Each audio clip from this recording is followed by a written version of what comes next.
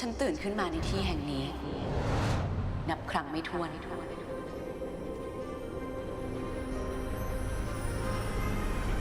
เพื่อพบว่าฉันกำลังต่อสู้กับบางอย่างก่อนที่จะตายเหมือนเดิมมากันเยอะเชียวกะไม่ให้เกิดกันเลยคนเราตาเนี่ยแหละเราต้องไม่ตายง่ายๆทำไมคุณลูกมีอ่อนอย่างเงี้ยตายง่ายจังแกสิอ่อนอ้าวเดินโง่ๆแบบนี้ไม่ตายได้ไงลองไปขวาดูเข้าใจปะต้องให้สอนตลอดเฮ้ยระวังช่วยคุณลูกมีด้วยหลวงพี่ช่วยคุณลูกมีด้วยค่ะช่วยคุณลูกมีด้วยนะคะแย่แล้วหนีแล้วอะไรวะขี่หนีอะไรอะ yes เดี๋ยวเฟิร์นอย่าเพิ่งดีใจ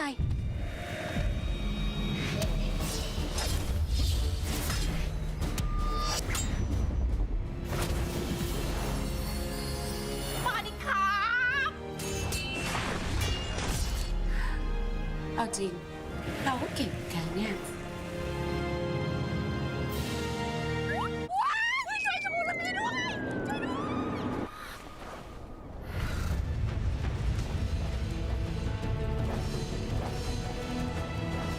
มาช่วยคุรุมิกันนะ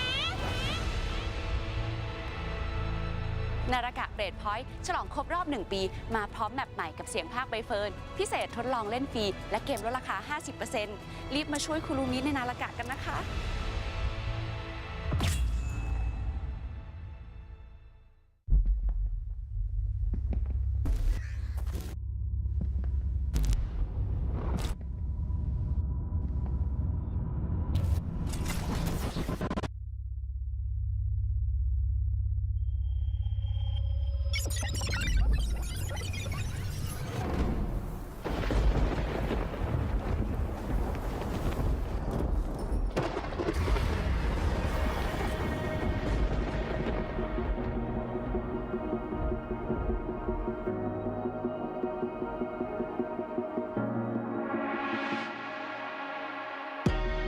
Bầu trời rộng lớn nơi chập trùng chân mây, giang tay ôm lấy cả đất trời đóng tay.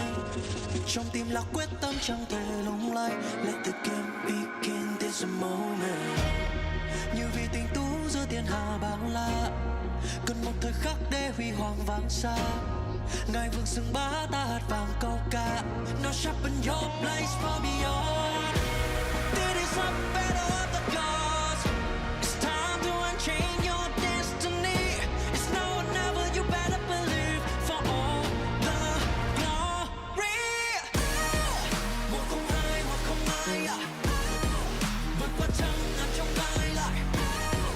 Là anh em gần bên tai.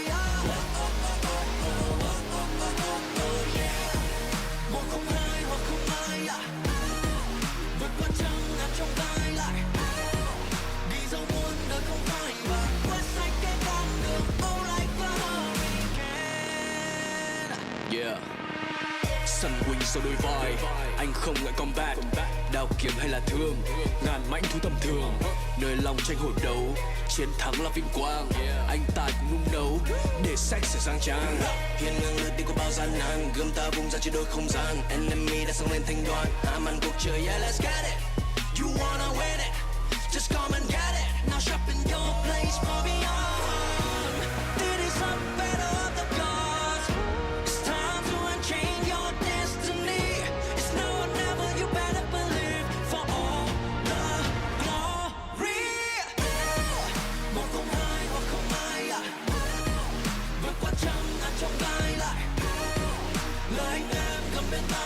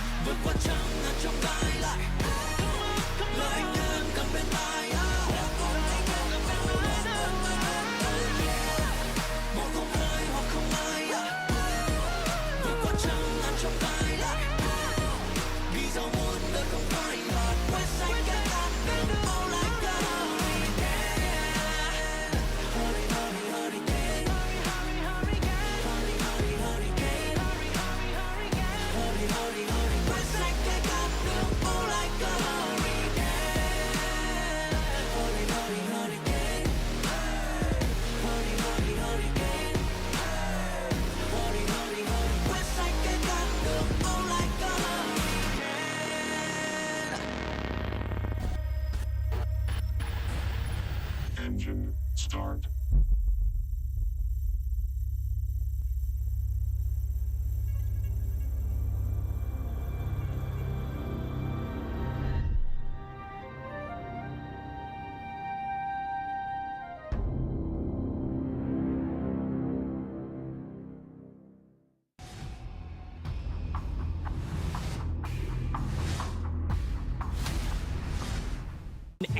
And also it makes it to where there is another point on the board for them at this mines that Mulgany ends up getting absolutely sent and then gets eliminated by him. He's gonna be able to pop this out. The Yorihime also comes out. Ladies and gentlemen, we're going airborne and outside of the circle. The spaces come out, and then it's gonna get team. Can Pappy be able to catch this up? No. Wood gets inland, ends up getting eliminated. Sada ends up getting eliminated, and JVSP. But we're going to find out very soon, as now we're going to see another VNGC player coming in, trying to lock down the players here from FA. FA's Loves going to be put in the corner by multiple spears here. We finally see a Dragon Rush land. The Nedges might. They're going to pick up both kills.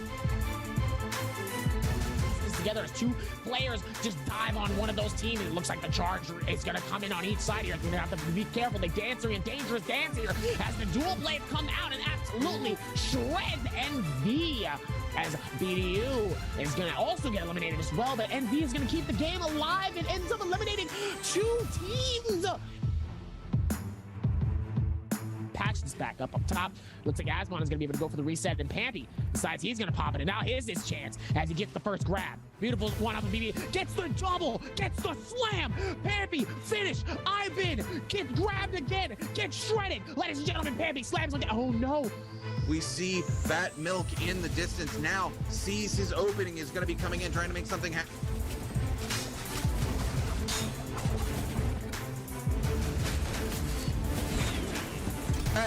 Fat Milk's gonna go very low off of the slam and then be eliminated by TM's Akami, and that's gonna be the end of the game as TM.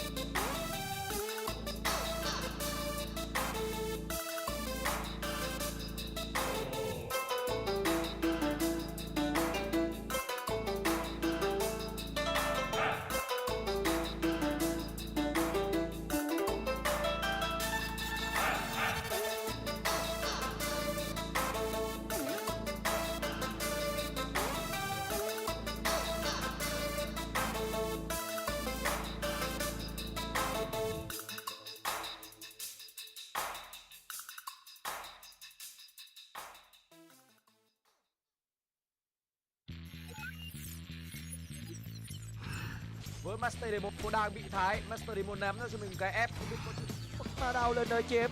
Eagle Scott đang cố gắng chạy nhưng chạy được cái không thành.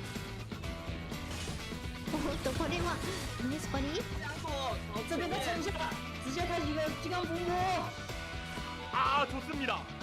좋습니다.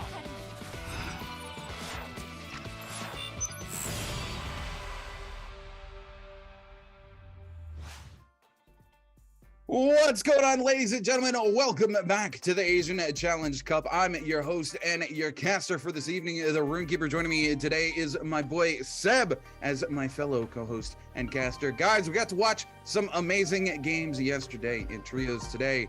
I hope you guys are in for the long haul because I know we are. 11 games. We've got 2 showcase games, immediately followed by the 9 solos games here for the grand finals for the Asian Challenge Cup. It's gonna be quite frankly insane. It's a lot of games to do back to back to back, but we're here for it. I hope you guys are too.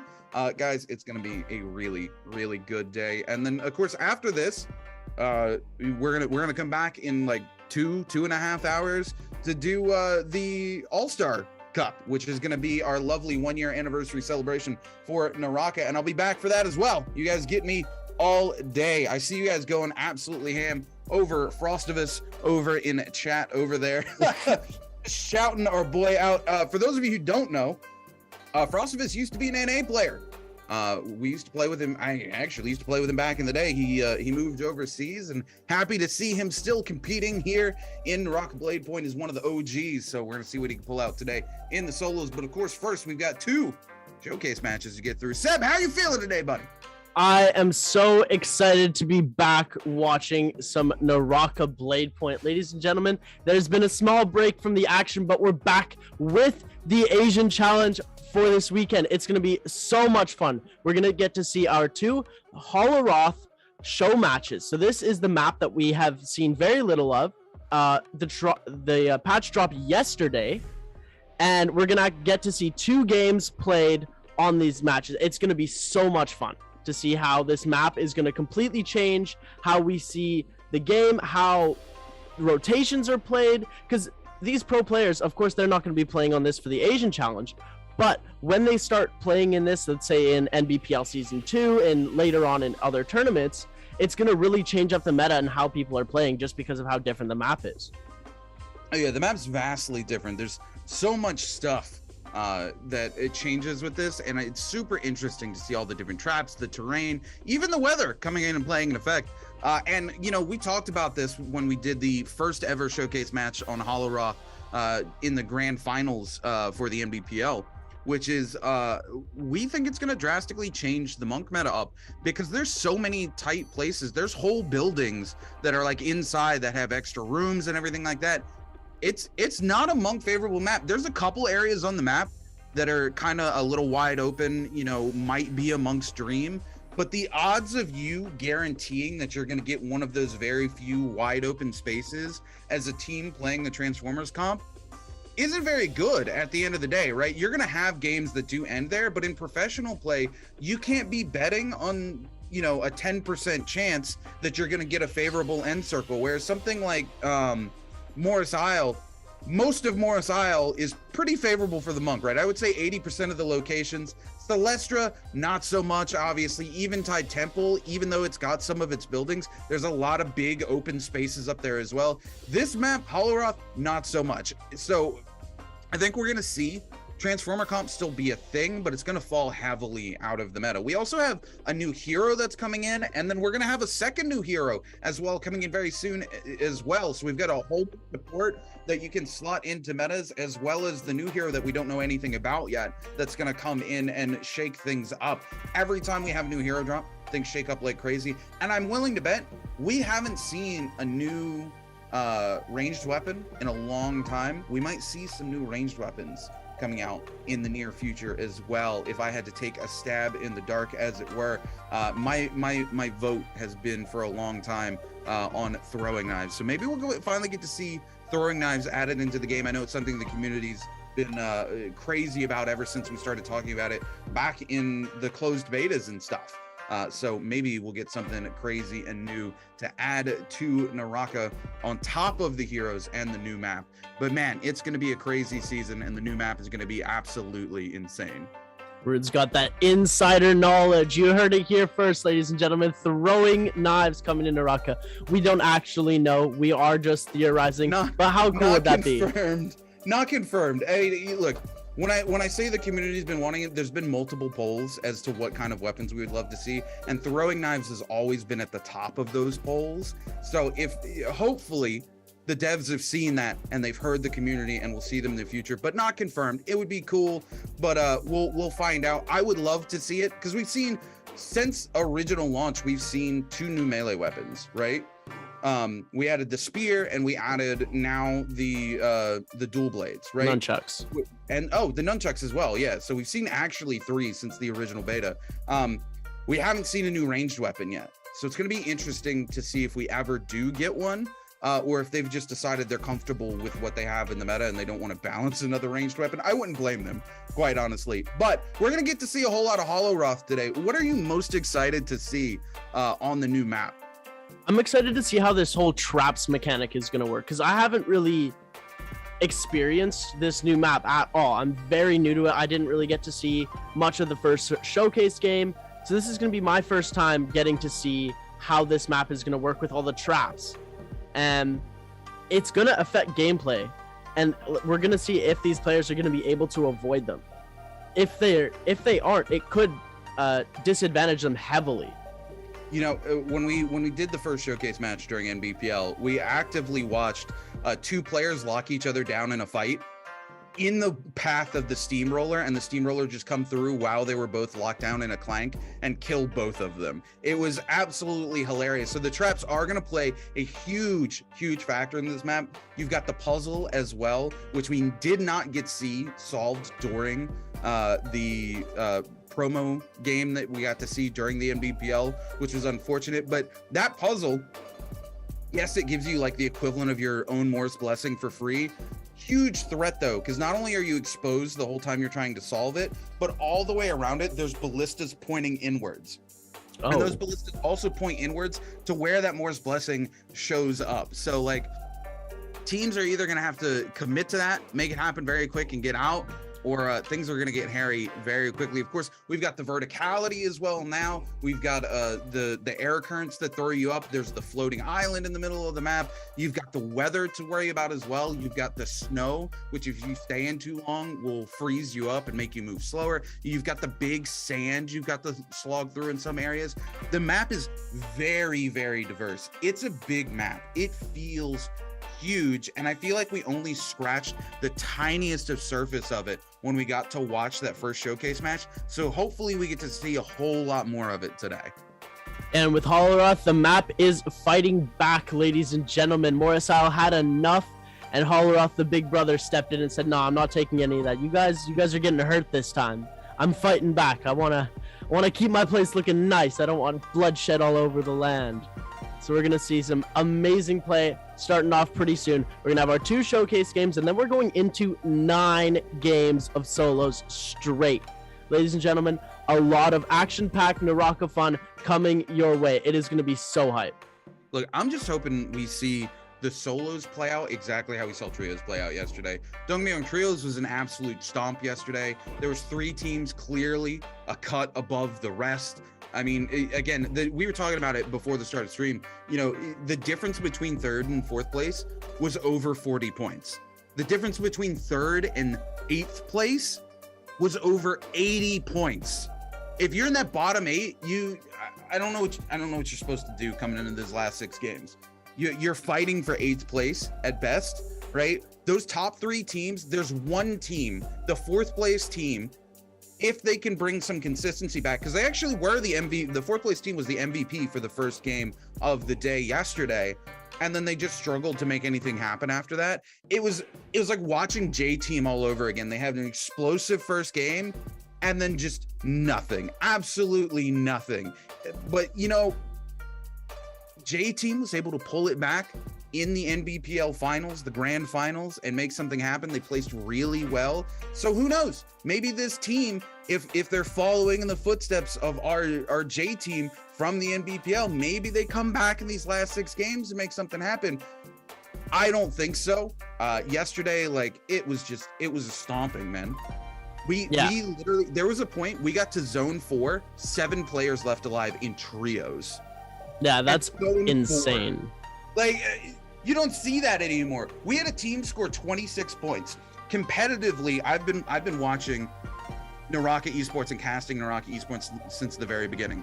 The most points, or sorry, the most eliminations we have ever seen in a professional setting for Naraka Esports is 28 elims. BBE yesterday got 26 elims, 2 elims away from the record yesterday. Absolute insanity ensued. And I have to give it to BBE. Not only did they play a really strong day yesterday, but my God, that team puts on a show. It's like every time you cut to them, they'll be in a fight with a team, and if for some reason they get put on the back foot, we watched one of their members come back from a 1v2 situation 4 times in a single game. It was just insane. Now, speaking of which, looks like we're going to go ahead and jump into our first showcase match here for Holoroth. We're already in it, baby. Yeah, let's get ready to go. These are some of our players. These aren't our pro players here. I do not believe these are popular streamers from around the SEA region here. We're going to be seeing them team up here and go at it. We're going to see Xylonaster here taking some huge shots from the spear over. He's trying to run away. This other team trying to get onto them here. Twitch team number 2 is trying to make something happen. It looks like team 13 is going to get paired here. Xylonaster is going to go down to a bow shot here, and then we are going to see Ivori go down as well to team Twitch over here. Look, just super clean movement here from team 2. Look at this. This is what I'm talking about, though. Let's soak in the map for this first game here, right? Let's really talk about some of these different points. Look at all these different buildings. Look how tight the spaces are. There's multiple floors in these buildings, extra rooms. There's no place for a monk to make plays in those tight spaces, and that's most of the map. You've got like this little area out here. This is kind of open. This might be okay for a final circle for monk team. And, you know, but again, are you going to risk in a competitive setting your entire game on a 10% chance you get one of these open spaces that's going to be kind of okay for a monk? That's the question. I think it's going to change the meta extremely drastically as we continue to see Holoroth come forth in the competitive landscape. I love this team comp, by the way. I love that Tumult is coming so heavily back into the meta. Speaking of which, we're going to see Team 9 engaging on a Team 2 right now, but Team 9 severely lacking in the armor department here. We're going to see Goat actually just getting shredded here. No armor left. Look at the spear work here coming out from the Yodohime here from Team 2. The movement on this spear, using the uppercut to actually surf. You know, a lot of people think that the greatsword is the only weapon that can surf, but the spear can actually do it too, and you can really catch some players off guard with the amount of movement it gives you, and we're seeing that come out of the Yodohime here from Team 2. And these plays are actually, it's super interesting to see when a player uses a different ability here, as we're going to see the F2 ability come out from Yodohime here. We usually only see F3 coming out in pro play here. This Yodohime from Team 8 is going to go down to Team 10. Optimus here picking up another kill. Lots of these players are trying to get their kills early here. Optimus has 4 kills up on the board, 5 kills in total for their team. As we're going to flip over to team number 11, facing off against team 4 here. He's going to get hit with a spear combo from team 4, losing almost all of his shield here. He tries to parry, but he's going to get knocked back here, and it looks like he's getting dangerously low. Team 4 able to finish off the kill here, almost wiping out their entire team. I'm pretty sure there is 1 player left from that team. They are going to have their resurrections available, though, ladies and gentlemen, so they do get a second chance at fighting in this game, as Optimus picking up his 5th kill of the game here, going absolutely crazy, fighting onto team number 8 here. It is a 2v1 situation, and this is going to be difficult here. We're going to see the Kurumi from team 8 popping that ultimate here to try and heal up and get out, but it looks like it is not going to be enough, and team 10 picking up another kill, putting them on the board at 8 kills total. Yeah, Team 10 coming in here, making some noise happen as we pop back over to Team 11 here, which they seem to be missing a player. They're playing the two players here in a trios event. Always love to see the cockiness coming out. The Monk trying to make some grabs happen here, but this is exactly what I'm talking about. Look at this. There's all these little huts, these trees. There's not really a great place for this Monk to be. They have all these spaces they can just hide and take pop shots at him, and exactly like I would assume here, he's just going to get punished for it. All of them just popped into a tent, took pop shots, got up top, came out from under the 10 and just blitzed him down. Team 4 are going to eliminate the last player there from team number 11. And I mean, look at how gorgeous this map is. We don't see the weather coming into effect yet. We're going to see Team 4 here pop the bell. Doesn't look like anybody's in range, but look at all these little huts, all the stuff you can break here as well. Going to be a lot of people coming up here, I assume, for those Dark Tide coins, especially if there's a shop nearby. We're going to see Temmie here from Team 2 pop the ult, trying to get away from Team 12. But Team 2 actually, or sorry, Team 12 actually going to lose one of their members. Now Temmie coming in with the nunchucks here. He's going to double left click and is going to be forced to go airborne with the F. Actually lands the Wisp from up above. Coming in with the charged right click now. The other member of Team 2 coming in here. Team 12's Mikkel here on the back foot. No place to go. We're going to see the meter dump come out. And the use of the grapple into the jump cancel with the spear slide. Oh my goodness. Absolutely just disrespecting Team 12 here. Team 2, the clear front runner here in the first game, as we pop over to Team 10, who are looking to solve the puzzle here for Holoroth. Look at how beautiful this looks, ladies and gentlemen. This is so amazing. All of these graphics and the way that this map was designed, it just looks so amazing. You have your Morris Isle, and then you have your Holoroth, and it's just such a huge step up graphics wise and animation wise. Shout out to the Naraka team, man. And if you want to play on this map yourself, come and pick up some Naraka Bladepoint Steam codes here, and you can add them to your Steam library and play the game for absolutely free. There's 10 codes up on the board right now, so get them while they're hot. Otherwise, you will not be able to get them at all. As we're going to flip over to team number 3 here. Yodohime pulling up a super big ult, trying to deal as much damage as possible, is able to take out 2 players from Team 9 with the help of his other teammates here, and the last player from Team 9 is going to go down here as Team 3 is able to come away with a squad wipe. Yeah, Valda putting in absolute work there up top with the ultimate, as well as saving themselves from certain death in the last moment there. Really coming in clutch, letting Team 3 just absolutely clean that fight off of the board here. We're not even zone 2 yet. 28 players left alive. This is going to be a very quick match, it appears to be, as a lot of teams fully eliminated here already. Team 11 here with their last remaining player here. We saw their monk get blitzed down earlier. The team with only 2 players going to take some shots here. This is not a place you want to be. There's a full team coming in. At least the Matari making some movement, trying to get away here, utilizing that ult. Is going to get caught up on this rooftop. You know, there's a lot of places here to get caught out on all of this architecture. So I can't blame these players for coming in and being their first or second time playing Holoroth and not exactly having perfect movement. But the Matari teleporting out and then jumps back and grapples onto the wall, tricks them, and uses the invisibility to get away with it. Love to see it. Team 4 here engaging on to Team 7. This Yodohime just kind of standing still and is going to get completely blitzed down here by the time they wake up. Unfortunate. Only 1 player left here on Team 7. The Tumult's got his wisps up, but it's not going to be enough, as all 3 of them are going to lock him down, and Team 4 is going to clean up Team 7. Ether there picking up a couple of cheeky kills onto Team 7, wiping them out here. They do have the resurrections for a little bit of more time here, as we're going to see the resurrections are going to fade away slowly, but they still have a chance. If you die within the next 10-20 seconds, you will be able to get yourself back up here, and it looks like team number 3 is going to be able to do so, as they just immediately get wiped out by team number 2, coming in and ambushing them, using that Tumult ult to the fullest ability possible to be able to just completely disorient a team and wipe them out with ease. Yeah, team number 2 here already putting together 12 kills. Again, clearly extremely dominant. The spear work from the Yodohime here on team 2 has been absolutely pristine. I haven't seen somebody wield a spear like that in a long time, and you love to see it. It's not a very favored weapon in trios and professional play right now. But so love to see it coming out and somebody using it so well. Team 4 here trying to get a little bit of something from this Morse blessing, but needs to be careful as they pop the bell. See the likes of Team 10 and another team behind them as well, but it looks like they're going to opt to chase down these 2 members here from team number 10.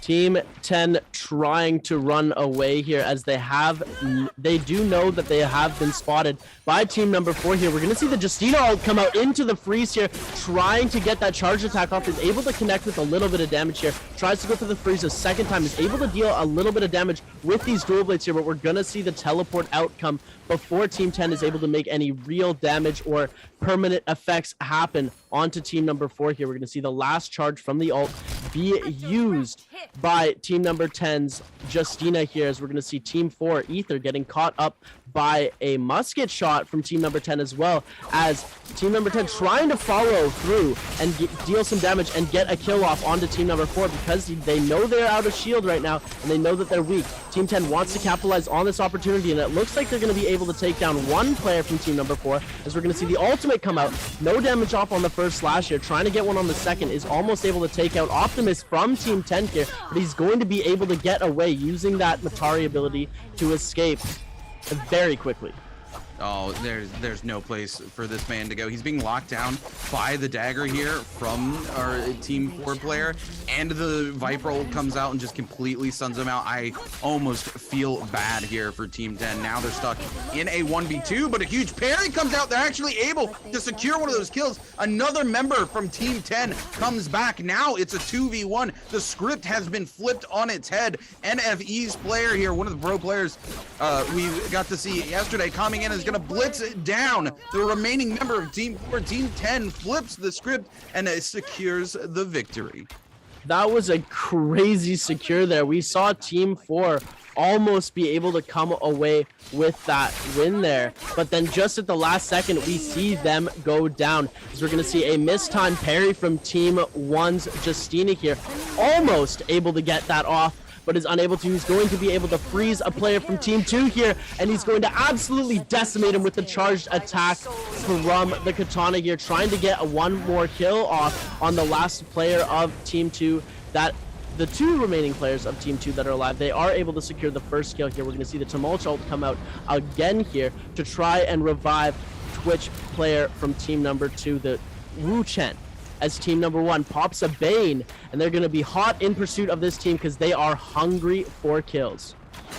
Yeah, team number 1 wants to eliminate team 2 here. Team 2, the clear front runner of the match. They have put together a massive number of kills. Unfortunately, team 1's going to lose one of their players. Now it's an even match into the 2v2, but we're going to see a massive parry come out. The Yodo going to use the F3 to immediately recover, and now team 1 on the run. Team 2, the Temi, continuing his pursuit here. Is a huge uppercut coming out from the purple greatsword there. Is absolutely going to blitz down the Justina here from team number 1, and team number 1 is going to lose yet another player. Now it's a 2v1. Team 2 is going to clean up all the members of team number 1.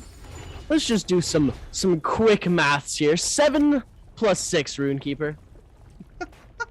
It's 13 plus 2. They've put together 15 kills here together already, Seb.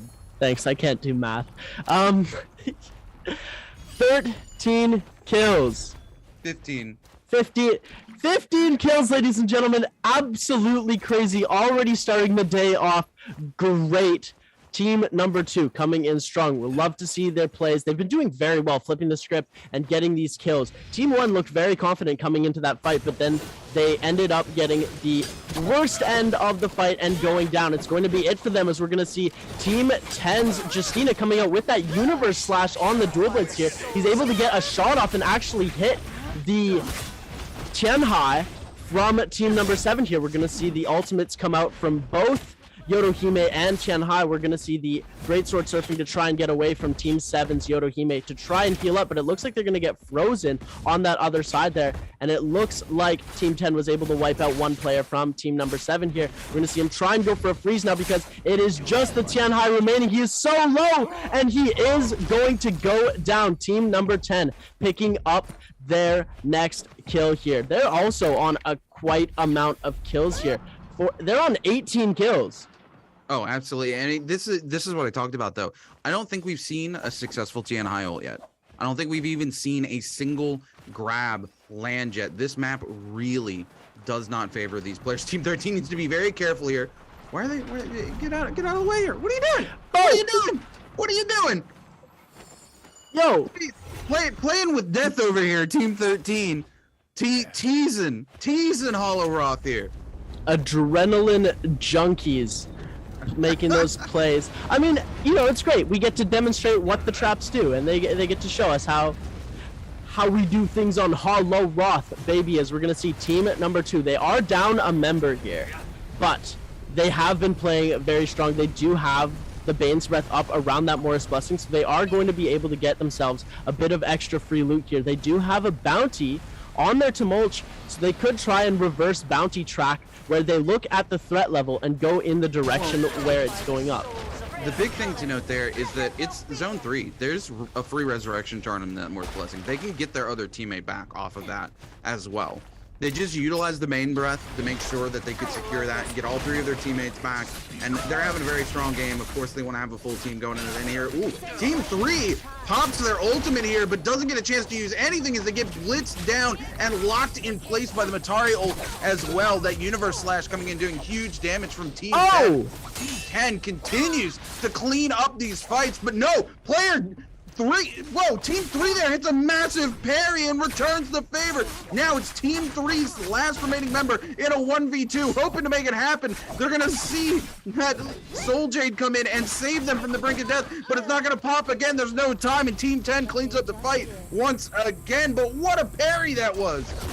Universe Slash seems like one of the most parryable attacks, Soul Jades, that I've seen. You throw it out, and there's so much time to be able to parry it, and you can't control after you throw that. If you're in pro play, it's almost a guaranteed parry. What do you think about that? Look, it's a huge risk, but it's high risk, high reward, right? It's the same thing with the Greatsword Earthshaker or charging just the big left clicks with the Greatsword. You still see the Greatsword in competitive play, but it's because those competitive teams have a player whose job it is to lock somebody down. So if they're locked down and left click, there's no way for them to parry it no matter how obvious it is, right? We're not quite seeing that competitive level of play here. So, you know, people are just going to throw it hoping to hit something, and that's why we're going to see instances like that where they get parried. Because like you said, it is very easily parryable as long as you're paying attention. You can throw it out and somebody can come out from the side and go, oh, hey, that's still going, parry, and then just be like, you didn't connect with anything. Thanks for the free opportunity to parry. But in pro play, it's still a very viable option because players are going to be locking down other players, using those left clicks, keeping the hit stun up so that you can utilize those specific Soul Jades or specific weapons like the Greatsword to pump out massive amounts of damage. It all comes down to making sure that your team is paying attention and making sure that you can get those. Man, look at this. Team 13 checks the bush just to see if somebody's there, and all of a sudden, this other team comes popping out. Now Team 13 caught up. Look at this. They're going to guarantee the double grab here with the Matari. They get the one grab. I'm not sure why they actually popped the spear there. Their Monk could have gotten a free double grab. They freed the victim from their own ultimate, so the Monk couldn't guarantee the grab. That's just a huge player mistake. There's no way around it. That's the whole point of that combination with Valda and the Monk. Is Valda ults, you pick up multiple players, and then the Monk just goes grab. I think they timed it wrong. I think they were trying to, while the Monk was grabbing them, hit them with the spear so that they were able to deal a little bit of extra damage here. As we're going to see Team 6's Valda go down just as they were trying to throw that bubble, that F1, to be able to get themselves away from Team 13's Takeda. And it's nice to see. This is what I like. These showcase matches, there's nothing on the line, ladies and gentlemen. So they're playing for fun. They're playing to show off this new map here. We're getting to see lots of Takeda, or, well, a lot of different comps that we don't normally see in our meta of pro play. Well, again, we kind of talked about it. Clearly, the meta is going to shift with this map, right? And we've seen that. Tian Hai's not done anything this game whatsoever. Honestly, the terrain just doesn't speak to him at all. It's not great. We're Zone 4 getting ready to collapse Zone 5 as Team 2 comes in, trying to pick up some of this legendary loot off this team that they absolutely just blitzed down. But man, this zone tick in Zone 4 hurts quite significantly. They're going to be forced to come back into the zone, pop a heal now, and it looks like they are ready to move across. There's 7 players left alive here. We have 2 full teams and a rat somewhere. Yeah, this is what we like to see, though. We like to see these teams getting a lot of kills here. But this is what we're saying. Team 13 only has 2 kills. There's teams that have gone out already that have 18 kills. Oh, absolutely. I want Team 13 to turn back around here, take a left, because I want to see what's in that giant building. I love all the architecture here in Hollowroth, and I haven't had a chance to come out and play it yet myself because I've been casting, and the new patch dropped yesterday. So I'm super excited to get in here and play some Hollowroth, see what the map's all about. But man, look at this. Team 2 still rocking at 18 kills put together. They're just gonna roll Soul Jades. Oh, the Yoda Hime here from Team 2, rocking the legendary spear. That's gonna hurt. Also rocking my favorite skin, my I was about to say. Yeah, my Twitch spear skin there. I love that spear. That's you ever see that in game? You almost know Run. It's always me. Yeah. Well, You see that in game, run. It's not always run. There's some players who have it who aren't like absolutely cracked, but no, it's still love to see it. Great spear, great weapon. And I mean, I'm not cracked anymore. I've retired my pro player ways. So. you could still win lobbies with ease. Oh my god, it's all Naraka is like riding a bike. You stop playing for no matter how long, you still have it. The amount you still watch and cast the game, you would definitely still be able to do it. I got some grinding to do. I'm excited after this weekend to get in, do some grinding, come check out the new map. I mean, we've got a whole new map to learn, right? And I mean, macro is a huge part of playing trios as well as solos. And when you've got a new map, you need to learn that map to have a good macro. So we're gonna see Team 2 here engaging with Team 13. This is probably gonna be the last real fight of the game here. No surprise, because there is only just the one player left. There's a rat that's hiding somewhere. These are the 2 full teams going head to head here. I honestly, no surprise with the way Team 2's been performing here. They're absolutely blitzing down the members of Team 13. Team 13 hasn't really been engaged in a lot of fights. They picked up 2 kills this game, and that's it. They've already lost a member as well. Now it's a 3v2. They do have the Yuashan ult here, but they're not able to connect with anybody. It's going to be quite difficult for them to make something happen here. They're trying to cover for their other player, but their player goes down, and now it's a 1v3 situation. The Yuashan ult ends. That's all she wrote. Team 2, gonna be the clear winner here. I want to know where this last player is. Do we see the honorable 1v1 here between one of the members of Team 2 and the last rat? That's the question. I mean, you know, it's not a tournament like you said. There's no money on the line. It's just bragging rights. We're having a good time. We're checking out the map here. I would love to see Team 2 run up, see the solo player, and just have that honorable 1v1. It looks like there is a 1v1 going on here right now, but the question is, will it stay a 1v1? Oh no. Now we're gonna see the cannons go out. Team 2 clearly just wants to win. They do not care. The parry comes out, cannons just keep raining from up top. They said, the heck with an honorable 1v1. We got this. Team 2 clearly wants the bragging rights today. And man, again, I gotta give it to the Yoda Hime from Team 2. The spear work was so clean from them in this game.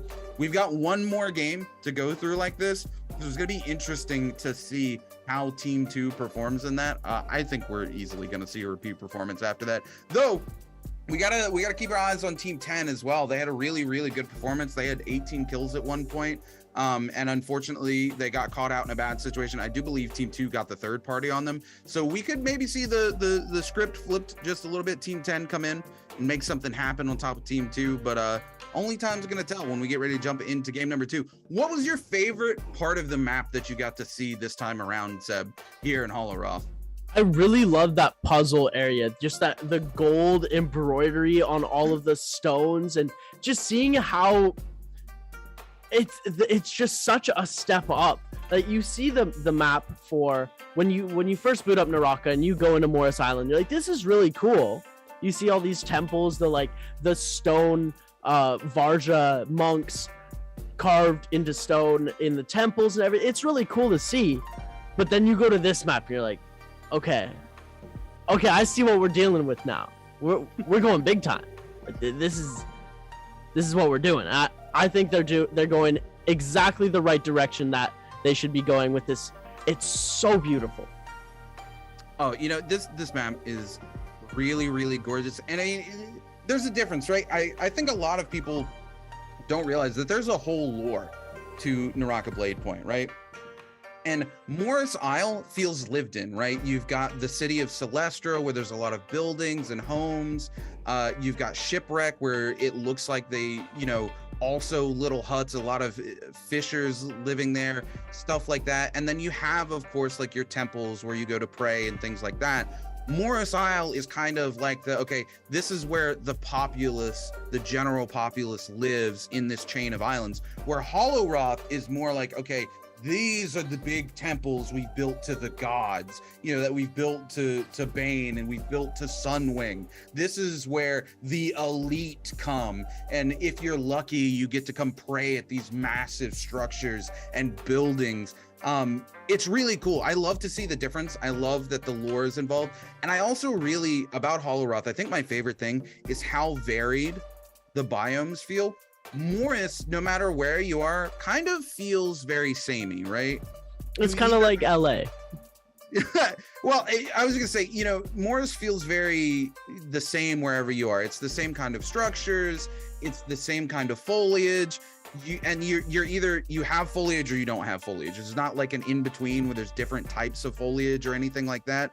Whereas Hollow Roth, all of a sudden, okay, the desert area in Hollow Roth is knee-deep sand that you're slogging through. And when you're moving through it, you're leaving trails behind where teams could potentially track you through all of that sand. There's an area where it's absolutely snow and it's just coming down. There's these dark, dreary caves underneath some of the structures. Then there's, like you said, the big ornate structures with the gold filigree where the players are going in and it's just like you're in awe no matter how many times you see it. And there's so many places to hide. And then you kind of have like those tribal villages off to the side as well, where it's like I don't want to say lesser, but they're not the big filigreed things, but there's clearly like a tribe here that's doing their own version of worshiping with the big bonfires and the classic leathers and stuff. It's such a varied environment. Yeah. Really like a smorgasbord for the eyes. There's something to look at everywhere you are. And like I said, it's going to change the meta as well, because there's very few of those big open spaces like there are on Morris Isle, where there's just big empty fields and stuff like that. And Morris Isle's been filled up over time, right? Of course. Compared to, we're talking about, we're coming in, it's the 1-year anniversary of Naraka this weekend, right? I've been going back and looking at some of the old stuff. Old Morris Isle had like 5 places that was it. You had Shipwreck, you had Celestra, you had Sungwing's Rest, you had Eventide Temple, and you had Shadow Jade Mine. The rest of the map was basically blank. There wasn't roads, there wasn't little huts. In the beginning, there was not a lot on Morris Isle. That map has been fleshed out so much. There's a secret tunnel now. There's Shadow Jade Pond. There's all the little different things that they've added. The winery, the Shadow Jade refinery. It's huge and amazing. I can't wait to see how Hollow Roth evolves like that. And we're gonna take a look here at the ranking. No surprise here. Team 2 gonna be up in first place with 22 eliminations, 40.2 game score. Gonna be coming out there in first place. NFE's team there placed 3rd or 4th, I do believe that was team 10 with 22 elims as well, but they went out a little bit earlier, so they're only going to walk away with 35 game score. And then kind of everybody else 25 points or more behind. It's pretty clear who the front runners here are, Seb. Yeah, it's looking a little rough for Blacktude, Mickey, and Tootie and Kasumin down at the bottom with 0 kills and 0 points. They did get some ranking points, though, where nobody had a 0-pointer, which is nice to see. We love points spreading up and down the board. And, yeah, it's unfortunate to see some of these players just run away with it. But at the same time, it's so cool. I love seeing one team just absolutely dominate. And then there's the other half of me that's like, Well, it's a showcase match, right? Yeah. It's not so much about the players here. The players are very important. Likewise, like if you want to check out these players, when you see their names on stream, go check them out on Twitch. Give them a follow. All of these players deserve some love, especially if you're in the AS region and you're looking for some good content creators and streamers. These are the guys to go check out 100% from start to finish. But at the end of the day, it's really about Holoroth. Holoroth is the hero here. It's a new map. It's a whole new world of Naraka Bladepoint. And like I said, time's gonna tell.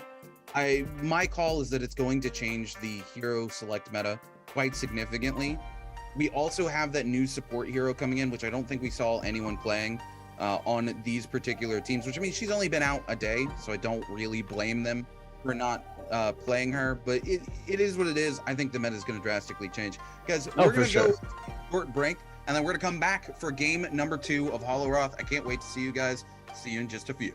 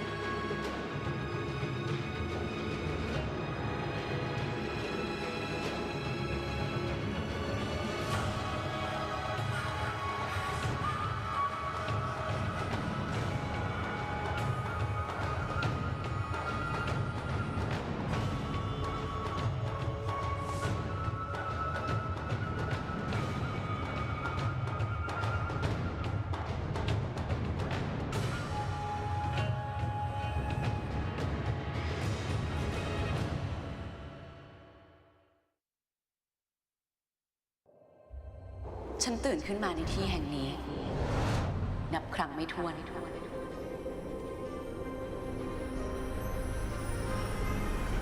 เพื่อพบว่าฉันกำลังต่อสู้กับบางอย่างก่อนที่จะตายเหมือนเดิม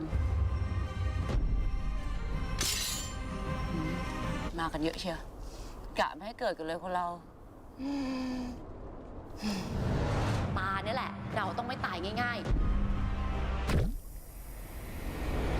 ทำไมคุณลูมิอ่อนอย่างเงี้ยตายง่ายจังแกสิอ่อนอ้าวเดินโง่ๆแบบนี้ไม่ตายได้ไงลองไปขวาดูเข้าใจปะต้องให้สอนตลอดเฮ้ยระวังช่วยคุณลูมิด้วยหลวงพี่ช่วยคุณลูมิด้วยค่ะช่วยคุณลูมิด้วยนะคะ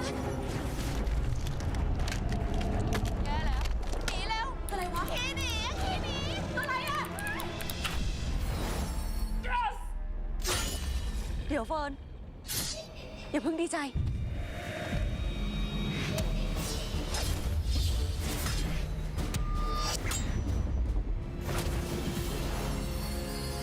มาดิครับเอาจริงเราก็เก่งกันเนี่ย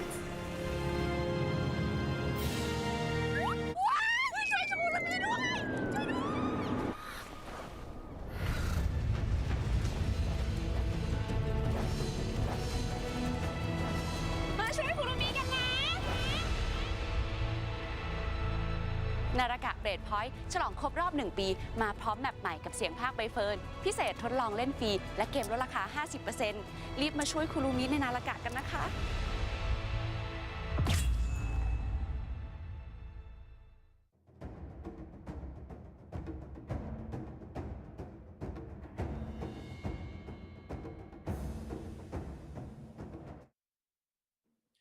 Ladies and gentlemen, boys and girls, welcome back to Naraka Bladepoint Asian Challenge. We have finished one showcase match so far. We're going to have another one coming right up for you guys so you get to see what this new map's all about. This new map has been so sick. We've been seeing so much different stuff from our traditional Morris Isle. Like you were talking about, the Tianhai is just slowly fading away from the meta, which is, it's sad to see, but you know, we'll see it change. You say it's sad to see, but I'm sure a lot of people who have been watching the Pro League and been watching Naraka Esports for a long time are kind of happy to see it go away. Transformers have been there for a long time, even in the World Cup last year, right? Transformers was the comp. J-Team built a comp to cancel that comp, and that's why they were able to dominate the World Cup. But I mean, it's never going to be completely out of the meta. Don't get me wrong, especially with Hero Point being a thing into the leagues and things like that. You're never going to see Transformers fall completely off. There's always going to be some variation of the comp. Teams are going to play it. It can be strong, but this particular map doesn't really favor it. You know, you're going to have some ending zones on this map where it will favor it. So sometimes you're going to play it and you're going to have a big pop-off game on it, but it's not going to be like it was on Morris Isle, where most of the map favored that comp all the time. So if you played that comp, odds were it was going to be a good ending circle for that comp. Whereas Hollow Roth, I would say 10 to 20% of this map is an okay ending spot for the monk. Even the one spot where we saw the monk was in a big open area, there were still a lot of little nooks and crannies. There's like a lot of rocks. There's a lot of little tiny pieces of terrain where you can hide, you can pop out, you can take pop shots. And of course, we also have to keep in mind that we've seen this meta for so long with the transformation comps. Players just know how to play around it. So you take the fact that all these pro players know how to play around the comp, and then you give them favorable terrain to play around that comp, it's just going to fall off a little bit. But I don't think we're ever going to see it go away. I think Tianhai is always going to be in the meta in some way, shape, or form, at least in trios. I don't think we're ever going to see him in solos. Every once in a while, we'll see somebody kind of meme pick Tianhai in solos. Oh, yeah. But we never see anybody really pop off on solos with Tianhai, which is unfortunate. But, you know, it is what it is. We've got new heroes coming into the meta as well, which are going to shake things up. Takeda is going to see his new abilities finally join the game very soon, which could potentially change how he's played, whether he makes it deeper into solos or maybe he finds a slot into a comfortable team in the trios meta. There's a lot of speculation. We've had the new patch for one day. There's so much in this new patch, right? There's the new hero. There's an entire new map. There's changes to heroes. There's changes to weapons. It's gonna be a little while before we see any kind of meta develop. And even once we jump into season 2 for the NBPL, I'm pretty sure it's going to be very similar to the start of season 1 of NBPL, where, you know, we saw Takedas in the first couple of weeks for season 1 of NBPL, right? The first bi-weekly split, we saw Takedas come out, we saw Takedas win, and then all of a sudden they fell out of the meta because these pro players were adjusting. They were learning how to play against it, and Takeda was like, oh, okay, hey, we figured out how to play against this. It's not as good as we really thought it was.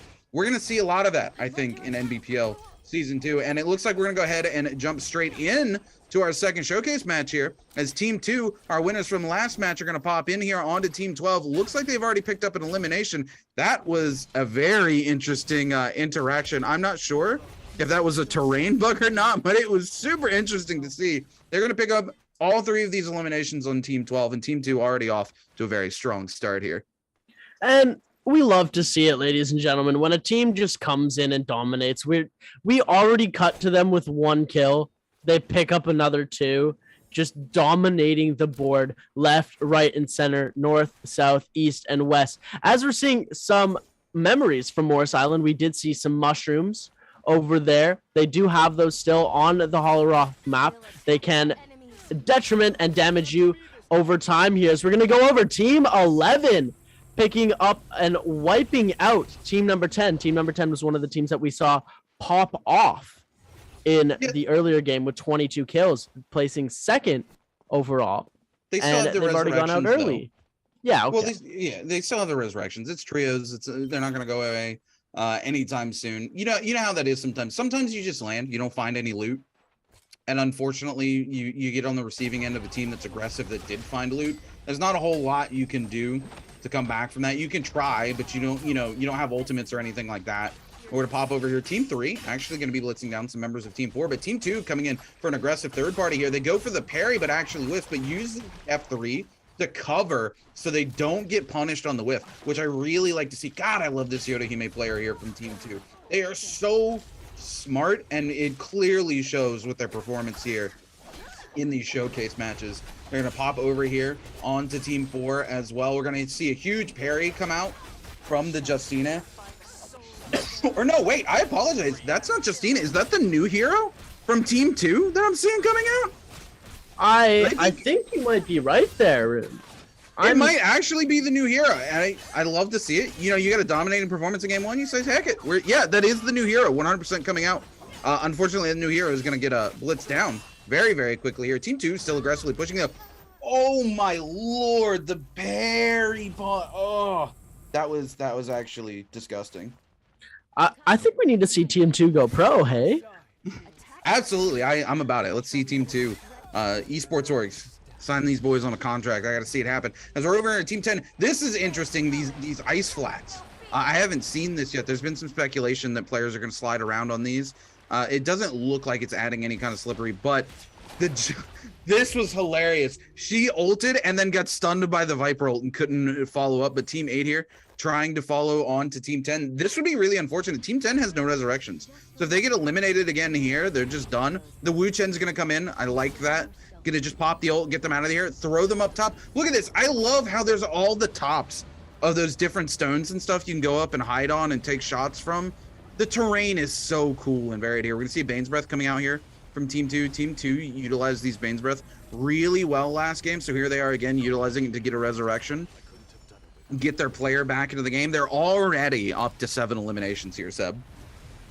And we're like, what, 5 minutes into this game, and they've already picked up 7 kills in a trios match. That's still super crazy here. As we're going to flip over to team number 3, down a player. As we're going to move back to team number 10 here, picking up a kill onto team 8. We're going to see them try and finish off these last 2 members here, as we're going to see their Valda go down.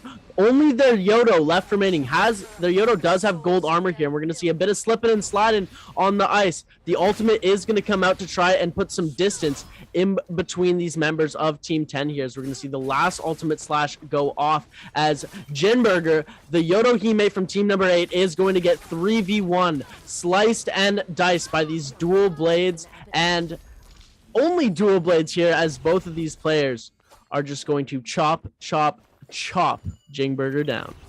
Yeah, I mean, you hate to see it happen, but honestly, the dual blades are fairly good for locking down a single player. If it's like a 3v1 situation, then there's not a whole lot you can do. And they're okay into trios. We do see them come out because, again, if you have your other teammates locking some players down, and then you can lock them in those long animations with it, it's really good. But we don't often see teams running full 3 dual blades, just because it's not great in like a 3v3 scenario. Ooh, this is gonna be nasty. Oh! Whoa! Could you imagine if that was a legendary bow? Oh, legendary bow would take off all of that shield, if I'm not mistaken. Oh, absolutely. And that's TM Zakami, by the way. That's one of the pro players from TM yesterday who were able to take 3rd place, I do believe, in the overall standings. And Akami was one of their strong key players. And they're just doing the members of Team 6 dirty here, coming in with a massive bow shot. Back over to Team 2, who's already found another target to engage on here with the members of Team 12. They're going to just go ahead and blitz them down. The target there holding the F for as long as they can, but it looks like they were separated from their team and had no hope of making anything happen there. You see Team 10 here Once again, finding that final member of Team 8, Jinberger. It looks like Team 8 went for the resurrection, but they resurrected too close to Team 10, and Team 10 just immediately runs it back and takes the kills off of them for a second time here. Man, look at this. All these little huts and stuff up here in the snow. I love the walkways as well. I don't feel like Morris Isle had enough of the walkways out in the wilderness. So love to see the extra little storytelling here. Again, it makes this island feel lived in, right? It literally makes it feel like people are here doing the thing. We haven't seen the actual snow weather effect come in yet. I would love to see that. But unfortunately, we're not seeing it. What we're seeing here, though, is just a bloodbath as Team 10 tears through half of this map and Team 2 tears through the other half. Castleman there actually had a super good play.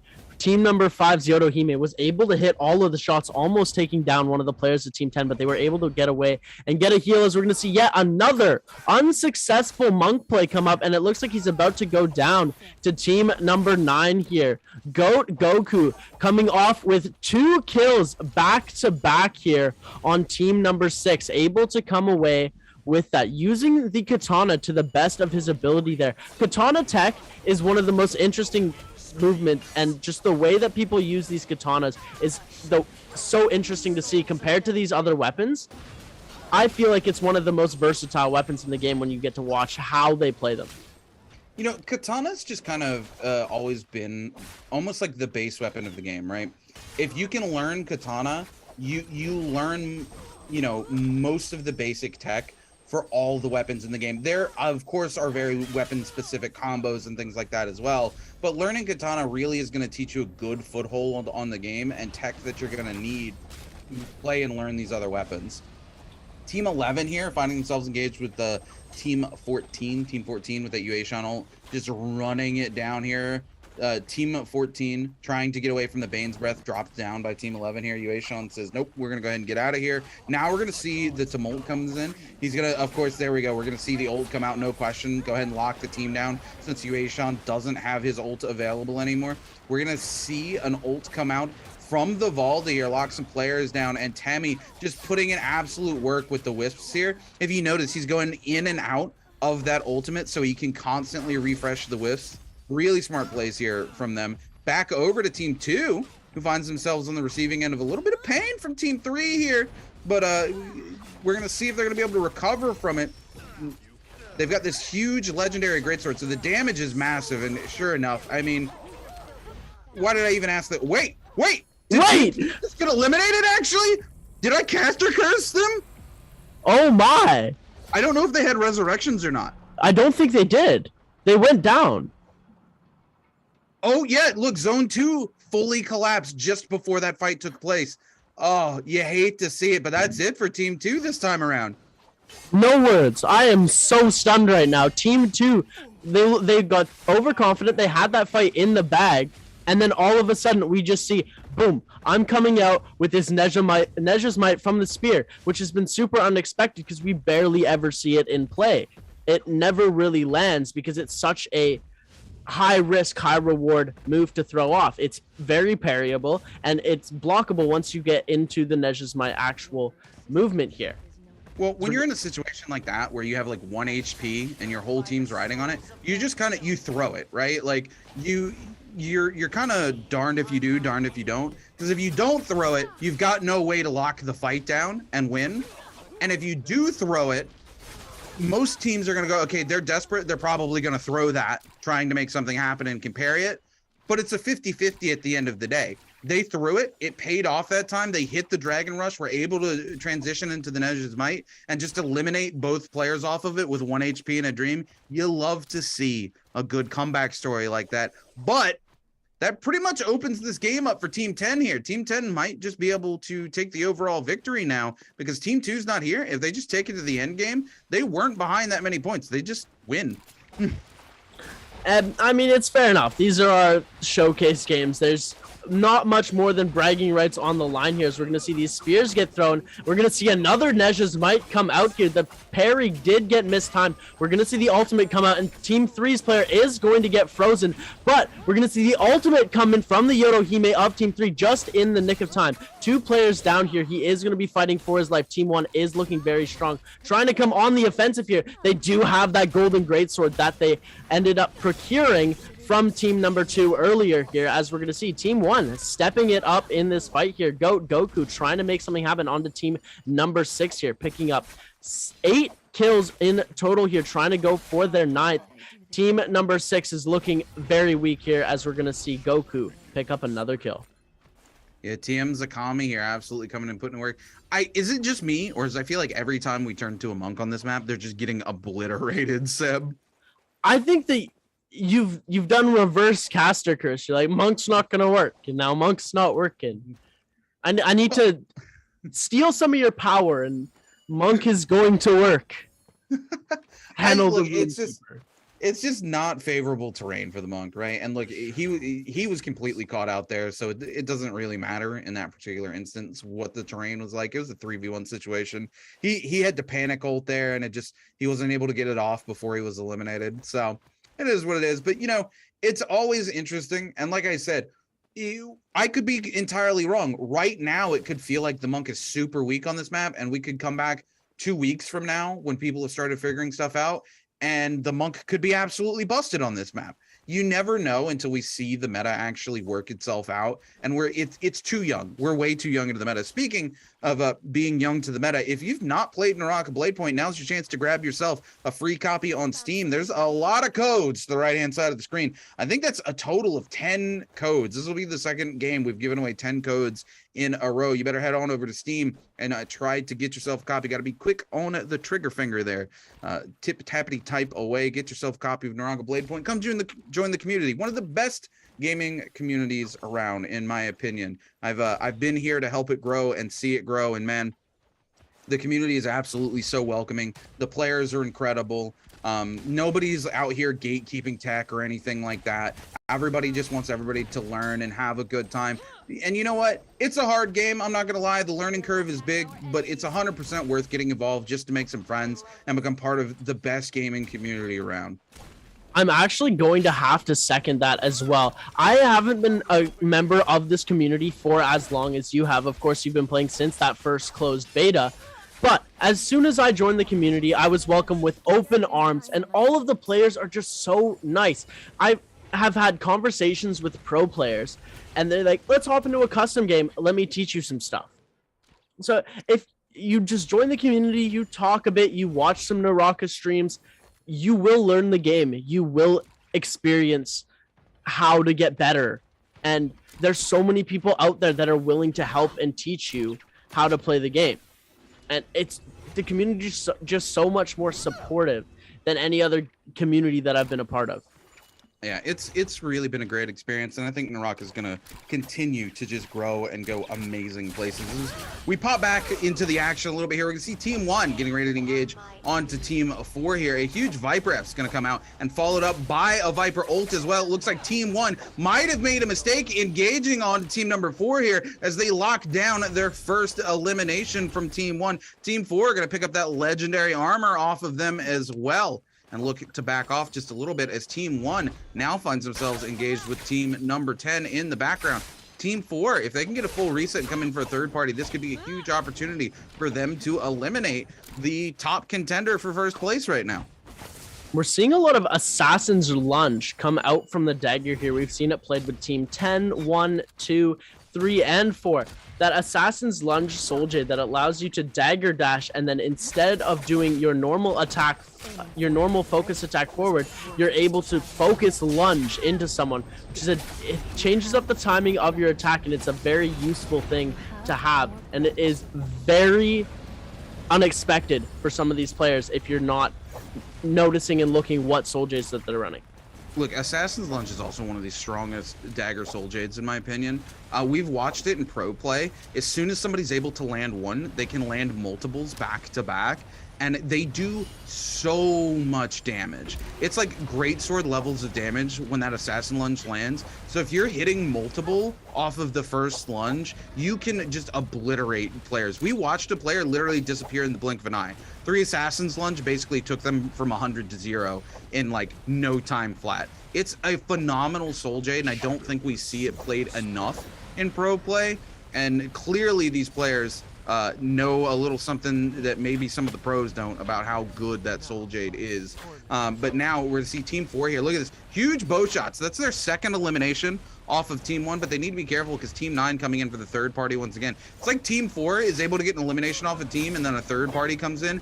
And speaking of third party, unfortunately, Team 10 now coming in for the third party, and this is not where you want to be if you're Team 4. This 10 absolutely blitzing players down. We're seeing Team 10 pop the Yodo ult, but Team 4 are going to follow it up immediately with their own Yodo ult, trying to cancel it out a little bit. It looks like they're going to get one elimination off to Optimus from Team 10 here. It's a 2v2 situation here. We're also going to see that legendary Dagger Soul Jade come out from team number 10, but both these teams need to be very careful. As team number 7 just over the hill, team number 9 also here. It's a third party, fourth party, fifth party bonanza. There's so much partying going on. It could be an entire club, ladies and gentlemen. Team number 9 coming through, picking up most of the kills here, as well as team 10. They're the ones that are bringing the most heat here. Team number 4 did get shorted out on a lot of their kills here. And as you were saying, take a look at that. He's using the Assassin's Lunge and then going into that Dreadful Whale with the gold Soul Jade from the Dagger. Incredible play using 2 different attack mod Soul Jades to combo off and be able to pick up more damage and get more kills than you would normally get here. As we're going to see Team 10 get knocked back here onto the ground, trying to grapple up. He's going to end up getting a parry here. Goes into the riposte, but doesn't connect, as we're going to see Team 10 coming away victorious in this fight.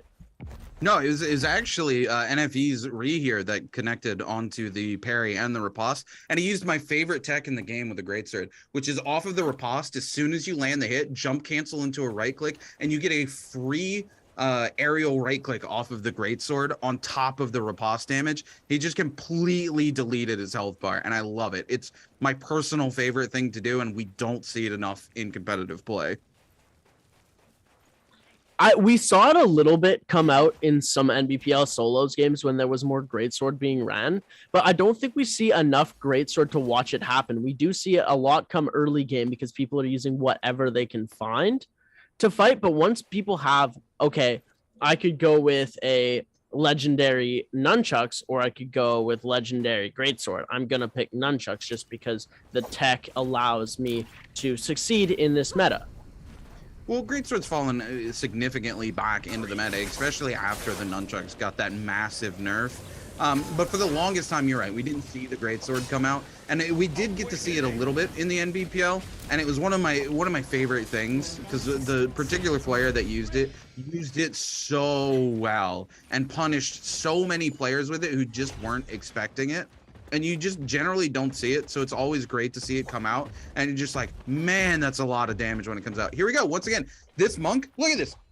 What is he supposed to do in this situation? All these players up top, all these little pillars for them to hide by, all the different walls, like, he just can't do anything. He gets a reset off of it, and that's really it at the end of the day. And now he is being sharked and chased by a Flamebringer and by an entire team here. We're going to see him go down here to Optimus, just sneaking through. He tried to get out, and Optimus just goes, yep, no. I'm blocking the door, and you're not getting out of here alive. As we're going to see the 2-Nah emote come out, I think. And you're weightlifting. Doing some training, putting them gains in. Temmie, always repping the gym here. You need to get those gains. Otherwise, how are you going to throw down that ult? I mean, look, you gotta get your gains in 100% always at the end of the day. Man's out here just getting his lift on, right? Temmie, you gonna put his whole team on his back. He's like, yeah, I got this. Don't worry about it, boys. You gotta get the old blood pumping before you get to those final circles. We are for sure. Zone 4, getting ready to go into Zone 5. Only 11 players left alive. But look at NFE's team here, man. 21 eliminations under the belt again already. We already know where this is going. It's been a great game, though. I love how much of the map we've gotten to see and how interesting it's been. Ooh, speaking of those Speaking of those gains, it looks like Team 10 gaining on this other Tumult here who's been caught out by himself. And they're going to gain themselves their 22nd elimination. See, ladies and gentlemen, working out does not solve everything. Going to the gym is not needed. That's just me talking. But as we get back into this game, team number 10 here going out. They've put up the most kills on the board so far in this game. They have spotted team number 4 here. They are going to take some bow shots as team number 7 is going to be coming up to the side of them here. I think there is only one player left on team 7 here, so he's going to be trying to get away as fast as possible. Team 10 putting in absolute work trying to get this kill here, and it looks like NFE is going to be able to come away with the kill, excuse me. Oh, absolutely. Man, look at these, the extra buildings, the little temples. I love these little fillers too. It's all such a nice touch. Ooh, the last player from team 7 here, just locked down into the zone. Oh, he doesn't even get to get the riposte. The zone tick takes it away from him. Team 10 coming in now. Team 4 down to 2 players. This is the perfect time for Team 10 to engage onto the third party here. Did I just hear what I think I heard? Oh, what no, did you hear? That's Universe Slash. I thought I heard the old chainsaw coming out there for a second. I want to see more Blood Ripper play. It'd be so much fun. We got to see a little bit yesterday. One of the teams finished the another team off with the Blood Ripper. It was hilarious. That is absolutely amazing. Whenever a Blood Ripper comes out in a game, you know the team is just lost most of their hope, or they've gotten so far ahead that they're okay, we're gonna meme and play Blood Ripper. It's such a disadvantageous weapon because you have to get within melee range, but you're not able to parry, hit stun. Yeah, you love to see the Blood Ripper though. It's always a phenomenal time to see it come out. We are gonna see Team 10 here. It looks like there's only 2 players left alive. Are they the same team? No, they aren't. They are not. It is Team 11 and Team number 9 that are left alive here. Looks like they've gotten a cord though, and they've decided to fight Team 10 together. You don't see that often, but I love to see just a little bit of camaraderie coming out. We're gonna see the Monk come up. Question is, does he grab the Yodo? He does! We finally see him on grab. He gets the double grab. Let's go! He's got to grab that. No. Blue channel is going to come out though. Unfortunately, that is going to negate basically the rest of that Monk ult. He's going to need to find a chance to reset here. Team 10 also going to take the reset, so they're just going to do the thing. Team 11 has been able to revive one of their players. It used to be Team 9 and 11 with players left, but now it is 2 players from Team 11 left, as we're going to see Team 11 taking some huge damage. Their Tumult is almost dead, and they are going to go down, and Team 10 is going to come away with the win there. Ladies and gentlemen, that is our showcase games. I loved Holoroth. I'm stunned by the graphics. I'm stunned by how amazing the mechanics of the map work. I'm so excited to see more of it, especially in pro play. Look, Holoroth is going to be very, very interesting when it makes its way into the competitive rotation. Like I said, I think we kind of hit the nail on the head tonight. We're going to see quite a lot of these competitive team comps changing up drastically once we get to Holoroth. Unfortunately, my prediction is hold true, at least for tonight. The Monk not able to really make anything happen on this map. There's just too much terrain. Don't get me wrong. The Monk always going to be very powerful. That double grab, being able to do so much damage. But you have to be able to grab players. If there's terrain, there's movement. If there's movement, it's really hard for Monk to make something happen. And then not only that, there's terrain for them to hide behind. Wu Chens are going to thrive in this meta. There's so many places a Wu Chen can drop an orb. You know, Morris Isle, we see a lot of these pro teams are able to track these Wu Chens because it's kind of like, okay, well, there's obviously like 2 or 3 places they could drop the orb tops. You get a general idea which direction they're going to move off to. In this map, some of these areas, there's multiple different floors. There's little hidden nooks and crannies. There's like 6 buildings around you they could be behind. It's like a full 360 degree. You scratching your head going, well, great. I've got no idea where they dropped the orb. We got to pick a direction and hope for the best. I think Wu Chen, who's already, you know, he slid out of the meta a little bit, and then he's been sliding slowly back into the meta just because of how strong he just brings so much to the table for a team in general, right? Oh, He's for got the sure. app that can reset shields, he can block range stuff, he can TP a team out of trouble, he can TP a team into trouble. You know, you can sit up at the top of the tree, Viper can start ulting, and then Wu Chen can go, oh, hey, that team over there, throw his orb to him and pop the whole team over there with the Viper ult, and then, oh, hey, your whole team's stunned. Goodbye. You know, he just brings a lot of versatility to a team. And then on a map like this, it's a smorgasbord for a Wu Chen. Oh, yeah. He has so many options, and that's what makes him strong, is having options. So I think we're going to see Wu Chen ball heavily into the meta. I don't know how I feel about the new girl yet. She's got some interesting mechanics, I think, but I don't see her slotting super well into a team just yet. Honestly, the most recent Karumi changes, I think, are going to serve Karumi really well, and she's going to come back in as a support for more teams than just Transformer. The fact that her ult circle can be affected now and still continue to heal without it canceling that effect is massive.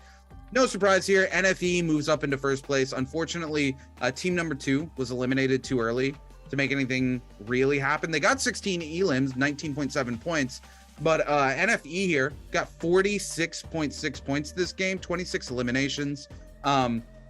With that and their first game, they're easily going to take first place here. Twitch Yoro picking up 13.6 points. Goku's team, which has TM Zakami from yesterday's matches as well, picking up a 12.7. I mean, it is what it is. Bragging rights go to NFE. Congratulations. I mean, we don't even really need to see the final scoreboard. We know what it is. Congratulations to them, but congratulations to everybody who got invited to play today. They're all incredible streamers. They're all great players. You should go check every single one of them out, guys. That's been it for our 2 showcase matches, though. We've got to see Holoroth a little bit today. I'm satiated a little bit, Seb. I haven't got to go play the map yet because of the crazy casting schedule. So I get a little bit. We got a taste. We got a tease. Now we're going back to Morris Isle, and it's going to be a little sad for me today at the end of the stream, because I do believe Holoroth is going to be the new map moving forward in competitive. So NBPL Season 2 is probably going to be Holoroth. So today is my last day on Morris Isle in a competitive setting as a caster. I get to say goodbye to Morris Isle today as we move to Holoroth for competitive for a while. And it's going to be bittersweet. You know, Morris Isle's been with me for almost 2 years now. I do believe in 2 months, it'll be the official 2-year anniversary of the first ever closed beta. You know, we're celebrating the first full year of Naraka this weekend, but it's been around for a little bit longer than that if you're one of the super old OGs. And it's gonna be sad to see Morris Isle go, but I'm excited for the future.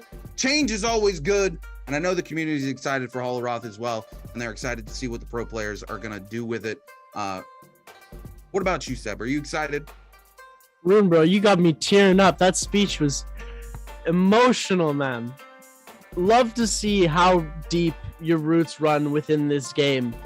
And yeah, I'm super excited to see this map take over in a sense that it's going to be replacing Morris Island in competitive. And this could be a very quick change where we're going to be seeing Morris Island sort of get tossed to the side, and then we're going to put Holoroth in. But ladies and gentlemen, that is it for our showcase games. We will be back with our first solo game very shortly. Stick with us and you're gonna enjoy.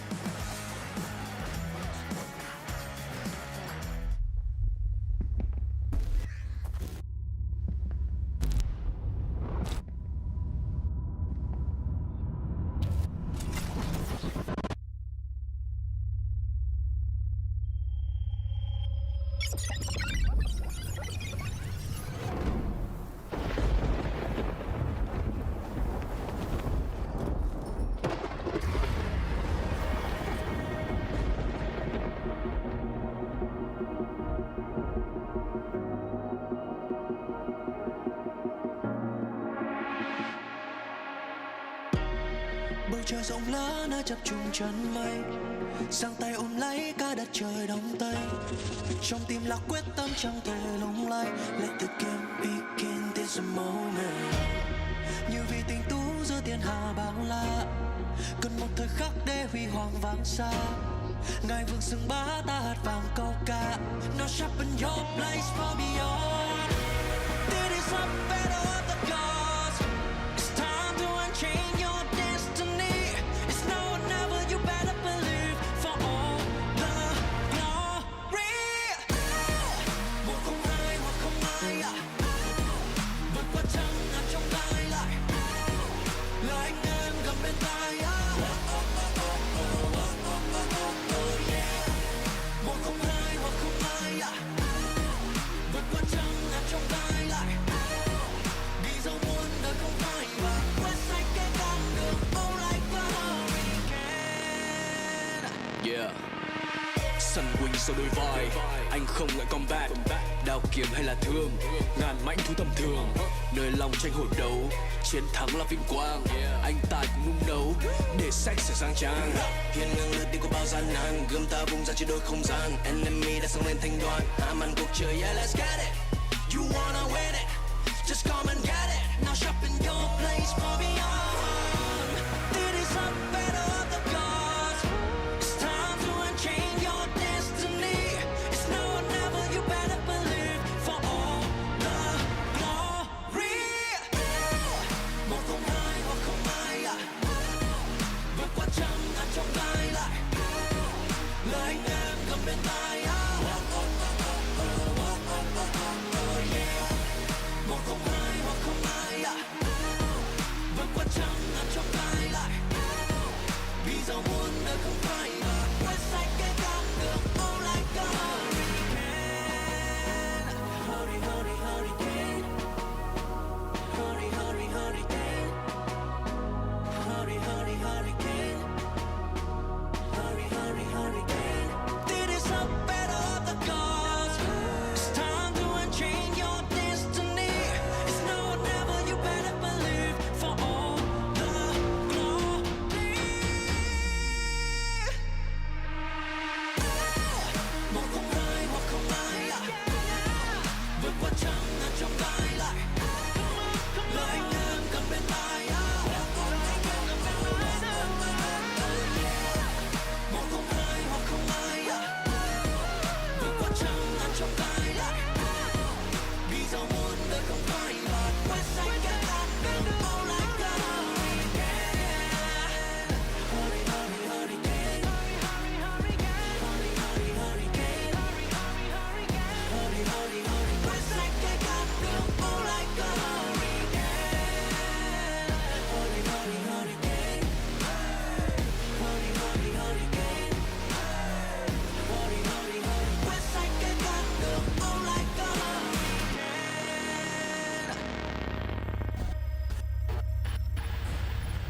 Engine start.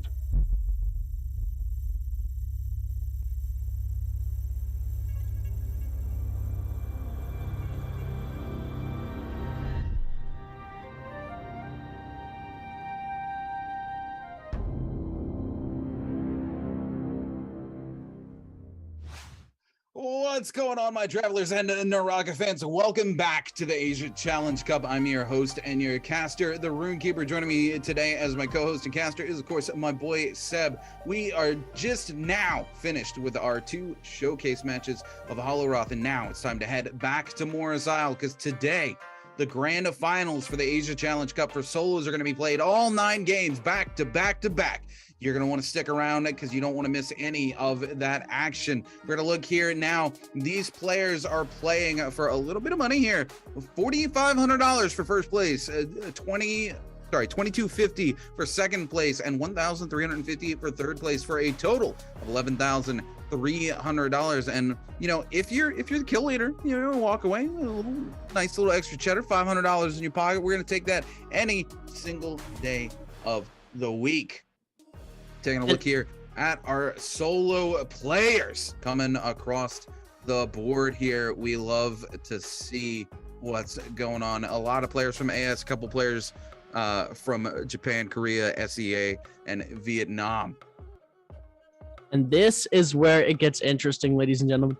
We've always been watching our Chinese players, our teams from China playing, and now we're getting to see our players come out from our other regions. We get to see what's up, what's been going on with them. Because as far as the main stage of Naraka goes, we've been focusing so heavily on the NBPL. And now that we get to see these other players, especially we got to see the NA tournaments, we're now getting to see the Asian side. It's so sick to watch. Oh yeah, we got a couple players here who played in trios yesterday. Biggie, Ivan, Slows, of course Mitsu, Pato as well. But I gotta give a personal shout out here. I'm gonna have a personal favorite tonight. Frostivus used to be from the NA region, is an OG player back from some of the older closed betas. Not the very first closed beta, but he's been around for a hot minute. Somebody I personally played with back in the day. It's been, a little sad for me. I haven't got to play with him in a long time. He moved across the pond, as it were, has been in SEA and has been kicking butt over there. But here he is today on the big stage again, and I get to cast for him. So I'm super happy to see Frostivus coming out and happy to get to cast for him. It's full circle in the world of Naraka. You make friends. They continue to play the game, they kick butt, and when you're a caster, you get to come out and support them here on the stream. But we can't play too much favorites. Everybody stands an equal chance of winning. But I hope Frostivus, if you hear me, man, I hope you kick butt today. Oh, you're just caster cursing right off the bat. No. There's an opposite between being supportive and caster cursing. all I'm saying is you have special powers. You are a supernatural being when it comes to casting. If you say a team is going to do good, they're going to do good. If you say a team is going to do bad, they're going to do bad. I don't know about that. Look, Team Wolves is my team, and I have absolutely caster cursed to them in the opposite direction before, where I was like, yeah, Team Wolves is going to kick butt, and then they all of a sudden immediately, like within seconds, turn around and get eliminated from the round, and I'm like, well, it's a gift and a curse. And sometimes it works, sometimes it doesn't. But I have seen firsthand, you go, they're gonna do good, and then boom. But yesterday, I was gonna say, some of that is it's not so much a curse, right, or a gift. I've been watching enough Naraka Bladepoint that when I see teams perform, or I see players perform, and then I see the rest of the field and what they're competing against, I kind of, I've got that insight to go, okay, I know how these teams are going to play into each other and what the odds are with the way they've been performing, that this team is going to dominate or this team is not going to do well, and it comes down to, it's the same thing with J-Team, right? We talked about J-Team for a long time in the NBPL, and we talked about the things that they needed to change. And then, okay, you shake your head, right? But I spent the whole season talking about what J-Team needed to change, what I thought they needed to change. They made that change in the grand finals, and they were able to come back and place like in the top 4, right? Yeah. So for a team that, did not do well, that performed really poorly throughout every bi-weekly, to then make that change and come back and do the thing, it's insight. It's not so much a magical power or anything like that. I've just learned to be able to watch teams and go, okay, this is where things are gonna go. Well, I mean, magic is just science that we don't understand. You've got Naraka down to a science that literally nobody can understand. You are a magical being, Runekeeper. Just accept the facts. I'll accept that my VTuber is a magical being, but I don't know about there me. We go. I'm just here for some good games, for some good Naraka Bladepoint. There's plenty of people I think understand the game better than me. Actually, we did that lovely little podcast at the end of NBPL before, and we had one person watch that podcast, take our feedback from that podcast, and based on things we've talked about teams throughout the whole season, they were able to correctly guess the top 3 for solos and trios and win a huge prize over in the Naraka Bladepoint Discord.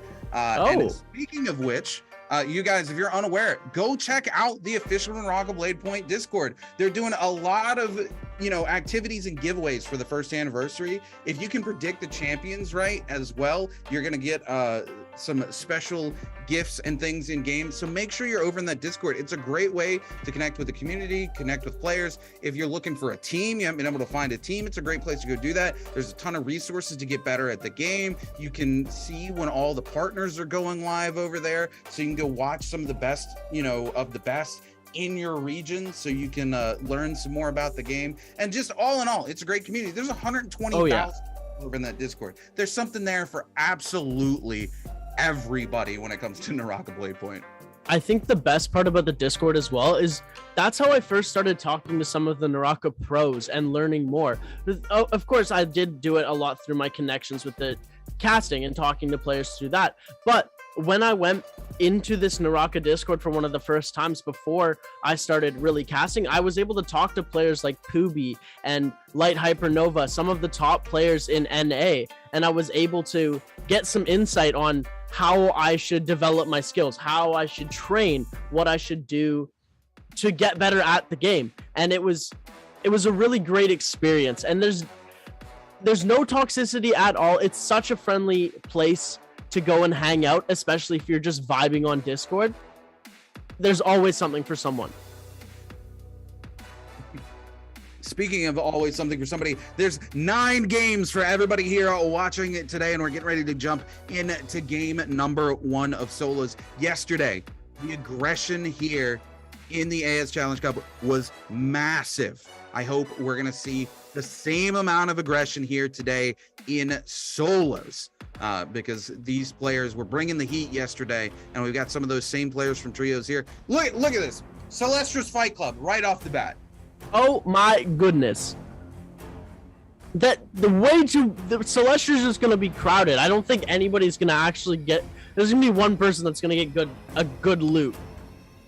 But for sure, this is going to be an insane bloodbath as we start. We're going to see some players closer to that eastern side of the map, on that eastern seaboard, by Eventide Temple in that gold zone. So we're going to see that they're going to start in that gold zone and then rotate up maybe to Eventide and then go closer to that western area in Celestra, depending on where the circle will go. Like, I think it's just going to be a bloodbath from start to finish. We watched entire teams' W key lobbies yesterday. I think we're going to see that same level of heat here. Also, representing one of our favorite NA content creator groups here is Tenoshi here for VL. Bringing a little volume love. Oh yeah, coming here. Things starting out a little slow here. Let's get some of these cameras over to Celestia. I want to see how that action is going to fold out. There's so many players there. There's got to be some fights breaking out already. Yeah, BDU looking to engage here. Trying to get some of these pistol shots off. Doesn't look like they're able to land anything. It lands a little bit of damage there, but that pistol not doing a lot. But they need to be careful. Tenoshi waiting in the wings. Zhao Ming moving, grooving across the map here. Doesn't look like they want to engage now that they see Tenoshi. Tenoshi, however, not missing any shots. So we're going to see this other player go extremely low off of those bow shots. The armor swap coming out here for Erda, trying to make anything happen so that they can survive, but they need to be very, very careful. We're going to see the freeze come out with that Justina F ability, as Xiao Ming is also trying to deal some damage onto Eclair Chan here from team number 3. VL Tenoshi trying to make something happen here, but the third party is coming in and making it a lot more difficult for him to come away with the kill. BDU's Xiaoming does want to come away with the kill as well. He doesn't want to try and go up against VL's Tenoshi right away because he knows it's just an easier kill to go for Eclair Chan right now. Yeah, Tenoshi coming in. Eclair Chan really on the back foot here, but now BDU Zhao Ming gonna come in, but no, Tenoshi says, you can't come in and steal my kill. Turns around with the bow, pops the headshot here. The parry comes in as well. Zhao Ming now on the back foot. They swap to the blue nunchucks with the quickness. No place for Zhao Ming to go. They get stuck against the fence, and VL's Tenoshi's gonna clear up 2 kills back to back. Let's just hold this clap for a second, ladies and gentlemen. VL Tenoshi coming in with a last-second bow shot and comes away with a parry swapping the nunchucks, getting the blue to be able to deal more damage and have an advantage in the fight where he's already having the upper hand, just putting himself on a pedestal above the other player, Xiao Ming, and was able to come away with 2 kills instead of 1. That's that 2-for-1 combo right there, ladies and gentlemen. So we're going to turn over now, as we're going to see Yuan Q take a decent amount of damage. We're going to see him come out with that ultimate as well. Yuan Q going extremely low here. He's going to try and get away, but these players are going to be able to avoid that ultimate ability that we're going to see, the V3, which we don't normally see come out from Viper Ning here, and we barely see Viper Ning in solos as well. We're going to see a great sword play come out too here. The dagger is going to come out on top in that fight here, but we're going to see Gon here try and get a reset off. He's able to get his armor back here, so we're going to see BSC's Pado trying to make something happen as well. He's going to go into that freeze mode, get a bit of his shield back before he enters this fight again. You know, you talk about not seeing Viper in the solo meta a lot, but honestly, there's a small group of players, myself included, that thinks Viper with V3 is actually the answer to the Justina meta right now. Justina, ever since we saw Yorihime receiving a little bit of nerf and the nunchucks getting nerf, kind of coming in as the dominant character here into solos, but the V3 on Viper allows Viper to silence down Justina. Justina can't pop their ult, they can't pop their F, they can't get a reset while Viper is allowed to fight them, and at the end, Viper can throw the F out, silence them, extend a combo, and continue to keep them locked down and not allow Justinas to escape or get those resets. And that's a huge reason why Viper is seen by a small part of the community as an answer to Justina. Ooh, Juan Q coming in with a huge pair there, but needs to be careful as another Justina comes in from behind and immediately starts to blitz them down. Unfortunately, we are going to see the Viper go down as 3 Justinas are more than 1 Viper is able to deal with. Yeah, you can't get into a fight with 3 Justinas, especially when you're in a tournament like this. You aren't seeing skins. So the only person that stands out to you is going to be that Viper. You're going to be able to know that that is the Viper that you were fighting from a couple minutes ago, because there's so little of them in the lobby here. So we're going to see Mr. BK here trying to get this kill onto Pado from BSC. Pado able to get a bit of health back here, as Mr. BK isn't going to opt for the reset here, as he's getting chased by Kra here, but Kra is going to get frozen, almost teaming up here as Pado is able to freeze Kra before getting a reset himself, allowing Mr. BK to also get the reset here. So we're going to turn now where Frostivus here trying to do something onto VL's Tenoshi, taking away all of his shield here. His ult is going to come out, but Tenoshi here almost going down, is able to pop the ult in the nick of time here, but WCL Biggie is going to come away with the kill here, coming in on that third party. We're going to see Frostivus come out with that ultimate here, as we're going to see the 1-2-3 combo almost happen here. Frostivus is going to get frozen and is going to go down pretty early. He does have his resurrection available, so he is going to be able to re-enter this fight, as we're going to come in to a huge parry from Ibin. You know, Ibin, an extremely strong player that we saw perform, you know, super strong yesterday and just absolutely make things happen for BBE. Unfortunately, Frostivus is already used that resurrection, is being caught out by Biggie a second time. A little bit of that salty run back not going to end well for Frostivus here, as he's locked down in the zone. He's not even given an opportunity to heal here. The parry comes out and Frostivus is going to see himself eliminated here from game number 1, as we're down to 9 players left alive, 10 if you count the rebirth for, I do believe, Tenoshi. Biggie sitting in first place right now with 5 eliminations. Tenoshi sitting in second with 4. Everybody else in the lobby, only a single elimination. Biggie and Tenoshi really taking charge here into game number 1, but we've already seen 6 players completely eliminated, and we're not even into zone number 3 yet.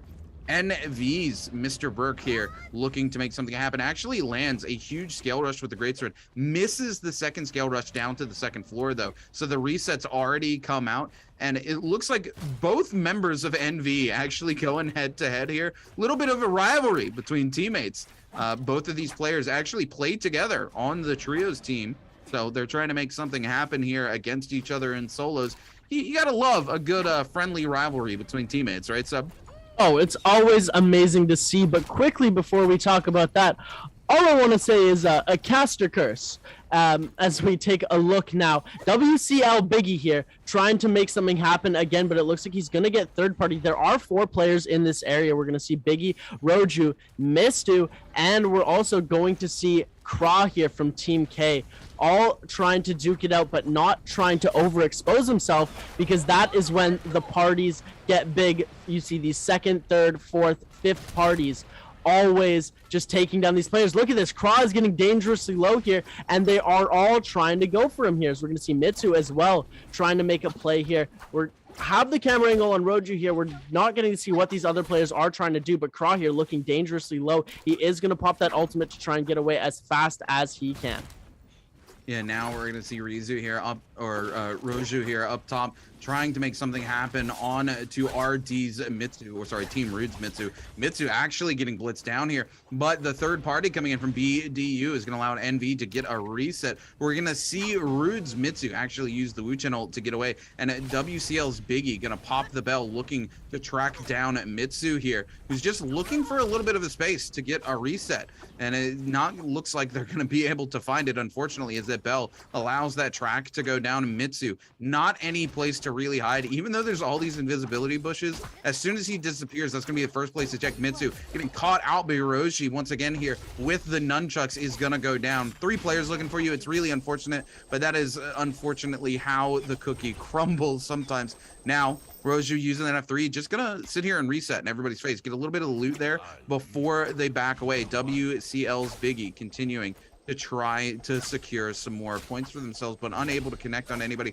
Bamboo Snack here, using that F3, going to come out onto Team K's KRA here. KRA going to be forced to back up as they lose all of their shields, and they're going to find a hot swap there into the white shields. They turn back around to the stack with a huge uppercut combo coming out from the nunchuck, lock them down in the corner, and hit them with another uppercut once again. 1, maybe 2 hits here is all it's going to take. Snack turning things back around with the katana. We're going to see the charge left click come out, followed by the old KRA. Needs to get away from this. They're going to pop their own Justina F to lock it down themselves so they don't have to worry about the Yodohime ult. Yodo, no ult, going to use the F3. Will KRA pop their own ult, try to cancel it out? No, Snack moves away from the F3, gives KRA the opportunity to come back in. Snack tries to go back to their F3, but it's gone. Now no place to go, and KRA is going to secure the kill.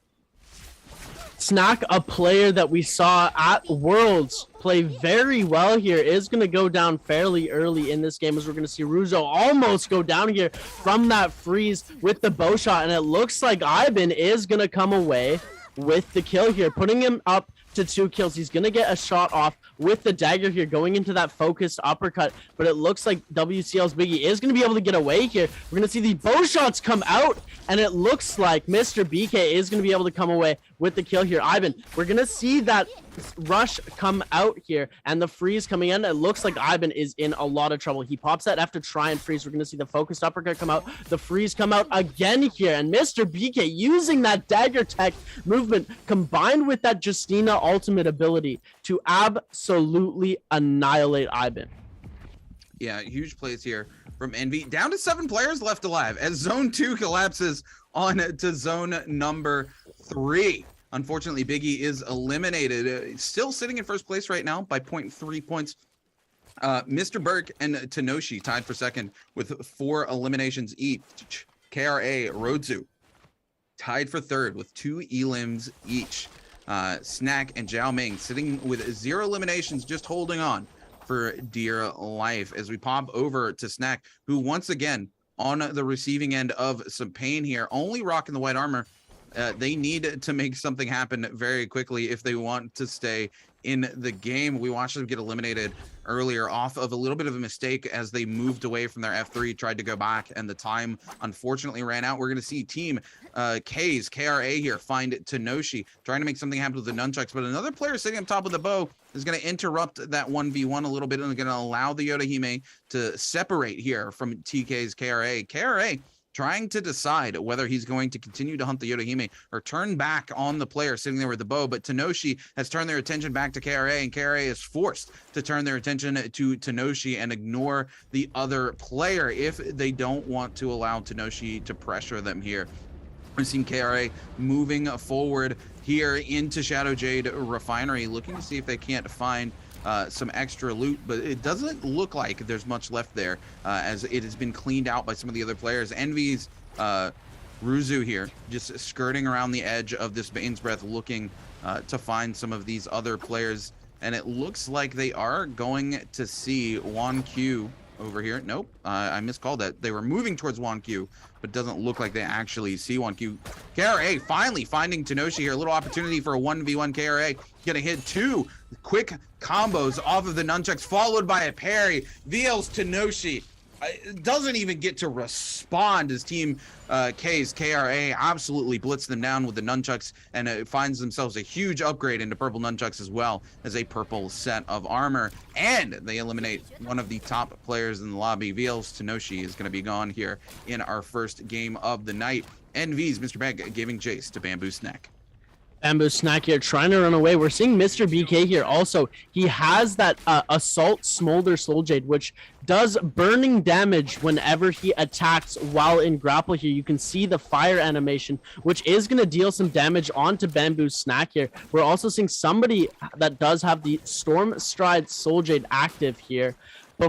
So he is able to deal some extra damage on to these players while in combat. Bamboo Snack able to get a small amount of reset off before needing to relocate here. It looks like Snack is going to be able to get a full reset before getting grappled onto again by another player here. We're going to see the Flamer Bringer come out from Xiao Ming as another third party from Mr. BK is going to enter here. Mr. BK doing a very good job at jumping in and out of these fights. He knows he can't enter these fights right at he can't be in these fights the entire time. He needs to select when he wants to join, when he wants to back off and reset, when he wants to fight from range, and he's doing a very good job at spacing and timing here.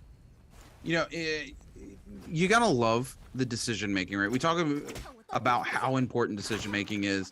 It's more so important in trios, but it's still equally important in solos to a degree. And we saw that from Mr. Bank there, right? The ability to just go, okay, I need to commit to the fight or I'm going to back out of the fight. And he makes those decisions very well, very quickly, gets in and out of fights, knows when a fight turns unfavorable for him, knows when it's not time to commit, and knows when it is time to commit equally as well. We're going to see BSC's Pato here actually picking up a bounty. I'm not sure onto which player, as we've got those Steam codes available for you guys to redeem. You need to go ahead and head over to Steam and get those in very quickly before they pop off the screen. Now is your chance to pick yourself up a free copy of Naraka Bladepoint. As we pop back over to Envy's Rizu over here, who's found himself a Morris Blessing, a set of gold armor. Looks like he's got quite an arsenal of soul jades as well. He's got maximum bonus health as well as attack damage. He picked up a legendary swarm as well, but still rocking those blue nunchucks. Which, you know, nothing wrong, pair of blue nunchucks, but you would like to think you'd have purple weapon if you got that legendary armor going on. So maybe Rizu will be able to pick up a kill here and get themselves something better. We're down to 6 players left alive. 1 minute and 10 seconds before Zone 4 collapses on to Zone number 5.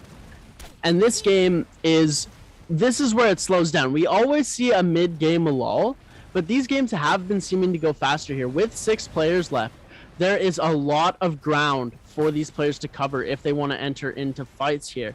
And when you start entering in a fight, a player is not going to try and fight back. They're going to try and escape you and go to a spot that they can hold instead of trying to play offensive here. As we're going to see Mr. BK here trying to reverse track his bounty as he's going to get hit by a Bane's Breath and then see another player out of the corner of his eye. He is going to try and avoid them here, as it is going to be Ruju trying to make something happen as well with the nunchucks, and he pulls up the swarm, deals a little bit of damage, but not enough to make too much happen here. Mr. BK needing to heal up again as this Bane's Breath is getting dangerously close to where he is. We're going to see him come through and try and make something happen, NV here, but he is unable to make the play happen, as we're going to see Mr. BK exiting this fight. Like I said, we're going to see both of them using that gold soul jade from the nunchucks to add more damage and range onto their charged attacks when they use the meter dump, and they do gain meter passively.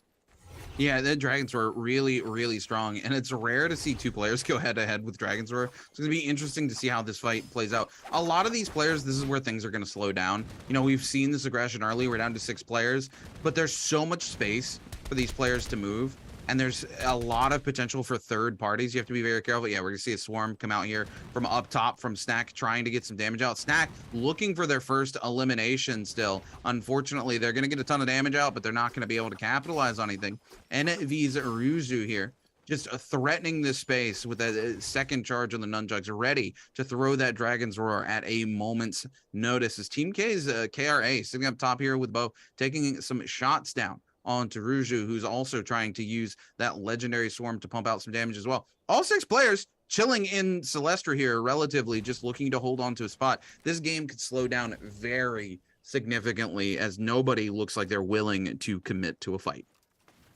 Well, obviously you wouldn't want to be committing to fights in this area because the opportunity for third party, like you said, just super imminent. As soon as you send off shots, you're going to get shots in the back here.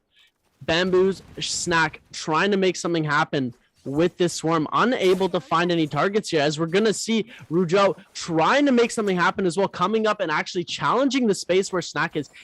Snack is going to give up the roof of this building, and this is an interesting final circle. We saw the initial bloodbath happen at Celestra, and we thought it would maybe move away to a different area, but it looks like we are going to have a final circle in Celestra, which is very interesting because it does have a disadvantage for some of these players' ultimates, and it greatly helps some of the other players, as we're going to see there's so many different levels for these other players to hide in that it can make the game so much different than if you had an open field. Yeah, I mean, Celestra is just one of those areas where there's so many places to hide. There's so much movement options available to you with scale rushing, especially if you've got a dagger here, which a lot of these players are either using the daggers or nunchucks. We're going to make the scale rushes give them quite a lot of movement here. Team K's KRA actually looking like they might commit to this fight with Pato, trying to make it happen. Pato trying to escape though, so it doesn't look like they're going to be able to get that 1v1 that they're trying to take here, especially with the swarm coming in from up top. Now Team K's KRA looking for a place to reset. Unfortunately, we're not going to see that fight break out, and this is what it's going to come down to. These players are going to hold on for as long as possible till they're forced to fight. Thankfully, the next zone that's being collapsed on here, zone 6, is not going to include the bridge, so there's not going to be as many options for the players to separate from one another, because the bridge is going to have like 7 different levels and there's only 6 players left remaining. Everybody, if they could stay on the bridge, could potentially take their own little spot, but it's going to be forced out of the zone here. So we're going to see some of these players finally forced together and forced to take these fights, Seb. Yeah, and that's one of the dangerous things of buildings. Sometimes you could be hiding in a building and then have to go into the zone to get out of that building and go around because another player is holding the space that you need to go to rotate into the circle, and you're going to take a lot of zone tick damage. And when the circle gets this condensed, it's very difficult to find time to heal. As we're going to see here, Rujo trying to make something happen with that swarm. Again, we're seeing so much swarm play come out. Mr. BK taking some to the back as he's shooting it out as well. Craw is going to go into that F ability to get some shield back, save some resources here, as we're going to see Mr. BK enter this fight as well. Craw taking a lot of damage here. As I said, needed to go into the storm to try and get away from this rotate here. He's able to narrowly avoid it and find himself a very safe place to reset here, away from the clutches of all these other players. He was dangerously low and in very close contention to getting eliminated there. Yeah, this is going to come down to the final circle here, unfortunately. All of these players, there's not enough points across the board here for them to really separate themselves, so every single point is going to matter here in this game. So they want to stay in as long as possible. There's so many options for them to hide here and not be forced to take fights that almost all of these players are just opting to hold down what little spot they have, and it's going to come down to when that final circle collapses and they are forced to actively engage one another before I think we're going to see some eliminations, unless for some reason a player gets low and gets caught out. But all of these players kind of have proven that they're not going to allow that happen. They might take a little pop shot here or there, but they're not going to get caught out because of it. And nobody wants to overcommit to a fight and then end up being third party either. So they've bought themselves a little bit of time here. KRA taking some huge hits there from the swarm actually, and forced to move into the storm there. as the zone finally collapses. Zone 6 is on to Zone 7. There's no other place to hide now. Now we're going to finally see some of these fights break out. We're going to see the Flame Breath coming out, utilizing that to counter the Justina's F there and continue to hit them with that tick damage through the freeze. NV just sitting up top of that Legendary Swarm, trying to pump out as much as damage as possible. But unfortunately, we still have 2 buildings in this tiny little zone, multiple floors, the roof. We also have that little outhouse on the backside of this building as well, where a player can hide. Nobody wants to commit to this fight yet. No, because with money on the line now, this isn't these showcase matches anymore. This is where people are actually fighting for actual money. So it gets a little bit more, okay, what do I want to do? Do I want to play this out and try and get as many kills as possible, or do I want to survive and guarantee myself placement points? As we're going to see here, Pato here taking some damage, going no shield here. He's going to need to get a heal, as well as Rujo here taking a lot of damage from Kra, almost going out here, stepping in the storm for a second. He does have his F3 available to pop that Yodo F to be able to get a bit of a reset off, as we're going to see it come out now. He did take some damage from that Storm Stride Soul Jade, as well as we're going to see him get his legendary armor back and putting him back into contention for this game here. And it looks like he's going to end up we heard a parry come out here, but I don't know from who, as we're going to see Rujo getting dangerously low, able to get a pot up away from the clutches here, but nobody has died yet. Mr. BK sending off a huge meter dump, knocking a couple players into the zone here. We're going to see all of these ultimates start to get popped here, and Team K's Kra is going to be the first person to go down. Roju is going to go down as well. BSC's Pato is going to go down to Xiaoming, and then we're going to see it here. The Valda ultimate holding Mr. BK and Bamboo Snack into the storm, but Xiaoming is going to go down, and Mr. BK is going to come away with the kill. Bamboo shoots Snack with 0 kills, coming away with the first place. You know, it happens sometimes, unfortunately. Like, I mean, the zone tick more than enough just to eliminate the Valda there. The Valda made a valiant effort. They popped the ult. They tried to hold them in the zone as long as possible. They were able to get one, but they knew the ult was going to end soon, so they had to get some damage onto the other player. But when they came out of the ult, they just didn't have the HP to make it happen. They died in the zone. And, you know, it's really unfortunate. If I'm one of those players that's got like 0 kills, I'm top 6, I would have forced some of those fights personally to try to pad my score just a little bit. Because if it doesn't matter if you get that multiplier, if you got 1 kill or no kills at that, right? It's not doing anything for you. So the placement points is all you're really walking away with. And while, yes, in this particular situation, the placement points are going to be really good, right? Because 4 placement points coming out of this is massive, considering most of those players had no kills. They had no points on the board whatsoever, right? So you get a couple of placement points, it's going to keep you kind of in that top 5, top 6 contention. But really, some of these other players walked away with 4 or 5 kills already at some point up to this point, and they're really going to enjoy that multiplier. But this was a tight game. A lot of players eliminated very quickly, and then we get to this final zone, and honestly, from zone 4 onwards, it was kind of, I hate to say it was a snooze fest. It ended in Celestra. There were so many places for people to hide. We had 6 players alive that entire time. It didn't come down until like the last 20 seconds that an elimination finally happened. And it ends up being that way when you get a final zone like this in Celestra, where there's so many places to hide. You've seen so much aggression. There's so few players left alive. You hate to see it sometimes, but an interesting first game, to say the least. It's going to be a very tight leaderboard when we finally get to see the leaderboard. Hopefully, we're going to see a much more interesting final zone coming into game 2. And the aggression that we saw in the early game continues to be pumped out here in these solo matches. And maybe we'll get to see, 6 players again at zone 4 and some fights actually break out. Maybe we'll get to see some good 1v1 action, Seb. I'm really hoping we're going to get to see a bit more 1v1 action. We did see a Tarka come out, which is cool, but we didn't get to see any infinites. So hopefully we'll see some Tarka infinite. Frostivus, unfortunately, he got eliminated. He took the risk to resurrect nearby, hoping he could go get the loot back off of his body.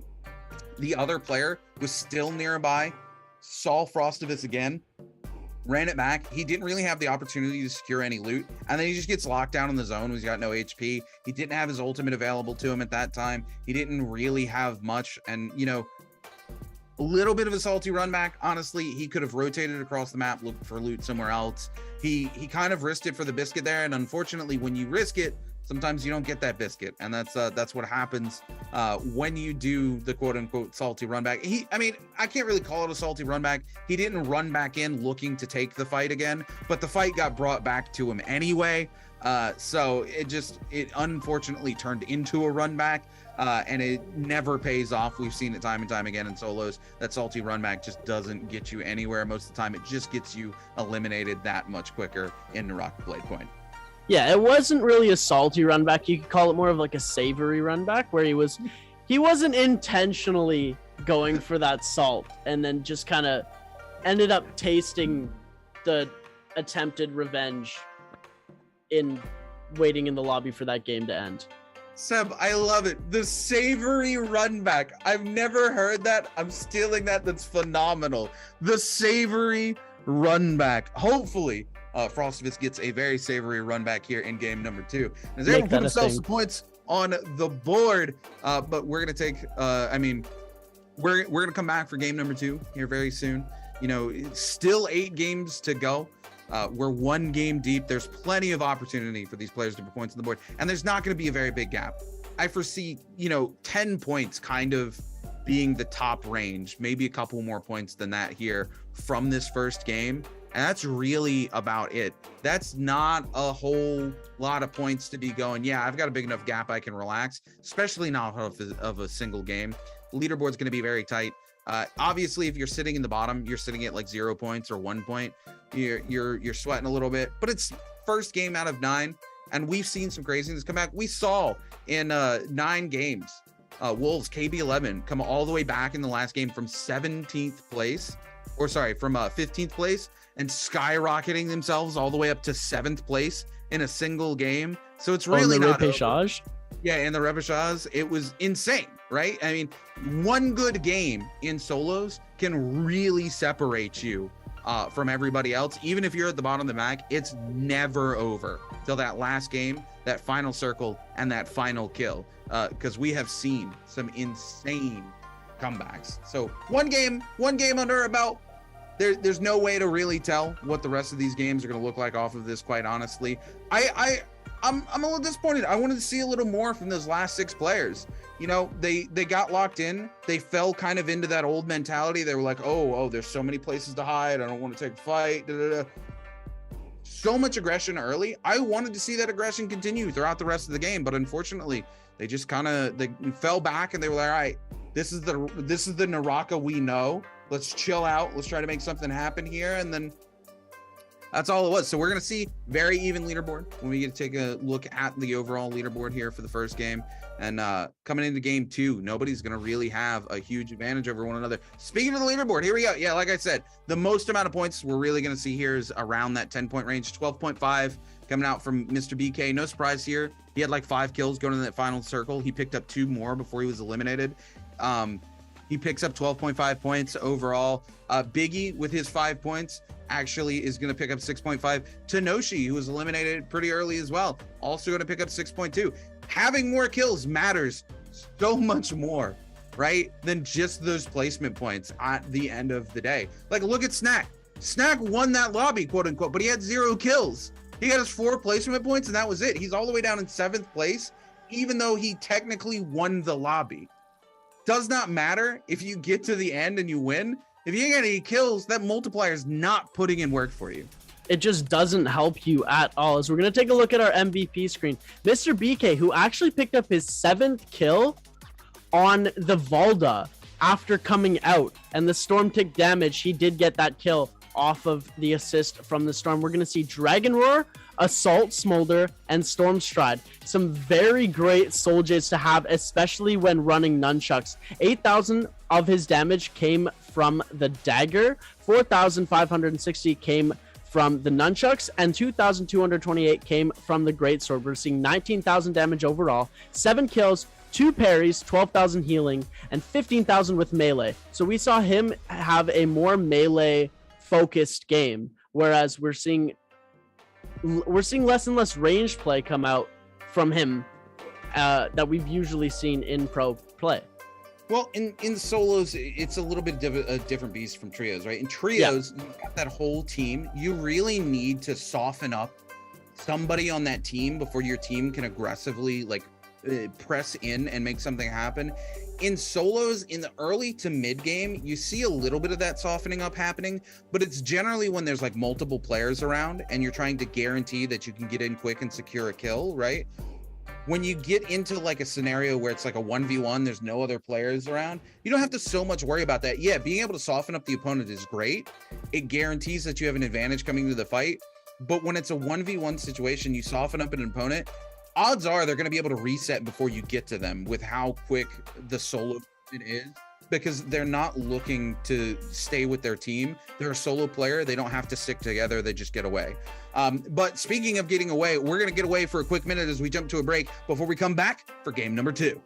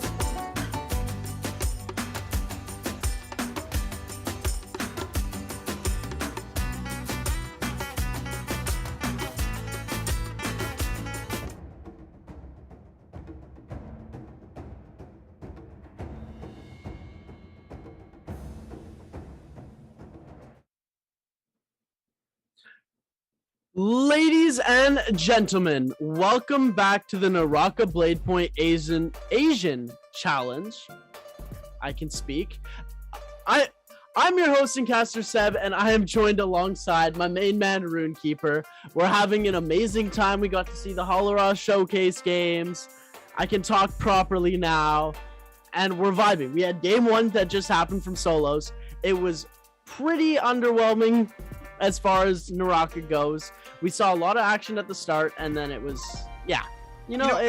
I would say the ending was a little underwhelming. The early game, we saw some incredible plays. Tenoshi with a massive bow pick. You know, he got that player really low. Somebody slid in, tried to stop him from securing the kill. Tenoshi turns around with the bow and literally in a fraction of a second is able to take the kill, and then immediately turns that aggression onto the player who tried to steal his kill and completely locks him down, parries him out, kills him with his own pair of nunchucks. It was a really hype moment, quite honestly. There was a couple other really hype moments as well. But as soon as we got to that zone 4, 6 players left alive in Celestra, so many places to hide, to rat around, that whole momentum died off.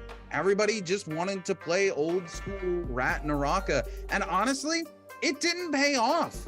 Some of those players already had enough kills where they could have played aggressively and went out in top 6. And I don't think their standing would have changed at all unless they picked up another kill from the aggression. Then they actually probably would have been higher.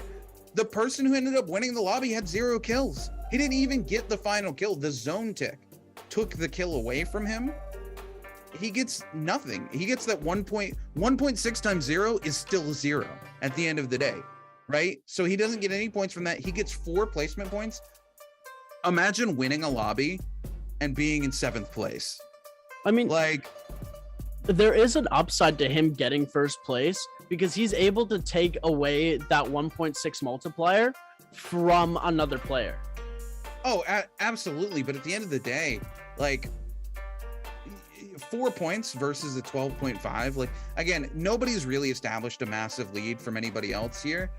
I would have much rather seen some aggression, seen them try to put some points under the board, because again, you just don't get anything from it. It's great to keep another player from getting that big of a multiplier, but once they're in the top 6 already, they're getting a 1.4 or a 1.5, right? Yeah. It's the difference between 0.1 point of a multiplier. You're not really taking that much away from somebody else, and if you haven't been able to secure a kill, you're getting nothing for it.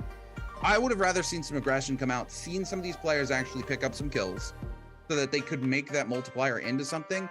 I don't know about you. It would be a huge hit to my morale if I won the lobby and walked away in 7th place with 4. Like, we saw Bamboo try and get kills. Like, it wasn't that he was just not trying to go for kills, but he got caught in the Valda. He tried to get the kill at the end there. A lot of stuff didn't go his way. oh yeah, I mean, yeah, there's some factors there, right? Sometimes you just can't make some things happen, but there was definitely from zone 4 all the way to zone 7 collapsing. He could have taken some fights. He could have aggressively pushed onto some players and tried to make something happen. And honestly, again, the difference is like a 1.6 and a couple of placement points. His position probably like would have been better off if he picked up a kill and then was eliminated in like 5th or 4th place. Like, yeah, it's that points still relatively the same. You actually get a multiplier onto something. Like, don't get me wrong, I understand the decision making and I get it, but also at the end of the day, I want to see some action. I want to see some really packed Naraka. I don't want to see 3 to 4 zones of players hiding in rooftops not doing anything. Like, yeah, put some points on the board, play some Naraka. That's what we're here for. Make some noise. make some noise indeed. And if you guys want to make some noise yourselves here, you guys can predict with your channel points on the Twitch channel itself here. And if you also want, on the Naraka Bladepoint official Discord, we have many activities for the Naraka 1-year anniversary. If you can predict the champions right of the Asian challenge, you can win up to 30 chests in game, and that's a lot of loot. You could be getting some pretty serious stuff in there. Oh yeah, you can get some bank, you can get some amazing cosmetics, and as always, you know, the new season just started. There is some incredible new cosmetics dropping in some of the chests that are dropping this time around, and there's always some stuff that's always around as well that's really good. First time you pull one of those extreme red cosmetics, it's juicy, it's light. Oh yeah, you gotta love it. You're like, yes. Speaking of which, you know, head over to the Discord. There's a section you can show off your pulls, show people the amazing things you've got as well. There's so much you can do in that Discord. I don't think we can ever understate just how much is available for you to do in that Discord, how many amazing people there are to meet. Become an active part of the community. We love having you guys here in Twitch chat as well, but go join the Discord, hang out as we get ready to jump into game number 2. Yeah, all of these new skins and stuff coming out, it just got me like, Mom, get the credit card, we're buying some Naraka money right now. As we're gonna take a look at these spawn points. For these solo players here, we're going to see a lot less play at the actual Celestra area itself. Right at the start, they're going to be spawning in these gold zones close to Celestra. We're going to see some by that Sunwings rest area up on that western side of the map, and then over to the eastern side, we're seeing a lot of play just above Celestra, so that we're still going to see them around that area, but the fights are going to be a little bit more open and a little bit more spaced out compared to what we saw last game. Yeah, hopefully we're still going to see that super early aggression. They're, you know, relatively packed close enough together. I think they're just going to get some loot, be on top of each other, and we're going to see some really quick kills come out quite early. As we pop over to Envy's Mr. BK here. Mr. BK putting in absolute work last game. He had a ton of kills, rocked it out to the end as well.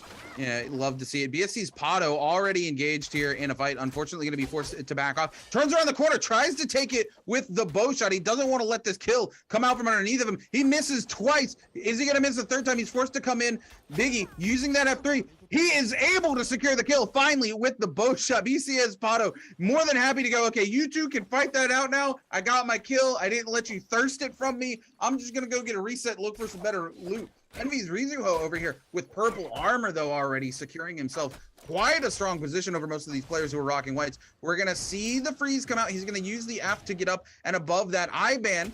Going super low, no freeze available. He's gonna find him, and he's gonna pick up the kill on Ivan as well. Now Rizu's got to deal with BSC's Pato. The parry coming out from Pato is gonna put in a ton of work on Rizu. He's gonna pop the ult. He doesn't want to lose this purple armor this early on, and he doesn't want to feed it into a player like BSC's Pato here. Gonna use that ult to get a reset and try to get away here. A lot of players hanging around here. Rizu looking to get even more of a reset off before they come in. Now, coming in with the katana, says, all right, we're done playing with the nunchucks. Things are getting serious mode. We're going to bust out the old katana here and not going to let you try to get another parry off here. Pato, though, immediately going to use that strong charged right click coming out from the dagger to lock down Rizu. Rizu going to go super low as we have VL's Tenoshi coming in now. Two players sharking down Envy's Rizu. And there we go. We're going to see putting in that massive bow work that we saw from game one a second time. Tenoshi gonna come in. Is it gonna be a repeat of last game? Yes, it is. Tenoshi off the rip with double kills.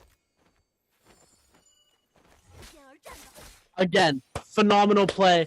The bow shots, it's literally deja vu right there for you guys, ladies and gentlemen. That exact same play happened last game, and we're seeing it happen again. Tenoshi coming through with the kills, but now let's see if he can make something happen with it. Last time he wasn't able to do too much. He ended up going up pretty early, so hopefully he can make something happen with this play now. As we're going to take a look now, VNGC slows here, trying to make something happen. He knows that there's these players around him. Eclair Chan hiding below in these bushes. Slows trying to engage in a fight, but it looks like Eclair Chan doesn't want to engage too quickly onto anything before he has the upper hand. Yeah, we're going to see VNGC slows here, trying to make something happen onto Eclair Chan, using those pistol shots. Just this is what we talked about, that early to mid game, right, is where we're going to see some of these players, when there's the third party potential here, start to soften each other up with those range shots, right? Because they want to be able to go in and know that they can secure the kill when they close the gap here. Eclair Chan on the receiving end of bow shots from Frostivus, as well as VNGC slow here. Taking a look. Go ahead. Taking a look at Frostivus is using the new F ability on Takeda, using the F3, which we've never seen in pro play before.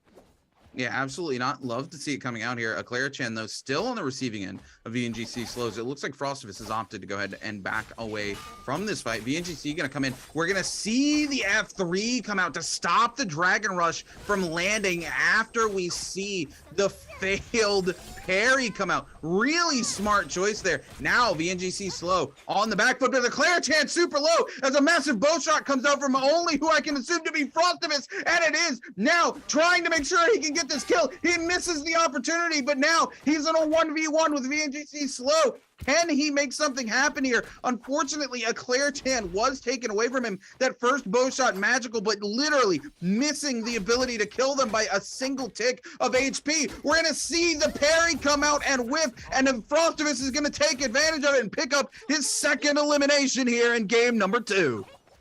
He went for the meter dump and then canceled into an uppercut combo. That's very interesting play. I've never seen that done before.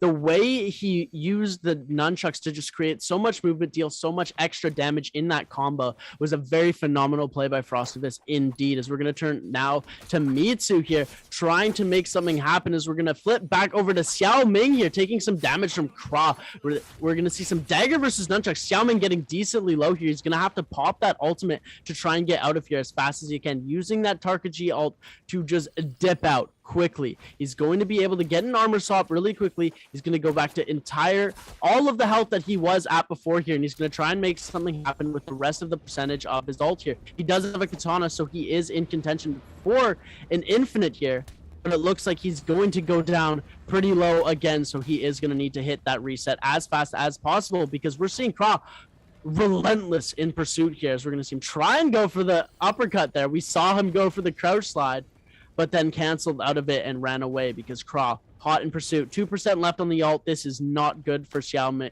Ming right here. Yeah, you know, Team K's Kra actually playing this really well. You know, gets him low, continues to chase. The Tarka gets the reset, and then he backs off and just plays defensively as the Tarka continues to come in at him every single time. And then once he gets the Tarka low, he's back on the chase again, knowing that the Tarka's not going to try to commit to the fight. We are going to see the parry come out from Xiao Ming. The fight continues, though. He is so low. He doesn't have an opportunity to really capitalize on this because there's so many players around him. And there's the bow shot. Bamboo Snack finally picking up an elimination. Love to see it coming out. Yeah, we're seeing a lot more range play come out in this game, but it's used less in that mid-game lull, and it's used more as a quick hot swap to finish off an enemy that has become just out of reach. And it's very interesting, and I really enjoy seeing that. As we're going to turn over to Eclair Chan now, who has used his resurrection. He is fighting the Solos here, but it looks like he's going to try and not engage onto this fight and go for a reset because he does not have his resurrection left. Both VNGC slows and him have been eliminated once already. As we take a look at the top of the order here, Tenoshi from VL with 2 kills, tied for first place with Frostivus, 2 kills. The rest of the lobby tied for second here with 1 kills, or in third place with 0 eliminations here. No players completely eliminated here yet, as we are into zone 2, which will be collapsing onto zone 3 in the next 2 minutes and 14 seconds.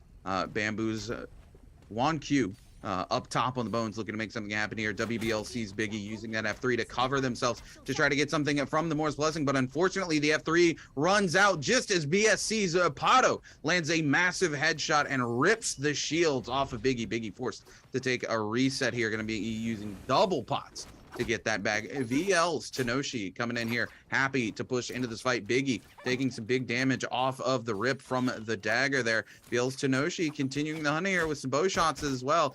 Coming in, it does not hit the cancel jump into the parry there, but they are going to catch the second parry as Biggie continues just to throw blues left and right. We're going to see the F3 come out to cancel the F3 from Biggie, and VL's Tenoshi continuing the chase, throwing bow shots as well. Biggie going lower once again, as well as the third party coming in. We're going to see Bamboo's Ibin eliminated here on the kill feed. Now we are down to 14 players. VL Tenoshi wanting to continue the fight here on to WCL's Biggie, but we do have the third party waiting in the wings with these range shots, so Tenoshi's playing it a little safe here into game number 2. And it's always good to play it a little bit safe. Of course, we want to see action, but playing it safe for one fight could mean that you could play it way more aggressive into another fight and end up coming away with the kill that you want to get. As we're going to see Mr. BK coming in with a huge F charged left click ability here as he's trying to pass through. We're seeing these F abilities thrown up from these two Wu Chens going at it here. We're going to see the range fight come out. Kra trying to go for a reset, so it looks like Mr. BK is going to come in with the dual blades here, trying to go for that charged attack, but is unable to connect. He gets it off here without getting parried, but then Kra is able to end up clinking the shot away. Kra able to get a reset off. Mr. BK still hot in pursuit here. He's sending those bow shots off. Mr. BK here trying to go for a scale rush as well as Kra. And it looks like we're going to flip over to VL's Tenoshi here as he is trying to get gone here. Gone very low.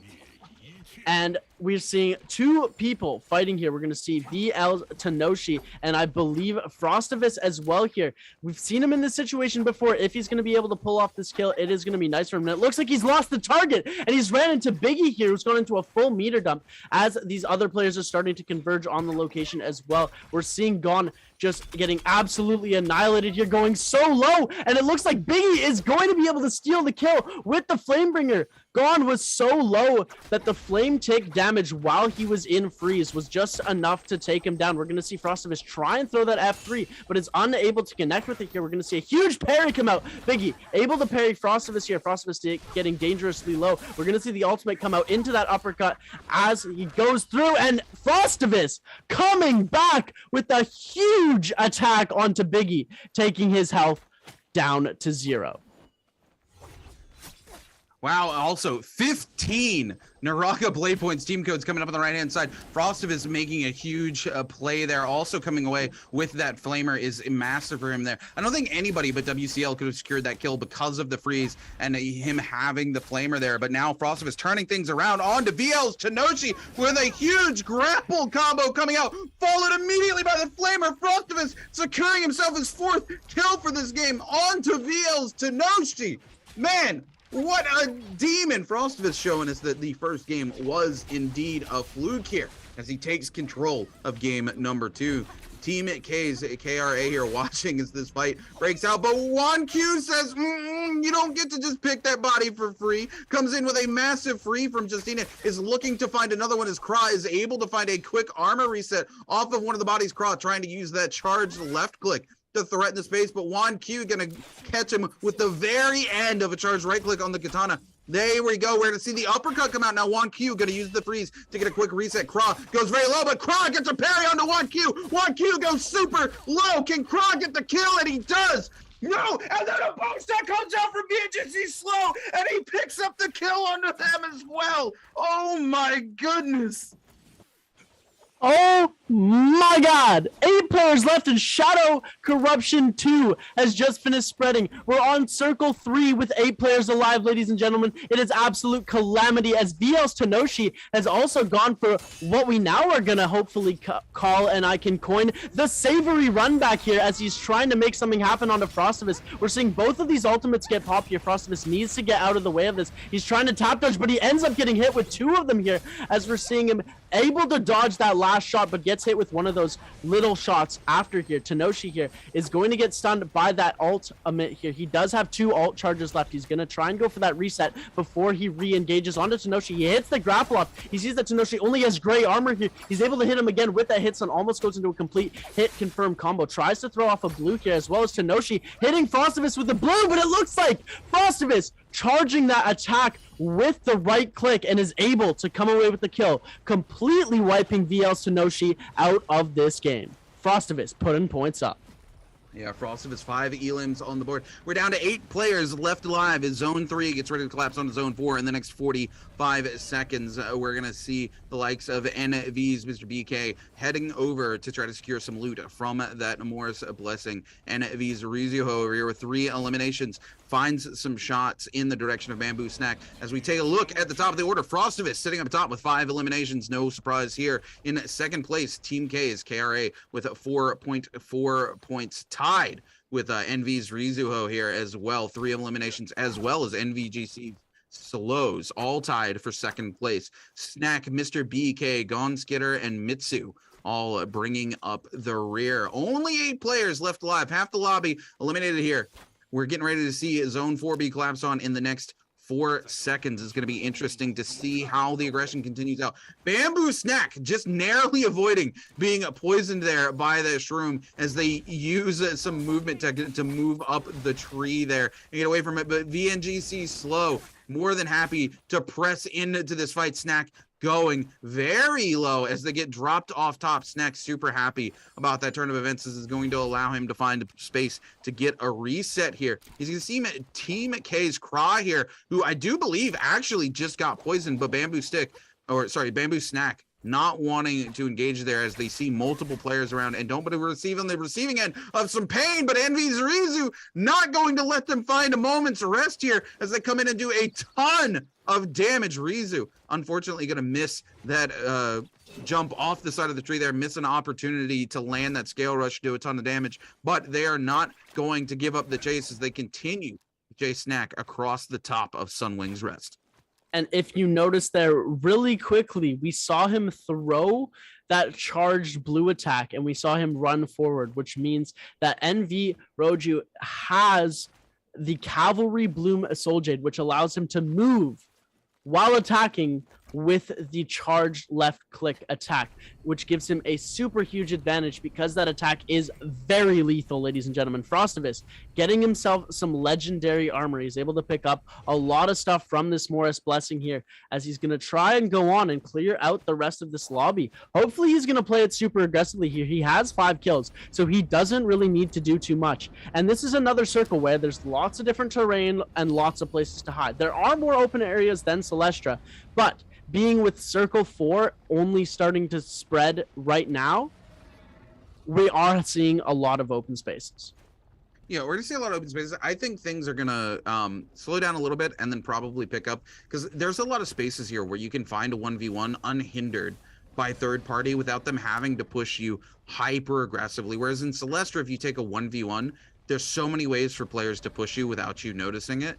Here, you've got a little bit more of an opportunity to kind of push those sites. And we're seeing that right now. Is VNGC here looking for an opportunity to get in, but unfortunately takes a bow shot from somebody else as they go in. They're just going to take a quick reset before they go back into the fight. Envy's Mr. BK here trying to engage on to Team K's KRA, but KRA going to move away very quickly, get up top, find a nice position. You know, he's only got blue armor. He can't really be blamed for backing off him in the fight here as he is at quite the disadvantage, and the third party threat is huge here.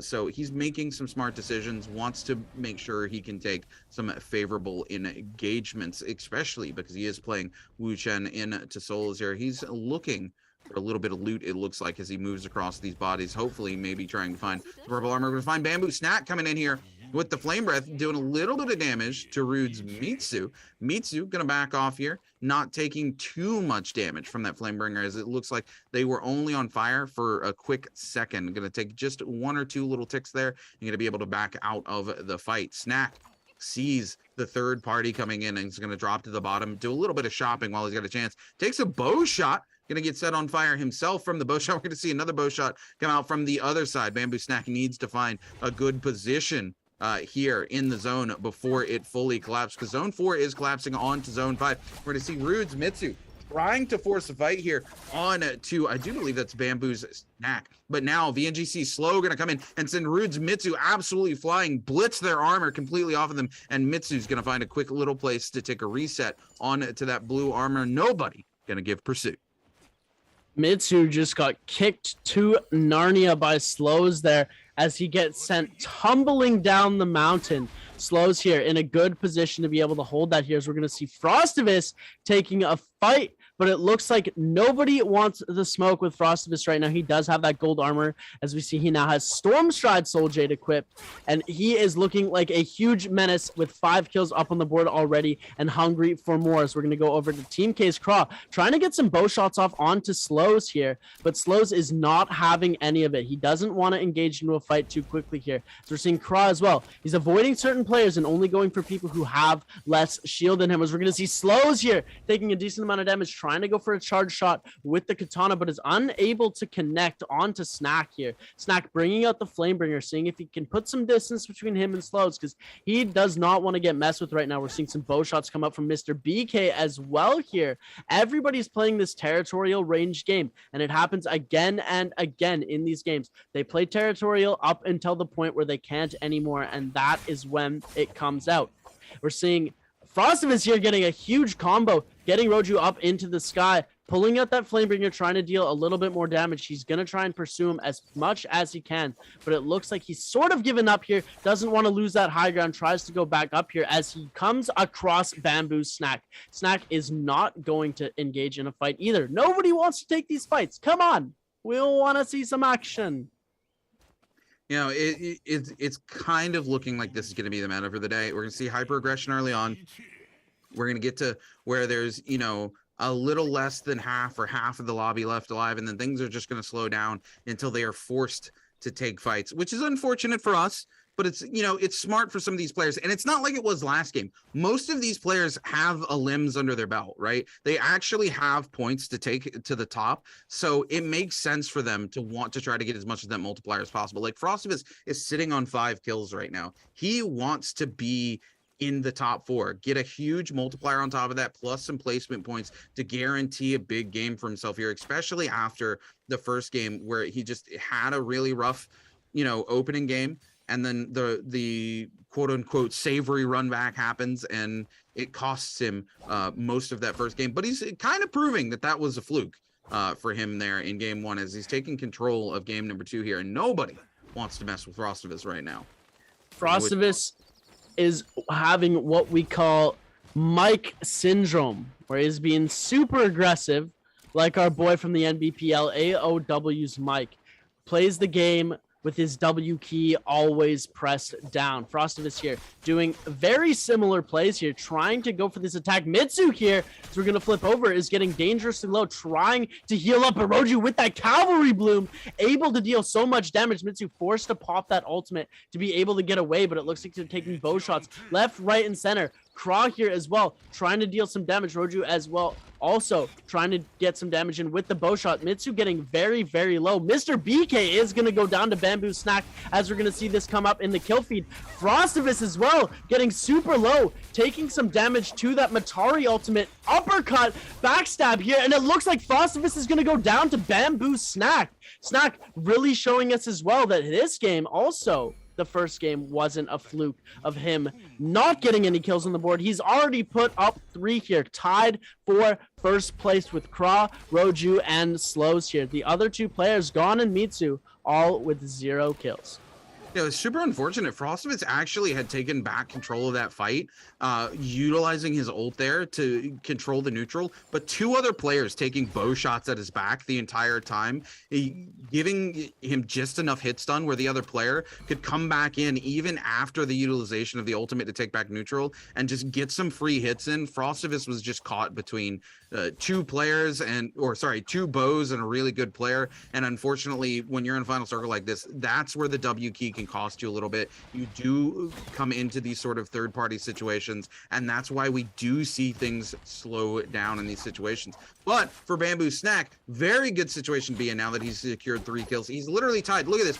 Almost everyone here has at least 3 eliminations. 2 players, no eliminations here. We're into top 6, you know, but everybody else really fighting to make something happen here into the top 6 scenario that we see here. Bamboo Snack, though, goes super low now, and it looks like he's going to be the next one to be eliminated. The question is, who gets the elimination? And it looks like it's going to be Team K's KRA, who snatches the elimination out with the dagger as they fall back to earth. And now Rude's Mitsu getting engaged here with Team RK. Now Envy's Rizu is the one who's going to go super low, and the rest of the lobby looking for an opportunity to shark him down. He's looking for any place to take a quick reset. Unfortunately, he does find a grapple up into the tree, but finds a player looking like he might actually get away with getting some pots off here. Team K's Kra comes down with a massive flamer onto Rude's Mitsu. Mitsu now super low, stuck out in the zone. Team K's Kra absolutely hungry for this kill. So is the rest of the lobby. The question is, will Mitsu be able to get away? Now it's Team K's Kra who's stuck out into the zone on the receiving end of VNGC's slow spear. The VNGC gonna keep them out into the zone. Flamebringer comes out. Slow's not gonna let somebody else take that kill away from them. They're gonna pop the F3, try to stay alive a little bit longer, go into the zone to get the Soul Bloom, to try to stay on, get a little bit of a reset. They're going to be forced to pop the ult here. Now, Rude's Mitsu going to go super low. Slows trying to pick up the kill onto them. Is going to be able to pick up the kill onto Envy's Rizu. Is stuck in the zone. We're going to see the meter dump come out. They're going to once again grab hold of that. It looks like it's going to come up. VNGC Slows in the end. What a way to clutch out. A much better final circle for us to watch here in game number 2, Seb. Nah, that was... I'm at a loss of... He just... Honestly, it was so crazy. We turned to him, and he's just on beast mode. He comes through with that huge Flamebringer play, and he's able to pop off all the way until the end, timing that ult perfectly We saw the two Justinas go into their F abilities as soon as the ult got popped, but he was still able to come away with a kill in the ultimate. And then all he needed to do was just bonk the last player with the spear, and then it's just done out. He played that so well. He was able to lock a player down in the zone. Then he was being locked down in the zone, runs back into the zone, gets the reset with the Soul Bloom, is able to use the F3 to keep himself from being locked down in a bad position, immediately pops the ult, sees the two Justinas F up, turns the ult onto the Temmie, who's stuck in the zone, kills the Temmie, walks back into the zone knowing there's a Soul Bloom on that body, catches the Soul Bloom. The two Justinas are focused on each other now because they want to stay out of the zone. They get the Soul Bloom, those two Justinas going head to head. He just comes back in with the spear, bonks them from behind and says, "No, it's my lobby. Shouldn't have ignored me. Sorry." The bonk is such a cheese play too.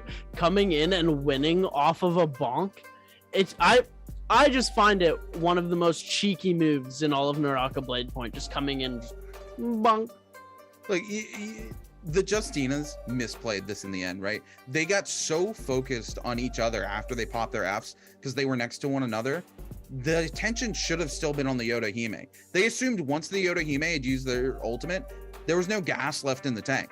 But Yoda Hime was able to secure a kill, use the Soul Bloom from that to get a nasty amount of HP back for the reset to be in the zone tick, and then they just get each other super low so that the Yoda can walk in behind and go, "Oh, hey, you're still fighting each other? Dunk. Thanks for getting each other low so I can take those kills." Boom. Picks up a ton of kills in the final zone here. This is exactly how you want to see a final circle be played out by a player. They just took control of the situation and forced players to make mistakes. You know, it's one thing to capitalize on a player's mistakes. It's another thing to force a player to make mistakes and then capitalize on them. And we're going to see that. Slow's coming in here, 6 kills, first place, going to walk away with 13.7 points. Frostivus, though, still going to take out second place, even though he was eliminated in 7th place because there's 5 eliminations in the multiplier. This is why getting those eliminations are so important. The placement is okay, but at the end of the day, the placement means nothing compared to getting those eliminations, getting that multiplier, and that's why Frostivus is going to take 2nd place. Craw going to be taking 3rd because they get a little bit more placement points there. Got 4 elims, going to walk away with 7.1, only 0.4 point difference between those two players. And then we see Rizzo in 6th. It's going to be tight. This is what we're going to see. The top 6 is always going to be super tight, and then everything else is going to be very low. Look at this. The most amount of points put on the board after 6th place is 2.9.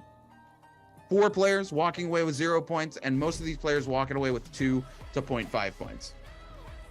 And phenomenal play from Slows here. 17,000 damage, 13,000 healing. No parries, but he still put up 6 kills onto the board. 4,000 of his damage was done with the katana. And then I believe 4,576 was done with the bow, and 3,000 with the spear at the end, as we saw. He was using fire arrows, desperation, wave roll, and Gecko's foot. Using a bit of a different Soul Jade pattern that we're used to seeing in pro play, having fire arrows is always a great thing to use. But Gecko foot, we haven't really seen too much play of. You know, it comes down to what Soul Jades you end up finding in the match, right? And he might have not even really been utilizing Gecko foot just for the ability off of it. It could have just been the stats he was looking for. It's a purple Soul Jade. It's always going to be better than a blue Soul Jade in terms of stats. Sometimes you grab a Soul Jade, throw it in your back pocket and go, cool, that's stats. I don't even need to worry about utilizing that ability. It's just better than having a blue one in my back pocket. Whatever, you roll with it. He just took control of the final zone and played it very, very well. Strong game coming out from them. Frostivus coming back and showing that, you know, this was, you know, the first game, absolutely a fluke for him. Snack proving that he can put kills on the board, not just win lobbies. With no eliminations under the belt. They had to be super happy about that. They placed 5th place. They got 5.2 points, you know, not bad, not bad. And again, it's a super tight leaderboard between these guys. We still have 8 games to play. It's solos. It's not like trios where like you're gonna have a team that's gonna blow out with like 44 points and then like the next team under them is gonna have 13 points. It's going to be tight to the very end. It's still anybody's game. We're getting ready to jump to a break, and we're going to come back for game number 3.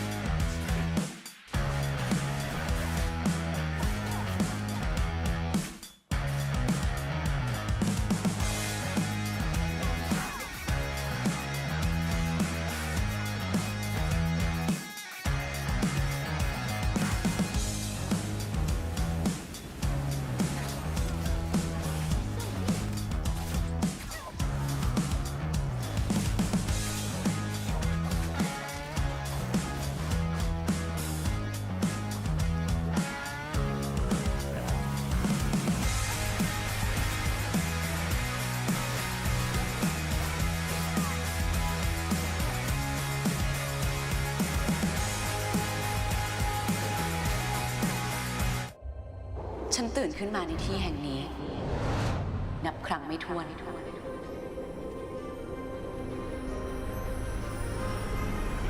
เพื่อพบว่าฉันกำลังต่อสู้กับบางอย่าง ก่อนที่จะ ตายเหมือนเดิม มากันเยอะเชียวกะไม่ให้เกิดกันเลยคนเราตาเนี่ยแหละ เราต้องไม่ตายง่ายๆทำไมคุณลูมิอ่อนอย่างเงี้ยตายง่ายจังแกสิอ่อนอ้าวเดินโง่ๆแบบนี้ไม่ตายได้ไง ลองไปขวาดูเข้าใจปะต้องให้สอนตลอดเฮ้ยระวังว้าช่วยคุณลูมิด้วยหลวงพี่ช่วยคุณลูมิด้วยค่ะช่วยคุณลูมิด้วยนะคะแย่แล้วหนีแล้วอะไรวะหนีอะไรอะ yes เดี๋ยวเฟิร์นอย่าเพิ่งดีใจ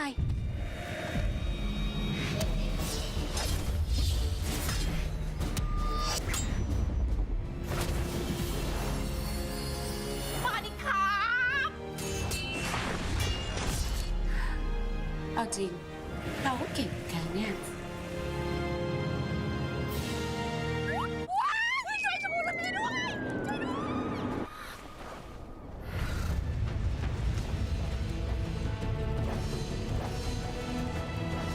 มาช่วยคุณลูมิกันนะ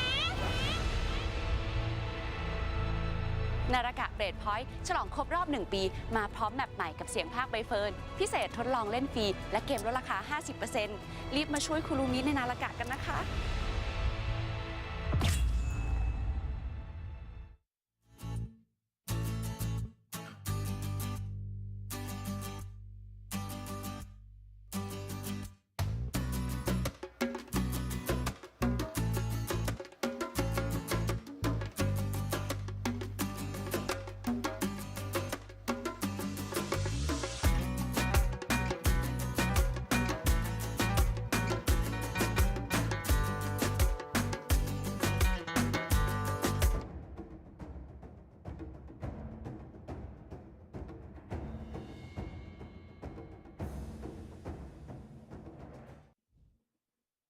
What's going on, ladies and gentlemen and Naraka fans? Welcome back to the Asia Challenge Cup. I'm your host and your caster, the Runekeeper. Joining me today is, of course, my co-host, Seb. I hope you guys are having a wonderful day. We're 2 games deep. We still got so many games to go. 7 games, Seb. We're nowhere near done. None. There's so much more Naraka action to come, and solos, I think, are only going to get more heated. You know, these first 2 games, kind of slow towards the end. I don't think that is going to stay. The pace has been set early on. These players coming in hot and heavy, and I think the pace is only going to get faster as we keep going throughout the day. Yeah, of course. It's going to speed up, and it's going to be those mid to end games. We're going to get a really nice open spot where nobody's got a place to hide, and there's going to be a bloodbath third circle. I want to see one of those games where there's 3 players left and we go into a 1v1 and then a 1v1. Those games are always the most fun to watch because you get to see everybody pop off and do their thing. Because the 1v1 situation is just such a fun matchup.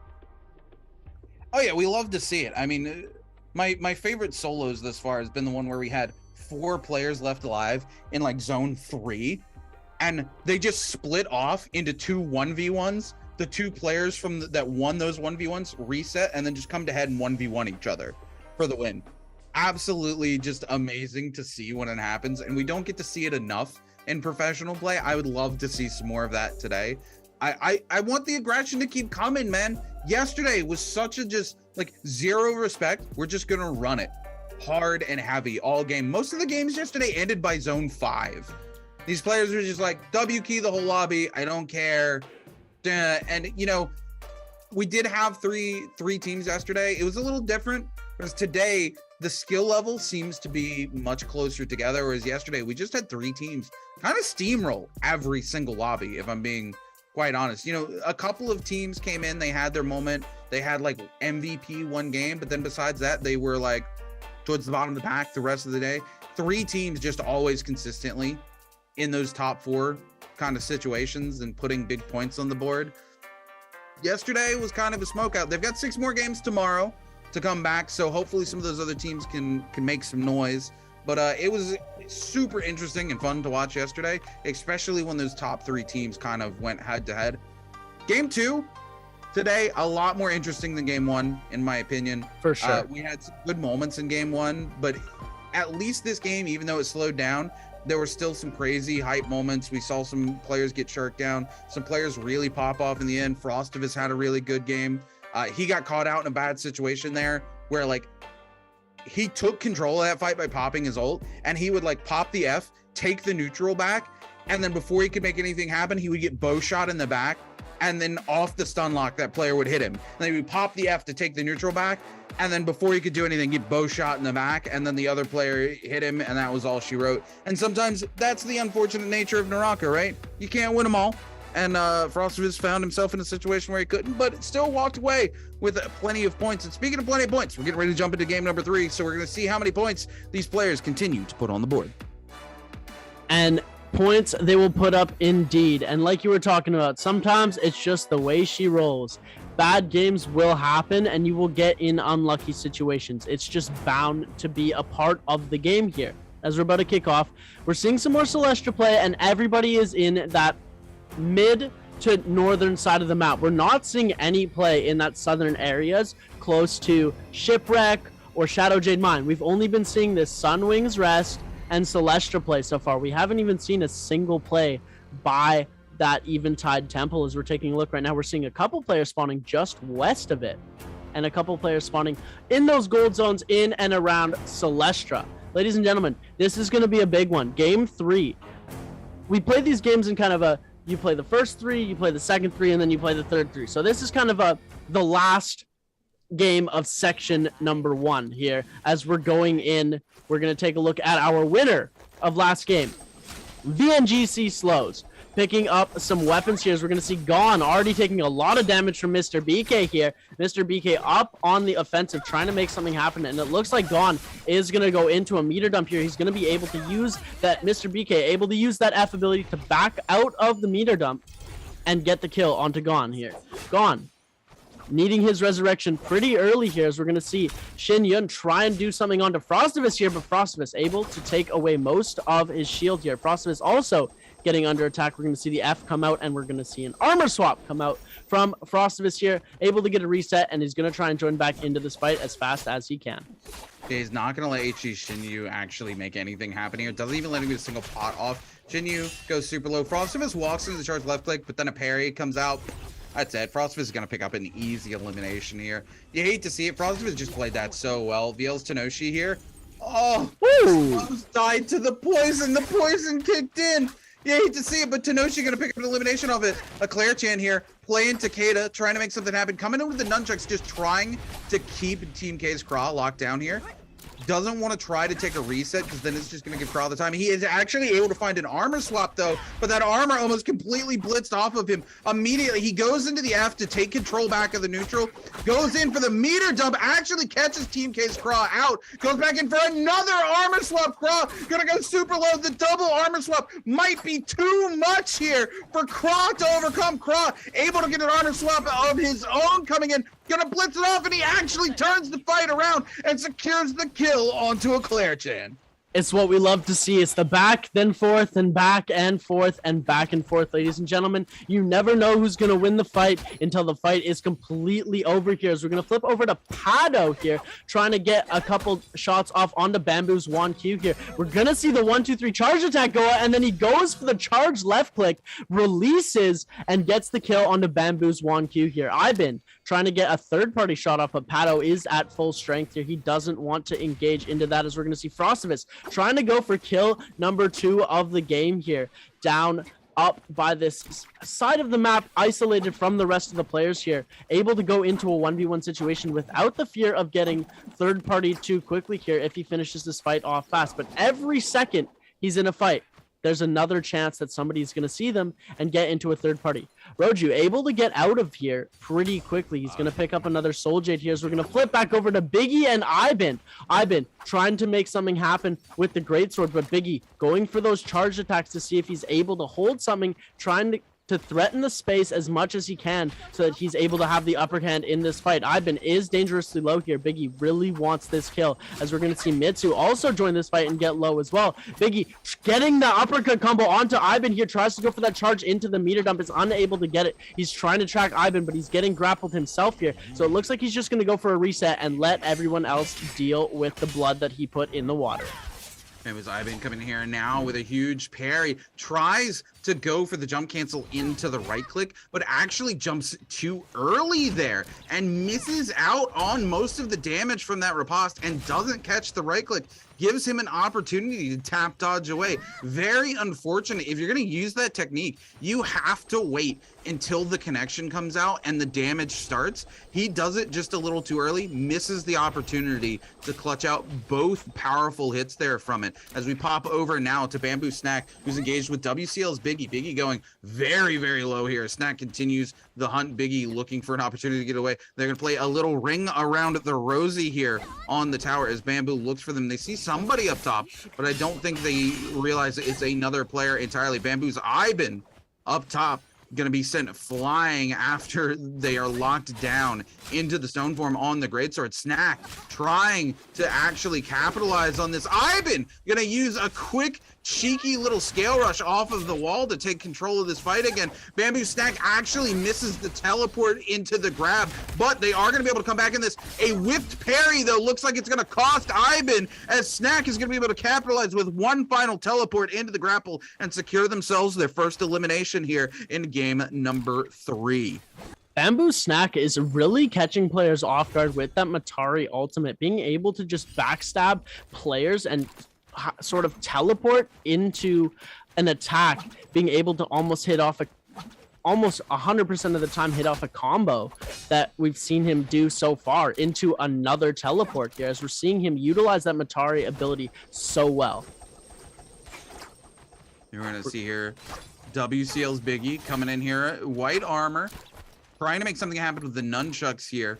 But Rude's Mitsu also waiting in the wings and somebody chilling up top on the ballista. It might be better for Biggie to back out of this fight here, as Mitsu now giving chase to Bamboo Snack, who's the one who went super low. Snack able to find a single shield pot here, get a little bit of a reset off Mitsu. Still giving chase, but being shot by multiple different players. And they have to be careful not to push out too far, as that ballista is still a huge threat. As we pop over now to Team K's Kra, who's engaged with HG Shinryu, and Kra gonna eat some arrows from behind by Anna V's Mr. BK. Kra gonna be forced to back off of the hunt, as NV's Mr. BK is now the one hunting him. Mr. BK trying to send some bow shots off onto Kra, was able to interrupt the fight there and take away almost all of his shield. It looks like they're going to go into the storm. Mr. BK doesn't want to take that storm tick, so he's going to let Kra go, but he's keeping an eye out for where he's going to be rotating, hopefully cutting him off before he's able to get a lot of his shield back. We're going to see a mid-air parry from Frostivus going into a huge combo, able to just absolutely annihilate Juan Q there, as we're going to see Slows also picking up a kill onto a Claire Chan here. So we're going to see Biggie try and do something onto Pato, but Biggie is taking a lot of damage here. We're going to see him pop that F3 to be able to get out of this fight here. Pato doesn't want the smoke with Biggie here, as he's trying to get away as fast as possible to get that reset as well. Biggie hitting a super huge uppercut combo on to Mitsu here, as Pato's trying to shark that kill as well. It is just becoming a triangle. Biggie, Pato, and Mitsu going back and forth, losing health and resetting all the time. Biggie at a disadvantage here because he has less armor than all of these other players here. He's getting dangerously low here, and Biggie is trying to get away as fast as possible. He is going to be able to get a little bit of a reset off, but it looks like this could be the end for Biggie, as Pato is going to be able to come away with the kill with the bow shot. We're going to see Bamboo Snack coming in as well with the Matari ultimate, able to deal a little bit of damage before jetting away himself. Unfortunate to see Biggie go. His words hypnotizing people were not enough for Naraka Bladepoint. Yeah, we're gonna pop over now to Team K's Kra, who's on the receiving end of still Envy's Mr. BK giving chase, as well as Envy's Rizuho giving chase as well. He's gonna be forced into the zone to look for an opportunity to take the reset here. 13 players left alive.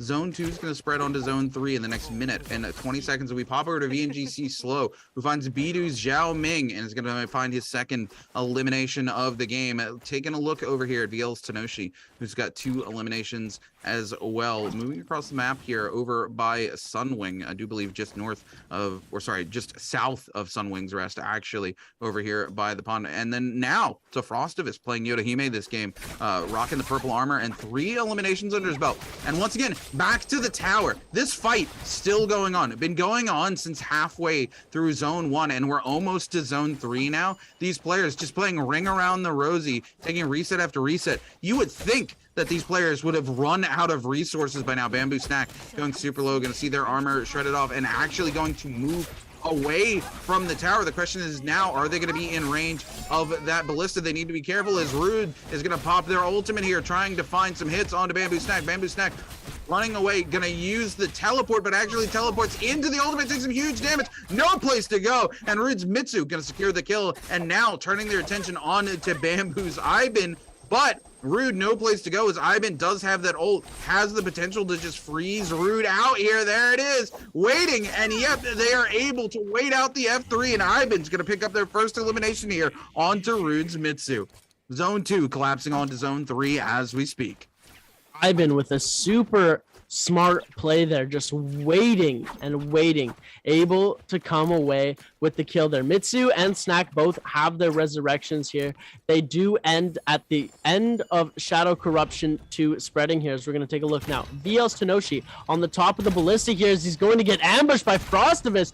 I think Frostivus actually got hit with the ballista while he was trying to attack him here, as we're going to see Tenoshi taking some flame tick damage from a Flamebringer that it looks like just has to be in the arsenal. And oh my goodness, Frostivus just coming around. Charge attack as he's falling. Boom, killing Tenoshi right then on the spot here. Biggie back in the game, facing off against Team K's Kra here, trying to make something happen. It doesn't look like he's able to do too much. He's able to get a couple shots in with the grapple. He uses that F3 offensively, but he's going to get sent back by the dagger. Almost all of his health gone here, so we're going to see him try and go and use that ultimate here to deal some damage, and it looks like it isn't going to be enough for him. He is going to get a bit of healing back from the ultimate, and he is going to get a reset from some of his shield, but Kra is hot in pursuit of Biggie right now. He is trying to get the attack, and it looks like Kra's actually going to lose some of his shield here, but he's going to be able to get it back with the Wu Chen F.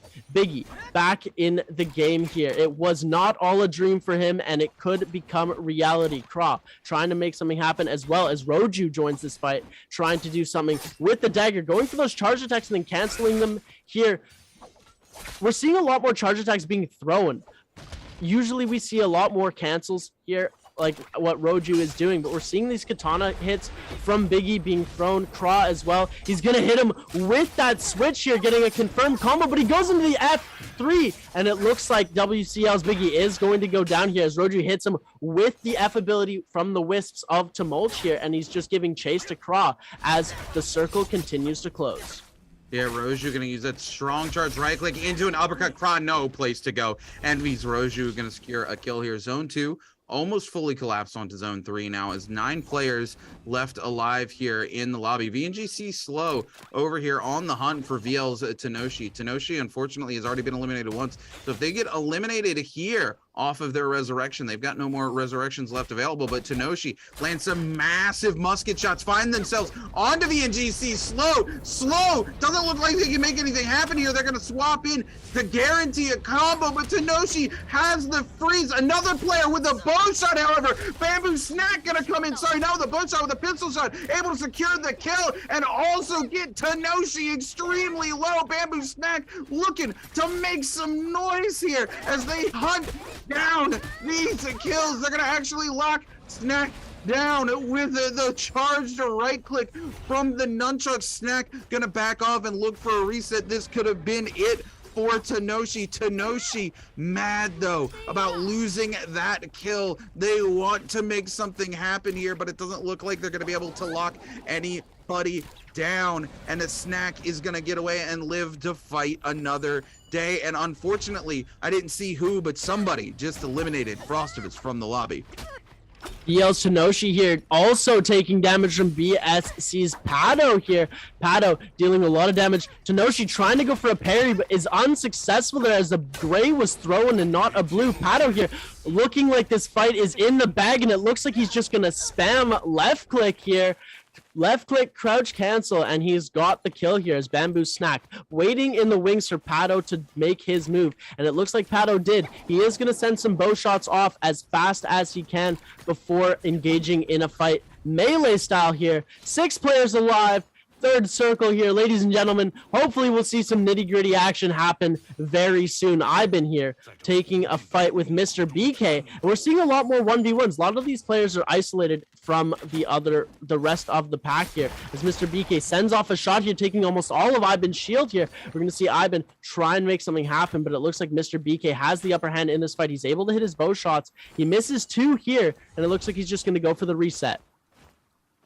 Yeah, Mr. BK gonna back off just a little bit here. He's maybe worried about the third party. Iban forced to sit in the zone though, because he knows otherwise he's going to be pushing into Mr. BK, and sure enough, he's now going to be forced to take that fight with Mr. BK. He's going to use a little bit of a scale rush to get a little bit of a distance, but not much. These 2 players are destined to fight here. A bow shot coming out, though, from Iban onto Envy's Mr. BK. BK coming in. We're going to see both of them whiff a parry into one another. We're going to see a short F come out from Iban, but he now doesn't have that F available to him. Mr. BK's going to lose all of his shields here to the nunchucks. BK on the move, trying to find a place to reset now as Iban's taking control of the situation. Little cheeky dash backwards, trying to lose line of sight for Iban. Iban, however, sees him, jumps back down, turns around. Mr. BK, very low. This is a bad situation to be in if you're Mr. BK. Iban continuing chase there. A nice little musket shot coming out from Iban, but a parry comes out from Mr. BK. Iban gonna be forced to F up here to stay alive. Goes into the zone. Mr. BK going low as somebody else up top with the musket landing shots, and now a musket shot from Iban as well. Bamboo is going to secure the kill, but he's got to push into the zone now. He goes extremely low, and sees Roju here going to back away as we see a Bane's Breath dropping down onto this tower. This fight still going on from the very beginning of the game. This tower has been the place to be. This is where the action is, and the eliminations have been coming down. Bamboo Snack able to secure himself a set of legendary armor here. Padu sitting in the top of the order with 3 eliminations. Snack and Iban with 2 eliminations each, and Roju and Mitsu 1 elimination each. We're seeing the aggression continue. Zone 4 won't collapse onto Zone 5 for another 50 seconds, and we're still seeing 1v1s break out. We're going to see the tumult turn around and throw the whiffs. Iban get caught up in it, and we're going to finally see Roju able to break a line of sight and get away from Iban here. Going to use that 2-na to get some healing and reset his buff. Getting some 2-na in, getting himself some shields, getting himself some health back, bringing him back to a full reset here as we're taking a look. Bamboo Snack absolutely stacked on loot right now.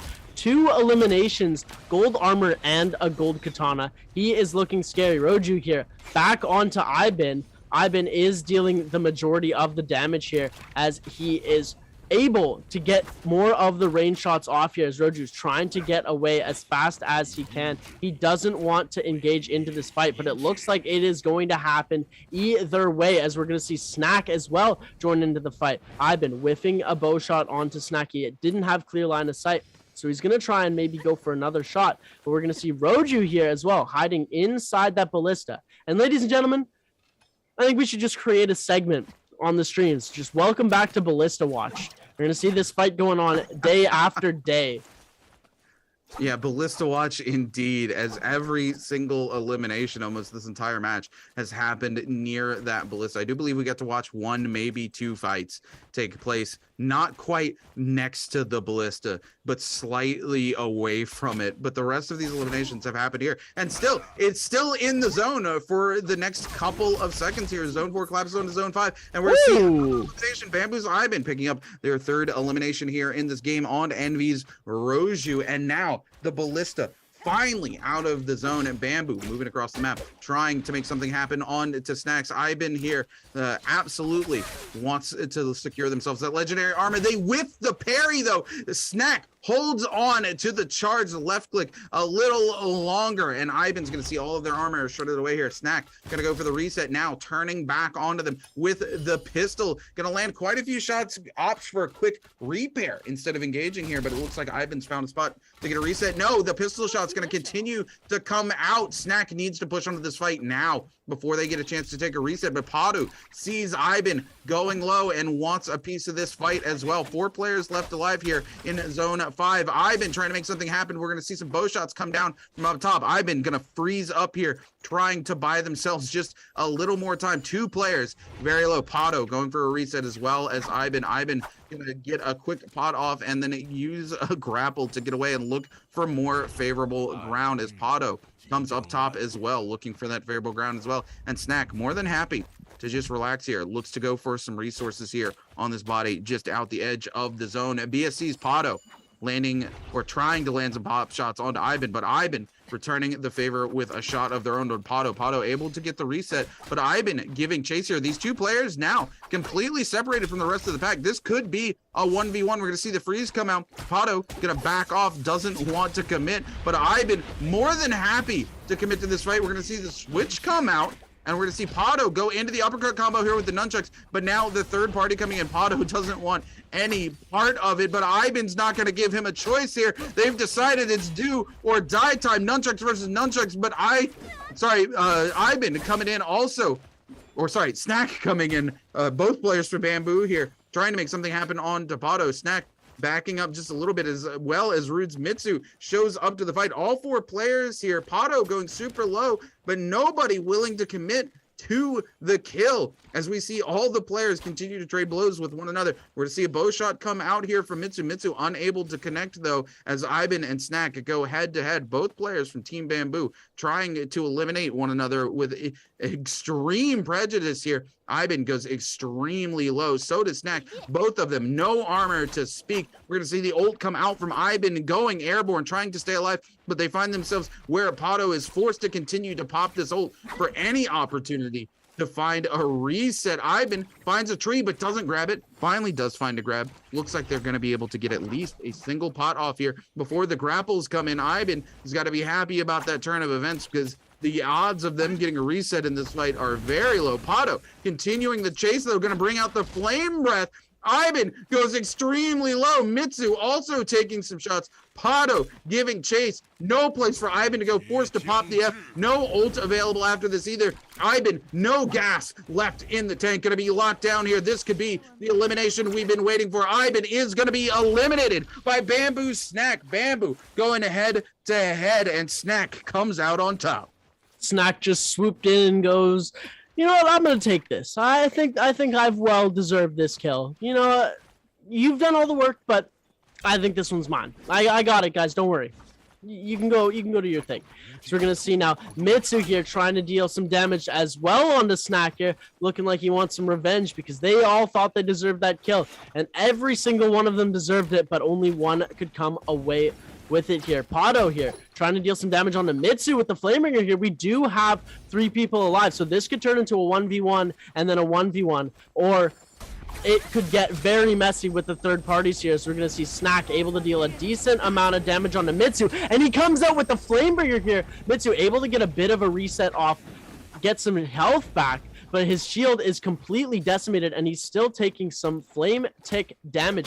Pado here trying to deal some damage with the bow, but it looks like Mitsu's able to get some shots in with the nunchucks as well onto Pado. So we're going to see this Snack coming in with the Flamebringer again here onto both of them, dealing damage to both Mitsu and Pato, looking very, very dangerous right now. He's going to keep spamming that Flamebringer onto Mitsu, and he's going to be able to come away with the kill here. Bamboo Snack on 5 kills right now. He's going to be able to get his ultimate very soon as well. He's coming through with those dual blades, even though he has a gold katana. He's going to pop the ultimate, but he's going to end up getting switcherooed by Pato. Pato with no shield left. He's going to need to play this very, very smart here. Snack does have the ultimate here, so he's going to be able to hit him with the 1-2. Tries to go for the backstab, is unsuccessful the first time. Hits him the second time here. Pato trying to get as much shield back as he can. Rips on the parry, and the 1, 2, 3 takes the piece.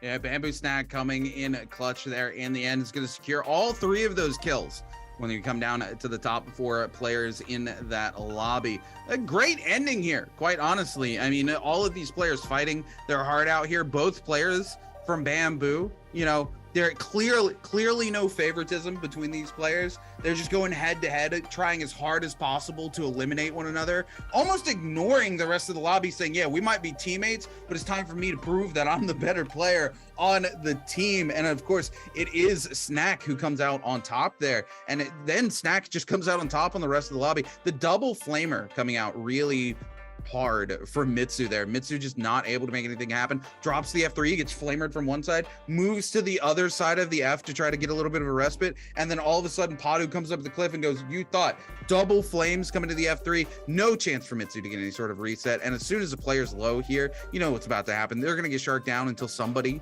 gets that kill. And unfortunately, Mitsu is eliminated by Snack, and then Snack turns their attention to Pato. Pato tries to make it happen. We saw the ult come out from the Matari there on Snack. Snack goes in. Pato goes for the switcheroo to cancel out the grapple. They miss the second one, and then all of a sudden, the third one comes in, and that's all she wrote. The Matari just needed to take control of that neutral one time. Legendary armor, legendary weapon, as well as the backstab and taking control of the neutral. Pato had no shields left. There was nothing he could really do there. As soon as that landed, the combo comes out, he gets locked down, he gets eliminated. Snack plays it very well, gets 5 eliminations, comes out in first place, gonna put a ton of points on the board. Well done, Bamboo Snack.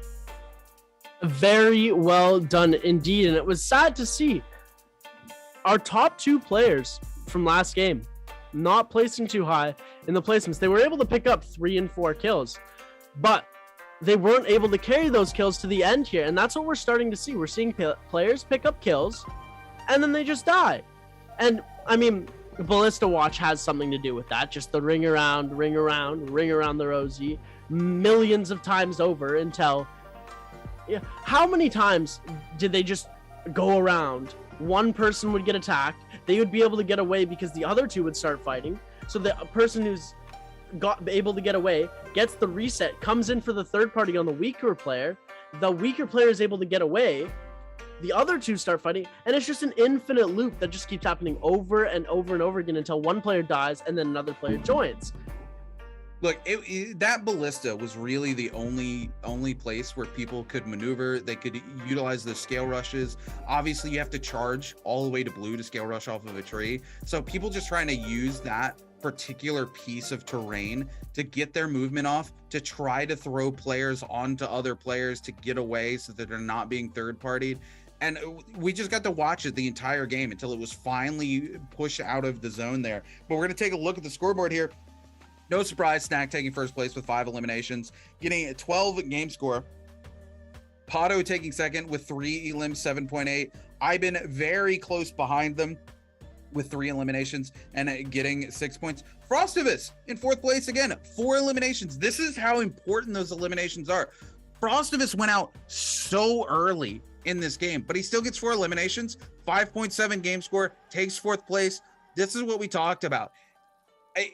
Ratting to the end does nothing in this format, and that's why we love this format for Naraka Bladepoint. You got to put points on the board. Yeah, you need to put the points up onto the board. Otherwise, what are you doing? It's so unfortunate to see players place high but not put points on the board. Yeah, and it is what it is. But I mean, look, we've kind of established there's some players towards the top here. Both of Bamboo's players, Snacks, Iben, Of course, towards the top, Frostivus for the tops, VL's Tenoshi. You know, it's like at the very beginning of every game, it's Frostivus and Tenoshi are in the lead. And then we see some of these other players start to come up. But I mean, we see Snack, we see Ivan, we see Frostivus, we see Tenoshi. It's kind of the same thing. And we have to talk a little bit about Envy's Mr. BK. He's not really MVP yet, but he's always very close to the tippity top of the leaderboard, right?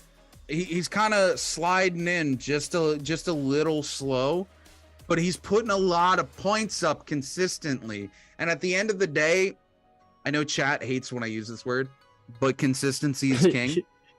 Consistency will always be king in the Naraka Bladepoint. And Envy's Mr. BK, a very consistent player. Very, very consistent play. It's always those middle of the pack players that you don't see pull up the stops, and then you don't see them sneaking through the ranks, and then all of a sudden, whoa, where'd you come from, boss? I thought you was down there. Oh, okay, I guess. Fair enough. You win. Look, they end up having that one pop-off game too at some point, and then you're like, wait a minute. They had that many points to begin with, where this game, what happened? Yeah, it's sometimes you just don't notice a player because they might not get as much time, as we don't see them get the kills. We just see them pop up in the kill feed, or we just won't be looking at their points as much because they're not one of the players that we're focusing on. And then all of a sudden, okay, this guy's actually pulling in pretty good numbers. Yeah, speaking of pulling in big numbers, we've pulled 3 games thus far. We've got 6 more to go. We're going to jump to a quick break before we come back with game number 4.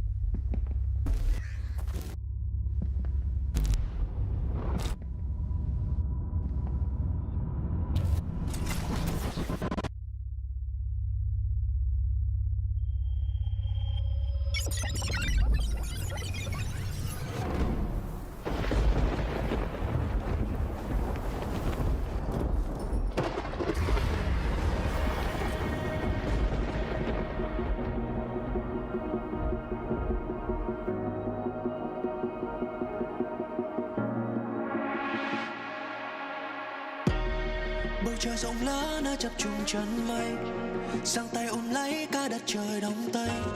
Trong tim là quyết tâm chẳng thể lung lay. Let the game begin, this a moment. Như vì tình tú giữa thiên hà bao la, cần một thời khắc để huy hoàng vang xa. Ngài vương sừng bá ta hạt vàng câu ca. Now sharpen your place far beyond. This is a battle of the gods. It's time to unchain your destiny. It's now or never, you better believe. For all the glory. 102, 102 vượt qua trăm ngàn trong gai lại. Là anh em cầm bên tay. 102, 102 vượt qua trăm ngàn trong gai lại. Đi dẫu muôn đời không phai và quét sạch cái con đường. Oh like a hurricane. Yeah. Sân huynh sau đôi vai, anh không ngại combat. Đao kiếm hay là thương, ngàn mãnh thú tầm thường. Nơi lòng tranh hổ đấu, chiến thắng là vinh quang. Anh tài cũng nung nấu để sách sẽ sang trang. Hiện ngang lướt đi qua bao gian nan, gươm ta vung ra chia đôi không gian. Enemy đã xông lên thành đoàn, hạ màn cuộc chơi, yeah let's get it. You wanna win it, just come and get it. Now shop in your place for beyond. It is a battle of the gods. It's time to unchain your destiny. It's now or never, you better believe. For all the glory. Một không hai hoặc không ai à. Vượt qua trăm ngàn trong gai lại. Lời anh em cầm bên tai à. Một không hai hoặc không ai à. Vượt qua trăm ngàn trong gai lại. Vì giàu muốn nơi không phải mà. Quét sạch cái con đường all like a hurricane. Hurricane. Hurricane. Hurricane. Hurricane. It is a battle of the gods. It's time to unchain your destiny. It's now or never, you better believe. For all the glory. Một không hai hoặc không ai à. Vượt qua trăm ngàn trong gai lại. Lời anh em cầm bên tai à. Một không hai hoặc không ai à. Vượt qua trăm ngàn trong gai lại. Vì giàu muốn đời không phải là quét sạch cái con đường all like a hurricane. Hurricane. Hurricane.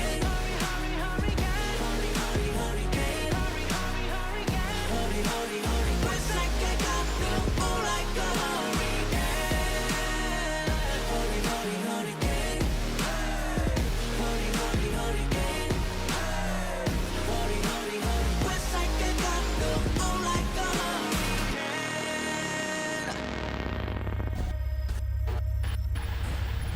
Engine start.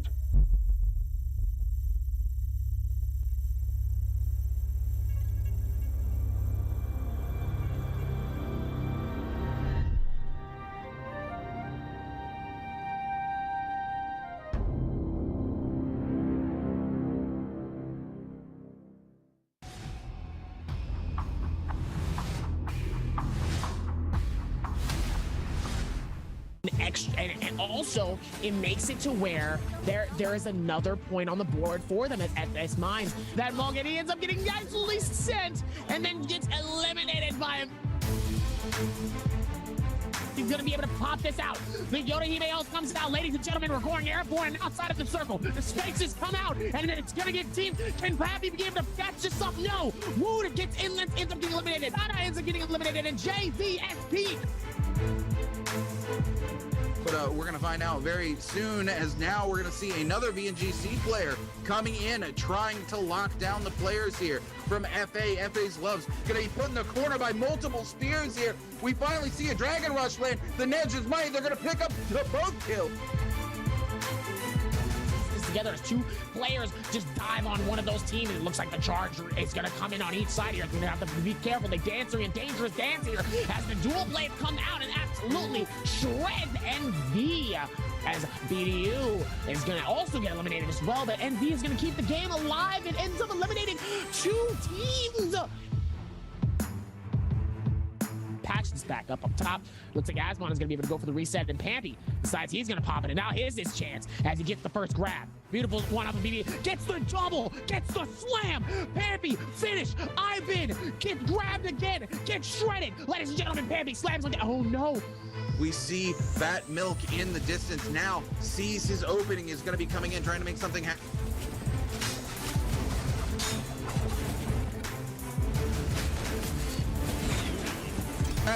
Fat Milk's gonna go very low off of the slam and then be eliminated by TM's Akami, and that's gonna be the end of the game as TM.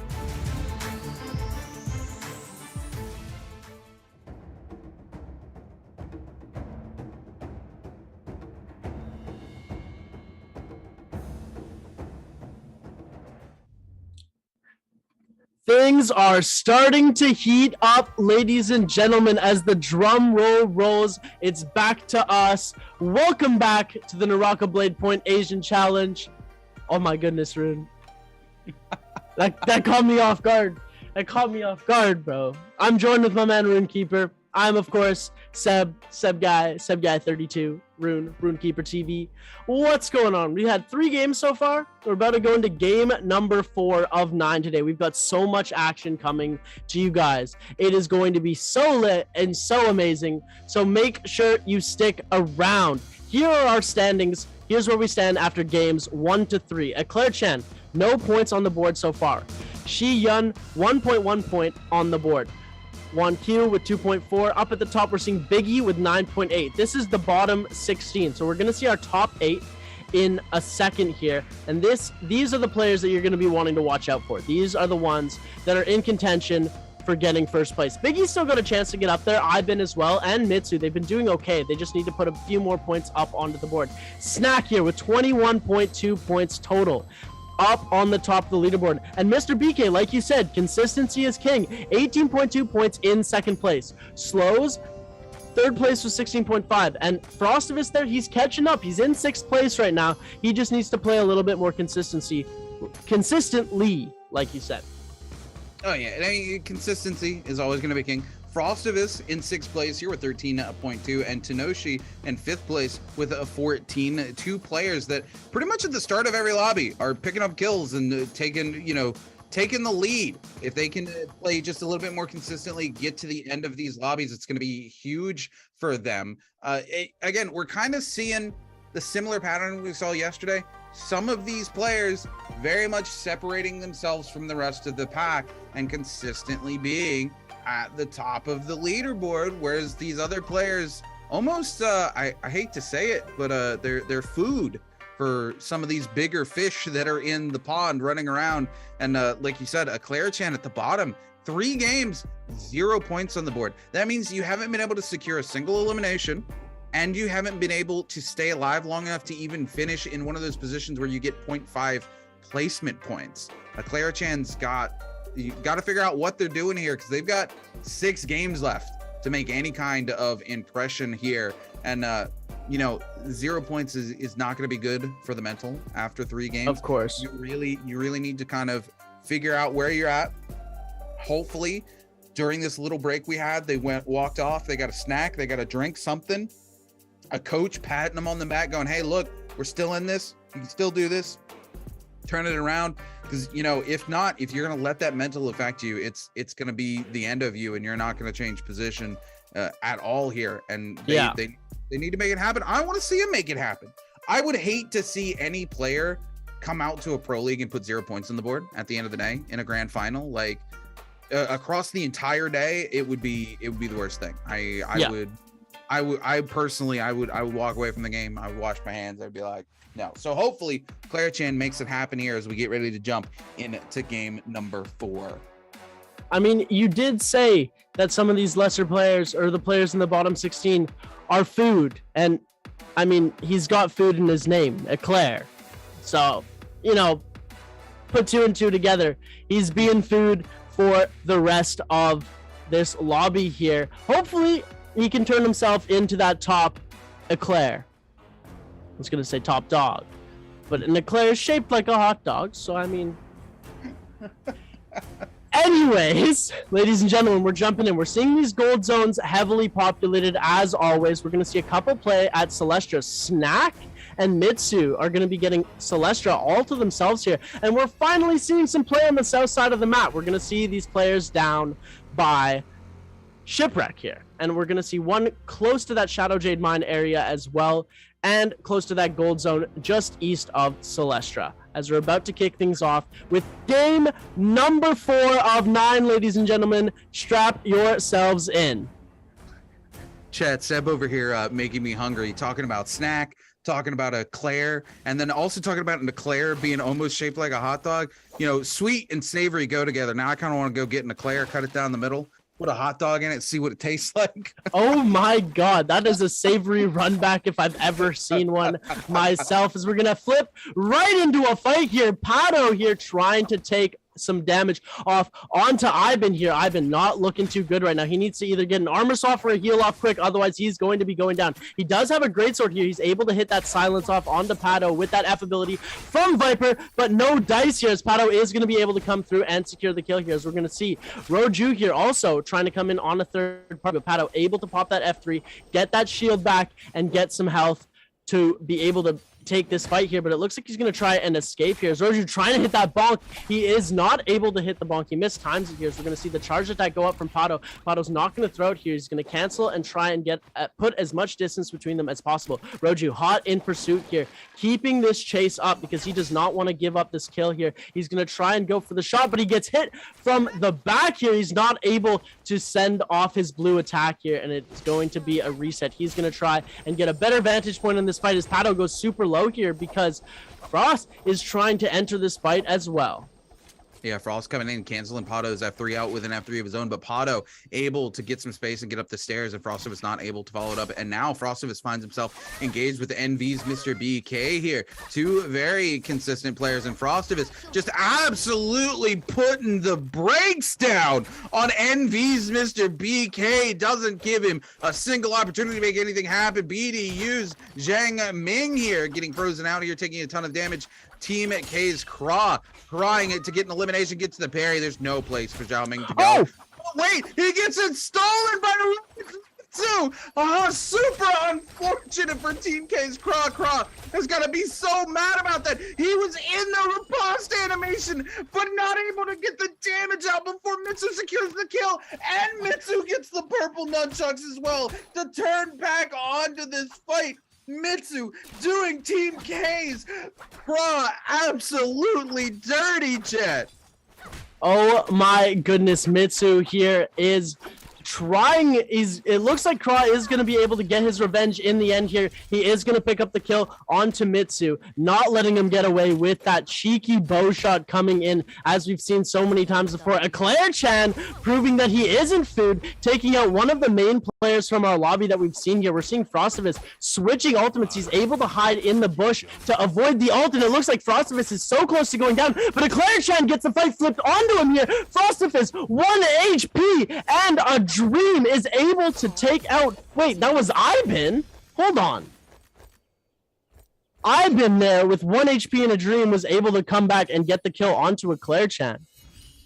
Yeah, what a play from Ivan there as we pop back over to Frostivus, who just picks up his second elimination. We're zone 1 getting ready to spread into zone 2 here with 15 players still alive, only 1 player completely eliminated. We're going to see now as Bamboo has a bounty on his head. He's going to drop a Bane's Breath, trying to give himself a little bit of space, but spots Pato and is more than happy to leave his own Bane's Breath to aggressively push, trying to secure the kill for himself here. He gets a massive parry on a Pato, but Pato has the F3 available to recover from it, and we're gonna see Bamboo Snack now getting the reset and giving chase. Still, he dropped the Bane Breath and just completely left it behind himself. Said, no, I'm gonna go ahead and go in. Gonna freeze himself up here, Pato, trying to make something happen. We got another third player sitting up top, though, waiting for the cheeky third party. Pato gonna pop the ultimate here on Yodohime, trying to secure something, going to use it to teleport away now as he does see the player from behind. Gonza Stretch here coming in with a huge bow shot and another bow shot from behind as well. Pato, no real place to go. He finds an armor swap in the heat of the moment. Smart plays from Pato. He saw it sitting there and forced his way into it to get the armor swap, but he still has these 2 players sharking him down. Pato's going to make something happen here. He comes in with the longsword, but the F3 comes out from the other Yodohime. Pato trying to come in and lock him down. Pato going to drop an F3 of his own.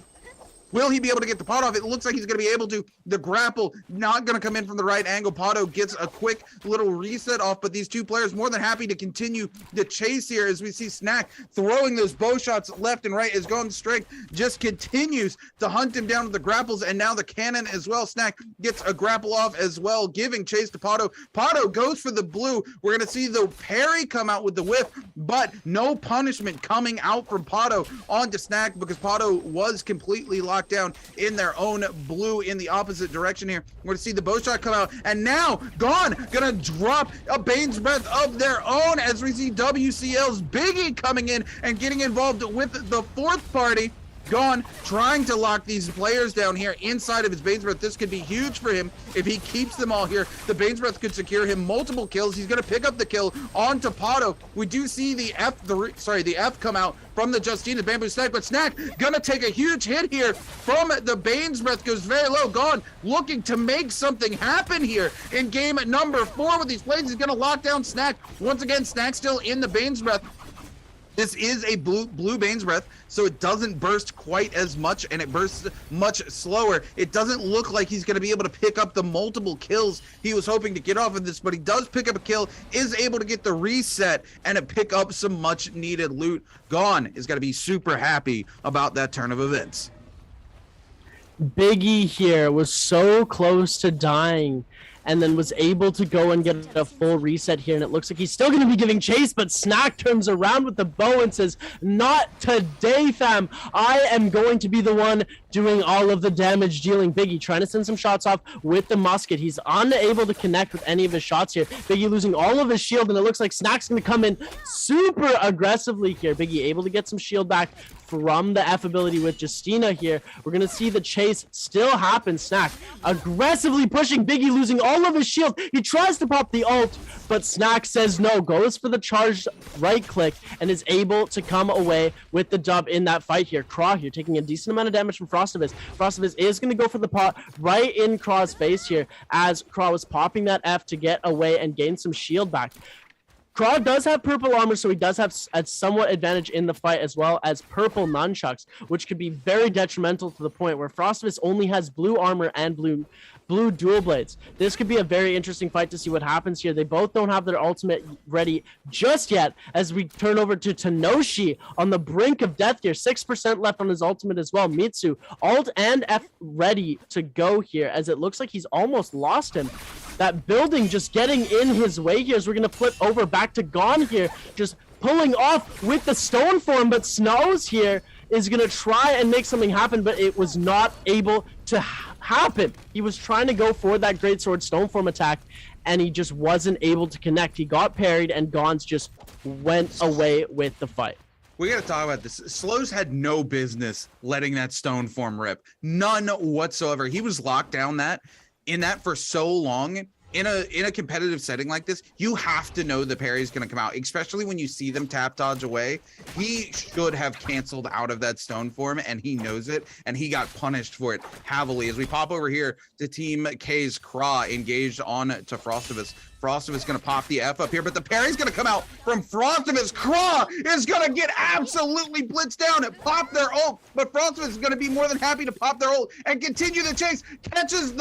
Doesn't catch the freeze, but Craw catches his freeze. Frostivus continues the chase, though. We're going to see the freeze come out from Frostivus. Craw gets completely locked down. Frostivus goes for the armor swap, coming in onto Craw, who has their F here. Frostivus just needs 1 or 2 more hits, pops an F of his own. Now they're going head to head. He lets the blue go. Craw goes to no HP whatsoever. 1 hit is all he's going to need. Frostivus gets the parry, and that's it. Frostivus picks up his 4th elimination here into game number 4. And Frostivus, calm down. Just let your W key breathe for a second there. He's just absolutely murdering the entire lobby here as Craw takes his resurrection. We're going to see a little bit more from him in the fight today, as we're going to see Juan Q, who hasn't made too much noise today, trying to make something happen on the bamboo. Snack gets sent back by that charge attack. He's going to get uppercut combo, but Snack immediately cancels that out with the F ability. That he lets the blue go again with the longsword. We're seeing him punish his opponents because nobody's expecting anyone to throw that blue with the longsword. We very rarely see it successfully hit, and we just saw it twice against Juan Q, but Juan Q able to get the majority of his shield back here, and he wants to engage into this fight as fast as possible here. He has used his resurrection, so it's going to be interesting to see if he's going to try and continue on the fight. He's able to hit 1 musket shot off your Snack, trying to get away as fast as he can, because Frostivus has entered this fight as well. Taking a look at our leaderboard really quickly, we've seen 9 players left alive. Some players still have the resurrection, like Frostivus does. Snack, I'm pretty sure, does as well, too. We're going to see 1Q try an uppercut combo. Snack using that F ability to just cancel it out again here. And lots of players have already been completely eliminated. 1Q trying to go for that meter dump, but does not connect Snack is able to get away, and it looks like Frostivus is going to try and come and pick up this kill here because Snack is getting dangerously low here, trying to make something happen with the pistol as well, maybe being able to come in and third party the kill, but it looks like Juan Q is going to be able to take the kill in the end here. Frostivus not able to shark the kill out from underneath Juan Q fast enough here, and it looks like they are going to end up going toe-to-toe as well. Frostivus coming in, trying to lock down Juan Q over here, but is not really able to connect. Or no, sorry, my brain just died. Yeah, not able to connect onto 1Q as he's able to get away and get the reset. And oh my lord, look at over. That's another 15 free Steam codes for Naraka Bladepoint. Better get the tippity tap typing away if you're trying to get yourself one of those free codes here for Naraka Bladepoint. That is so many copies of Naraka they have given away here today in the AS Challenge Cup. As we pop back over to Kra, who was eliminated by Frostivus, but he did still have his resurrection, so he's still holding on. We've got 8 players left alive as we are getting ready to head into zone 4 in the next couple of minutes here. As we pop over, take a look at VL's Tenoshi moving across the map here. They picked up 1 elimination, but they are rocking that purple dagger and purple armor. They're sitting fairly pretty in terms of gear right now. Rude's Mitsu still on the blue armor and the blue dual blades. Frostivus over here, please, Bamboo Snack over here on the edge of the zone, and this is exactly the sort of fight Frostivus wants to take here. And he's coming in on to Bamboo Snack, gonna edge guard him at the edge of the zone here. Look, this comes in. Unfortunately, Frostivus does whiff the parry and is gonna be punished by Bamboo Snack here. Bamboo moving away here. Frostivus trying to go in. Frostivus is going to take a quick reset while Bamboo backs off here. He knows this fight's not to his advantage. They both use their F. It looks like they're going to get a full reset, and Frostivus doesn't want to chase him across the entirety of the map. We are zone 3, going to spread onto zone 4 in the next minute and 12 seconds. As we're taking a look, Tenoshi replenishing the ammo onto his bow, trying to see where Kraw's going. He lets a shot fly, but it does not connect. Those shots where you barely have line of sight are very difficult to land, but these are pro players. They do land them a decent amount of time. We're going to see Tenoshi come up with a huge parry here as Kraw is going to go up into that F ability to get his shield back, but we're going to see the switch Aru come out, get the full confirmed combo into Kraw, but Kraw's almost able to get away here. He pops his ultimate and jets off as fast as he can. He looks like he is going to be able to lose his opponent and get a little bit of a reset. Frost, however, is going to be coming up. Frostivus trying to make chase as well as he sees that Kraw is very low. Yeah, Frostivus actually flicks his grapple up in the air because he saw them getting ready to use the ult, but Kra able to flick the ult back through the building so that Frostivus isn't able to keep track of them. Kra gonna be forced into the zone here to find a reset. Coming to the shop, gonna spend a little bit of his ducats here, get himself some much needed pots that he's gonna need to heal through this zone tick here. Thankfully, it is only zone 3, not zone 4, and Frostivus has completely lost track of Kra. Now VL's Tenoshi also up top looking to make something happen here. Kra still forced to sit in the zone here unless he wants to come out and expose himself to the likes of Frostivus and VL's Tenoshi. Frostivus and VL are going to go head to head here. Frostivus catching a huge combo onto Tenoshi, doing a ton of damage, but Tenoshi coming in with the charge left click on the dagger is going to send Frostivus flying as both of them opt to go for a quick reset, but Frostivus on the move once again. Tenoshi going to use his F here, burn that ability to get a reset on the shield, but Frostivus finds him once again, connects another massive combo off of the nunchucks, comes around with the F to stop the charge, right click from the dagger, keep Tenoshi from going into that. Now catches him again into another combo here. We're going to see a quick armor swap come out from VL's Tenoshi. He goes super low, 1 HP to dream, no place to go. Frostivus is going to secure his 5th elimination here in game number 4. Frostivus there, just he saw the armor swap happen and goes, I really don't care. It's gray armor. It is gone like this.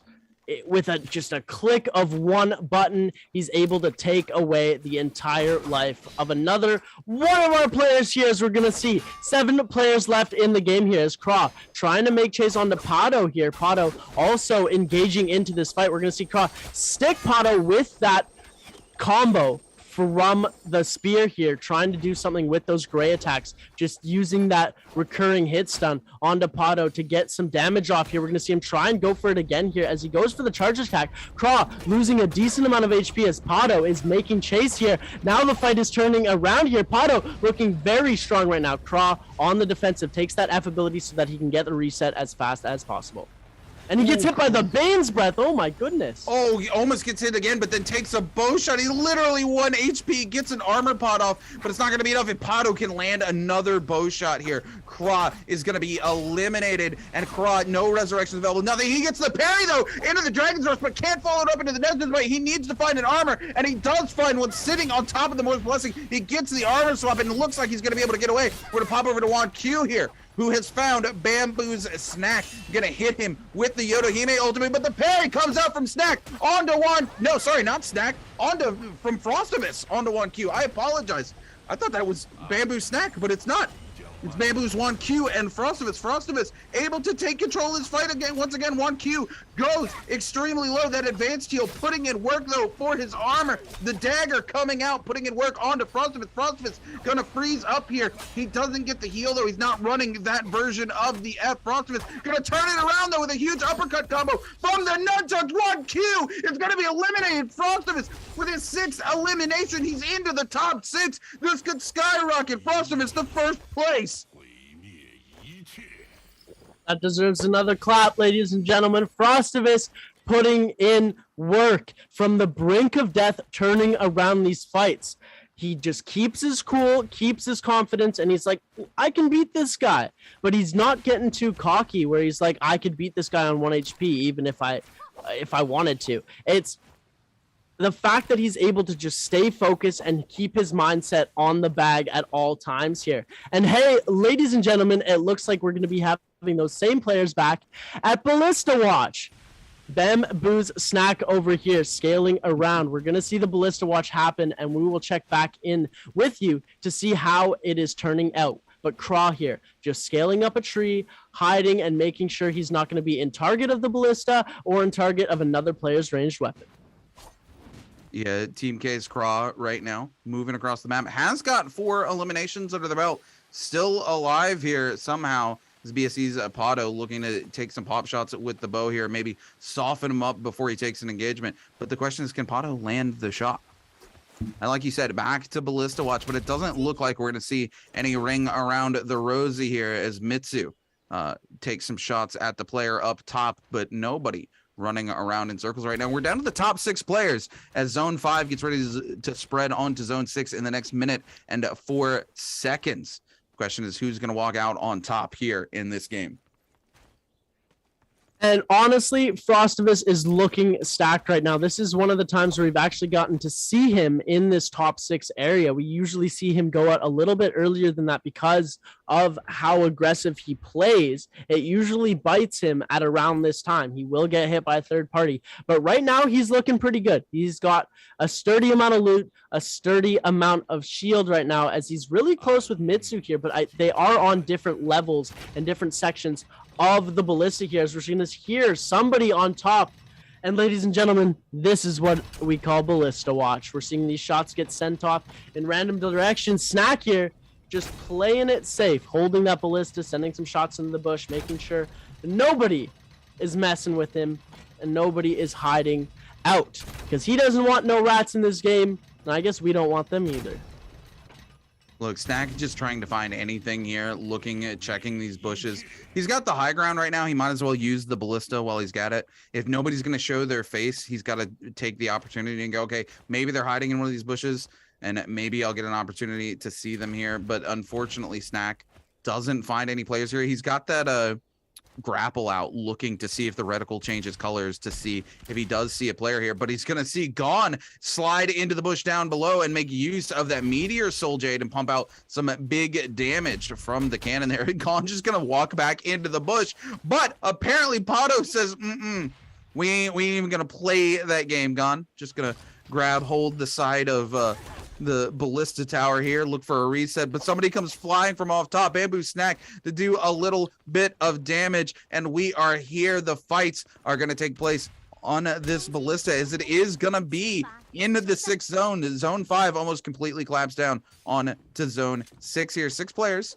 still left alive. This Ballista not gonna put in too much work, as it doesn't really have a lot of area that it can hit that's left here in the final zone. Frostive is finding himself engaged with a Yodohime here, gone, but it just turns around with the Flame Breath, pumps out some damage, gets him out of the F3. Frostive is going to go into the zone for just a second to continue to give chase, and we're going to see the ring around the Rosie start here. And this is, I guess we're going to end on Ballista Watch, ladies and gentlemen. This is where the circle looks like it's going to be, in and around this Ballista. And this is where these fights get super interesting, because you're able to do so much. There's so much terrain around this spot that it makes it really difficult for players to keep a chase, because you're able to maneuver in, out, and around, over, under this pillar that is just a pinnacle of violence. Yeah, Frostive is going to find himself here in an engagement with Mitsu. Going to pull the flamer out for a second, but unable to connect anything because they drop just a little too low there to hit on it. But Frostive is continuing to play aggressively. Again, like you said, he does not let the W key breathe. He's going to find Gone sitting in the corner up top here, get a little bit of damage, but Frostive is going to move out of it because he doesn't want to take a fight inside of the building here. He will take the opportunity to take a full health pot here for just the tiniest smidge of HP. Frostivus not going to let himself be eliminated because he didn't heal here. Gone once again up top. Frostivus going in, going to find himself another engagement here with Pato down below. Nobody wants to take this fight with Frostivus. And no one wants to smoke from Frostivus just because of how scary he is right now. And taking those fights on the inside of the tower is so risky, because there's so many spots that you can just get caught in a corner and then you're just going to get beamed. Your health goes from 100 to 0 in an instant when you're down in those small areas. But it looks like we're going to see Kra at the bottom there, just holding his ground, not wasting any of his consumables here, as the rest of these players are just going through them and burning through them like it's nothing. Yeah, still 6 players. Things are going to slow down. They're going to wait. In the next 22 seconds, they're all going to be forced together. There's going to be no place to go. Zone 7 is going to completely collapse. Frostivus, though, keeps the W key going. I don't think we've seen him stop moving ever. He's just hungry. He's hunting. He's trying to make something happen. I don't want to be inside there in the next 8 seconds, because that's getting ready to be collapsed on. You're going to take a ton of damage. Frostivus is actually going to take some damage from Gone in there. Looks like he's going to try to get a quick reset and get outside before the zone collapses. And here it is. Zone 7 collapsing. It's do or die time. The 6 players going to be forced to go together and fight one another now. So the action about to pop off here. Mitsu looking for anybody up top here. Going to dodge around, just trying to hold on to as much HP as possible. Looking for the proper time to utilize that Yodohime ultimate into the final circle. Gonna get a reset. Frostive is coming in with some nunchucks. Gonna come up airborne. Wants to try to take that high space away from Snack while he's got an opportunity. Actually goes into the zone, but doesn't take a tick. Very luckily here. Frostivus, though, needs to take control of the bottom here. Just gonna come in here and heal up. This is really smart by Frostivus, honestly. Just holds the zone as long as humanly possible here. We just Bamboo heard Snack up top. Pato going to be eliminated. Gone actually putting in some serious work here. Look at all these players, how low they are. The first person to land a blow here is going to win. But it's a tie. It's a massive tie. The timer just runs out. I think we saw 1 elimination. I think that might be a 5-way tie for first place. Oh my goodness. We saw Pato got eliminated, and then Frostivus got the elimination on Pato Pato got the elimination on Frostivus because Frostivus died to the storm, and then 3 people remained alive at the very end. At least 3. At least 3. There could have been 4. Okay, what a way to end the game. I mean, you know, this is why verticality comes into play here. There were so many different levels where it was like, 1 player here, 1 player here, 1 player here, 1 player here. They're just stacked on top of each other. And they can literally force non-interaction, right? Because nobody wants to step into that zone because the zone tick is so much. Frostivus is just standing down below, is healing, gets the kill on Pato, but Pato, I don't know if he set him on fire or what, turns around, the zone tick is enough to kill Frostivus. Sapato picks up the kill there. This is going to be such a tight game. I think Frostivus takes first place though. Even though he goes out, the multiplier and the fact that he had like 7 elims, huge game for Frostivus. Great game. I'm just still a little stunned here. Deer in headlights. Either a 3 or 4-way tie for first place. And honestly, all that does is help Frostivus in the end, right? For sure. Because none of these players is going to be getting a bigger multiplier or bigger placement points, because every person that ties lowers the position that they get points for, right? So if it's like a 4-way tie, all of those players are going to get that 4th place placement point. Not first. Really? Yeah. So That's absolutely huge coming in there. Like, if Frostivus has come away with this, then I'm pretty sure. oh, either way, he comes away with it, right? He had 7 elims. Nobody was close. 4 was the most elims. And he was top 5. He gets a fat multiplier in the end, either way. And on top of 7 elims, it's going to be more than enough to guarantee that he's in first place. Like, yeah. No, he's definitely guaranteed in first place. And it was confirmed a 3-player tie. No more than 3, but there were 3 players alive at the very end when the timer ran out. How did they have that much health?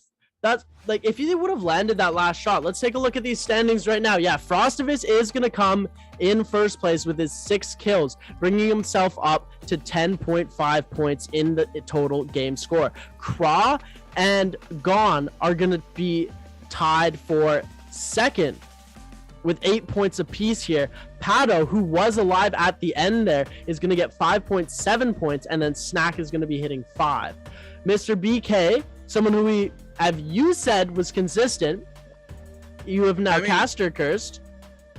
Look, you can be consistent and have one bad game. I know. One bad game doesn't mean you're not consistent. His first game was 0 points. He was sitting in second place. Not his best showing here, but he still has another 5 games to perform in. Everyone's going to have at least one bad game, even consistent players. This isn't the end for Mr. BK. He's going to do fine. But this very big game for Frostivus here. Clearly walking away the MVP, 10.5 points.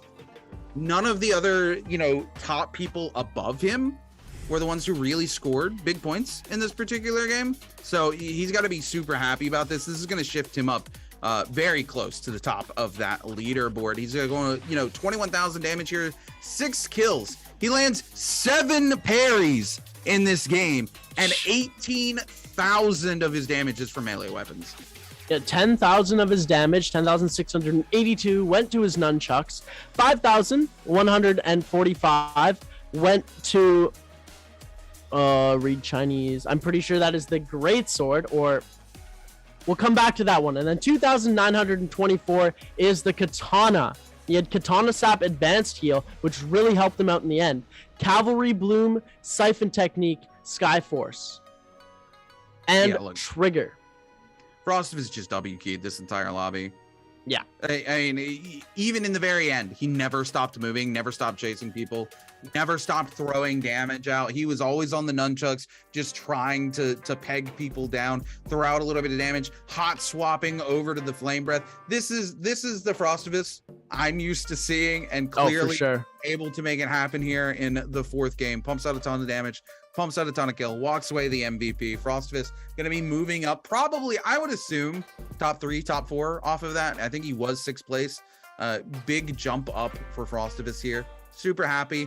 He still has 5 games to perform in as well. So, he's got a ton of opportunities to put more points on the board. All of these players really do. Unfortunate for a Claire-chan, though. Going to be walking away with another 0-point game. 4 games, 0 points on the board. A Claire-chan, I want you to come back game 5, even 1 point. Just 1 point, please. I want to see it happen. I don't care if you have to shark a kill down and get yourself eliminated for sharking it down. As long as you pick up the kill, put yourself a point on the board, please. I have to see it come out from you, a Claire-chan. A Claire dog. Hopefully, we're going to see it happen as we get ready to come back for game number 5, but we're going to take a quick break before then.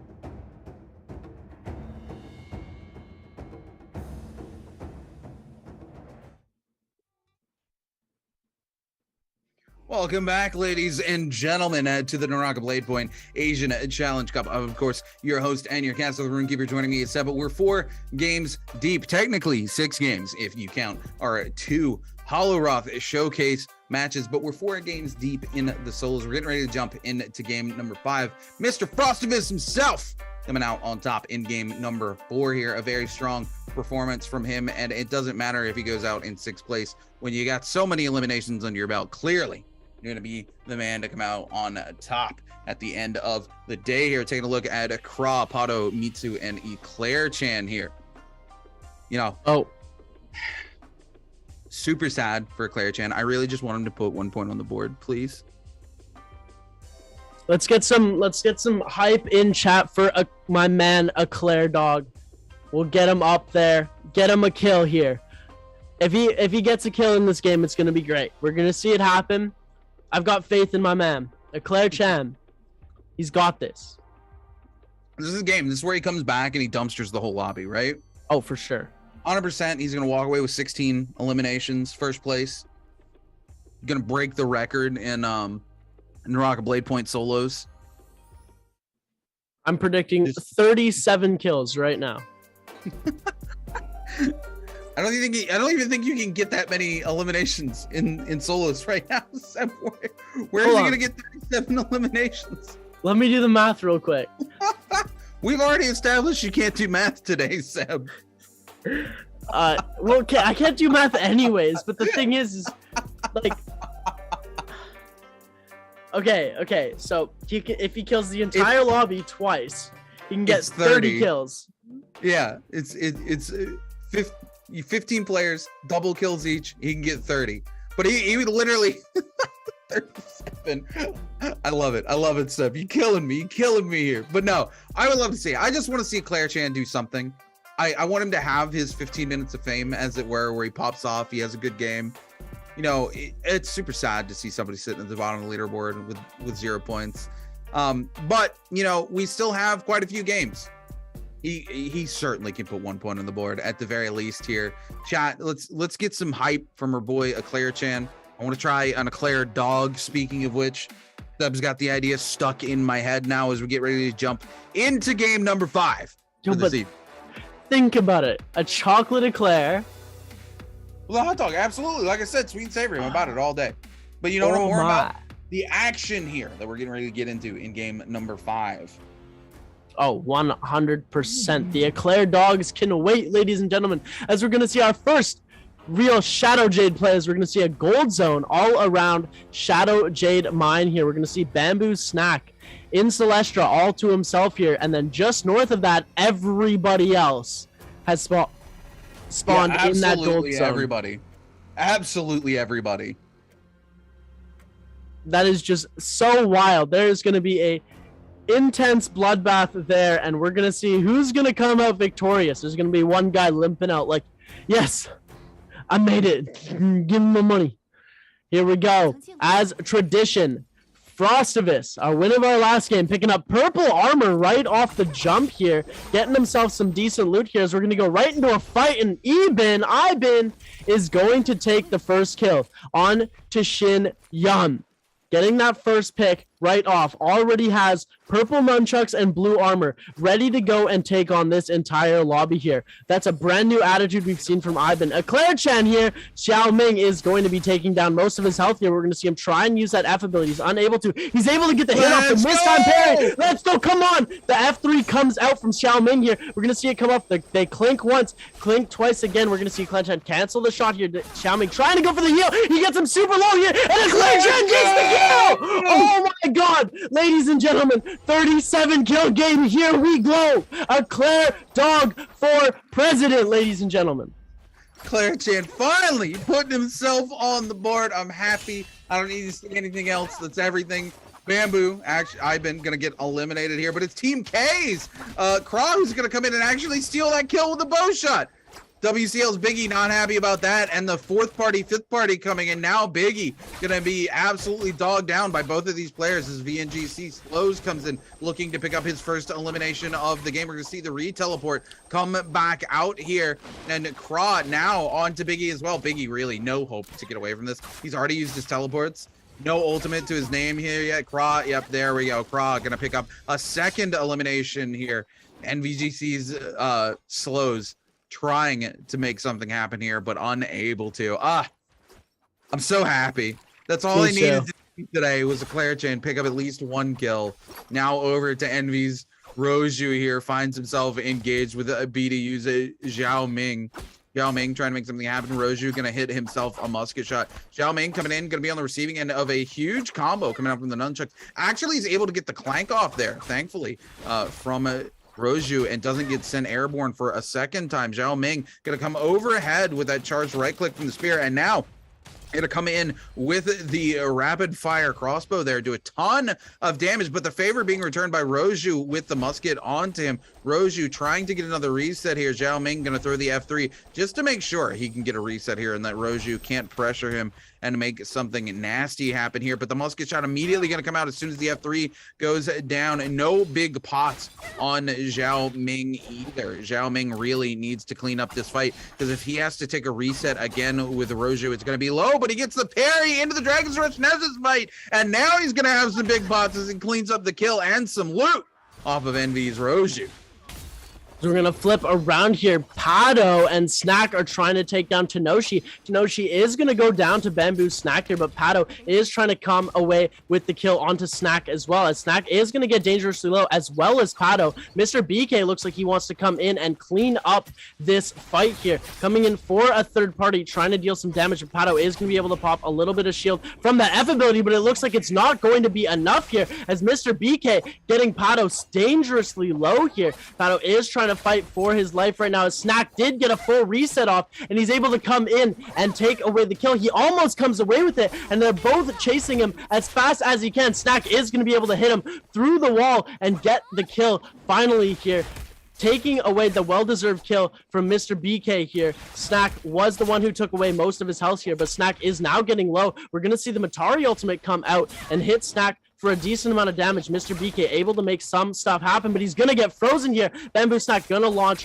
one attack from the charged left click here. We're going to see it go up. We're going to see him try and go for that vertical charged attack, but Bamboo Snack with 1 HP and a dream here. They were both so low. They are going to go both for a reset.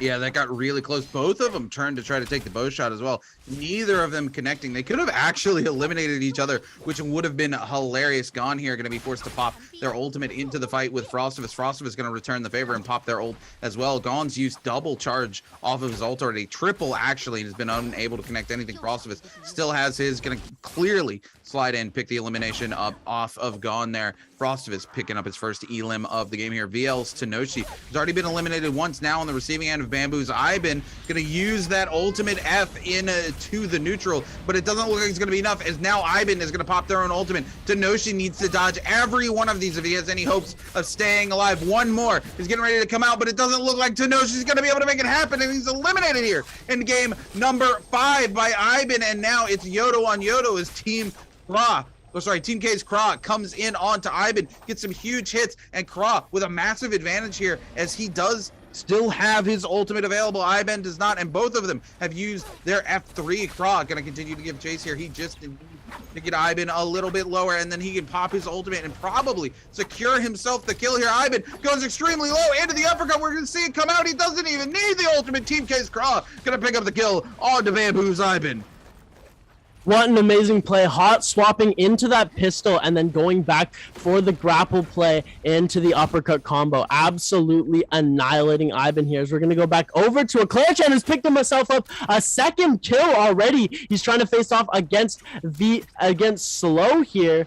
Slow's trying to make something happen as well. A Claire-chan on 2 kills. We love to see it happen. It looks like Takeda was the move for him all along. He just wasn't playing the right heroes from the jump here. A Claire-chan trying to make something happen with this katana here. He does have Slow's very low, at this point, but it looks like he's going to be able to get away and maybe get one pot off before Eclair Chen is able to deal any more damage here. Slow's trying to get a second pot off, but Eclair Chen is just giving way too of a relentless chase. He's able to get a charge attack off. The parry gets missed here. He tries to go in for that F3 ability. He's not able to connect with it. Slows is going to pop that F3 as well and is going to be able to get a reset as Pato is going to enter this fight as well. Try and get some shots off with the bow. He cancels the bow here. He does only have a gray dagger, so he is at a disadvantage in the fight when he's going to be facing off against these players. And it looks like they are all going to go their separate ways as we flip over to Bamboo Snack.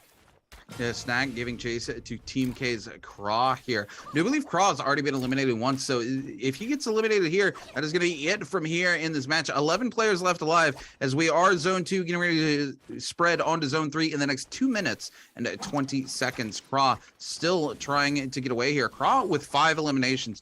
Definitely doesn't want to be eliminated here, and actually, I misspoke. Craw still has a resurrection. I think it was Craw who must have picked up the elimination, and I remembered incorrectly. I apologize, chat. Bamboo Snack now coming in, trying to get the elimination of Craw. Craw's got the F3, though, so it looks like he's going to get a decent reset. Snack continues the hunt. Craw's going to go inside. Snack is going to get caught on the wall. Craw going in and out, dodging past Bamboo Snack. Back and forth he goes in again. Snack just not able to keep up with the movement from Team K's Craw here. Craw just going to slide out over here. Finds another spot to get a reset. And I do believe Bamboo Snack has lost him completely as Craw escapes. Snack going to come over the wall here. But now Craw with the full reset seems hungry to go back in and make something happen. VNGC Slow once again engaging with Eclair Chen here. Eclair Chen going to land the F. Come in. Slows goes extremely low. Eclair Chen looking to pick up his 3rd elimination of the game. Goes for the reset. It's going to take a bow shot. Gets the reset though. Comes in with some bow shots of his own. Unfortunately does not connect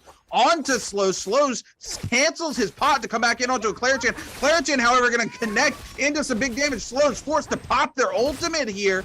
Eclair Chen trying to dodge these blows. Slows not quite sure where he is. Does connect with that hit. Doesn't connect with the final hits, though. Looks like Eclair Chen's going to have just enough time. Almost gets the pot off. Goes in with the F, but doesn't completely come into the combo. Now the F3 comes out. Eclair Chen on the back foot. Going to be forced to pop the ultimate and take back here. But the F3 is going to stop. It's going to Tana. Unfortunately, Eclair Chen going to be eliminated here because the F3 stopped it at maximum range. Unfortunate to see Eclair Chen go out that way, but he does still have a resurrection, and he has 3 eliminations under his belt here in game number 5 as we pop over to Bamboo Snack, who's engaged with another Yorihime here, Team K's Craw. Snack was hungry to pick up this kill before, but now Craw now has the reset, is more than happy to return the favor here with these nunchucks on to Snack. Snack gonna get a charge right click here from the dagger and a pop the ultimate, catches the freeze. Craw might be eliminated here, but he's got the ultimate. Snack just gonna back away, doesn't want any part of that. Craw trying to give chase with the teleport here, but needs to be careful as Snack gets the triple shot from the bow and eliminates Craw here. Craw does still have a reset available, is going to be sent back to the soul altar here as we take a look at the top of the order. Snack still in first place at 29.8 points, 1 point ahead of Craw. Frostivus 4 points behind Craw in the 3rd place. Frostivus has made a name for himself. He's been climbing up. After the first 3 games, he was in 7th place, and now he's already jumped up to 3rd here after playing 1.5 more games here. This is game number 5, ladies and gentlemen. Shadow Corruption 2 is spreading on to circle number 3 here as we're getting ready to go. 13 minutes and 35 seconds left in this game. Slows trying to send some bow shots off. He does have a purple bow, but he only has 1 kill up on the board. This is something that we don't usually see from Slows. He usually has a little bit of a more upbeat game where he's able to pick up a couple of kills, but he did get sharked out of one pretty early there, and his only kill has been on Eclair Chen so far. If VNGC Slow here with that 1 elimination onto Eclair Chen. You know, they're sitting kind of pretty though with the armor and the loot that they've picked up since then. We're going to see now as WCL's Biggie getting ready to engage with a Bamboo's Juan Q. Juan Q going to throw that F3 aggressively out, cancel that combo out from Biggie as well. Looks like they're going to take the reset. They're more than happy to stop the chase. Biggie's going to get a full reset as well as both of them completely reset. We pop over to Bamboo Snack with 3 eliminations now. Engaged onto Team K's Craw. Craw looking to make, or sorry, trying to get a little bit of payback, as Snack was able to eliminate them earlier while they were in the ult with that huge bow shot. But Craw seems to have been able to find some loot relatively quickly, as he's already got purple armor back and a blue dagger. After that elimination, over to Rude's Mitsu here, who finds themselves on the receiving end of a charged left click from a dagger uppercut. Mitsu looking to get a little bit of a reset off here, but NV's Mr. BK continuing the chase here with 2 eliminations thus far this game. We're about to see all of the resurrections come off the board here. Zone 2 completely collapses onto Zone 3. Speaking of which, we're going to see 15 more Steam codes pop up on the right-hand side of the screen. Now's your chance to try to secure yourself a copy of Naraka Bladepoint completely for free.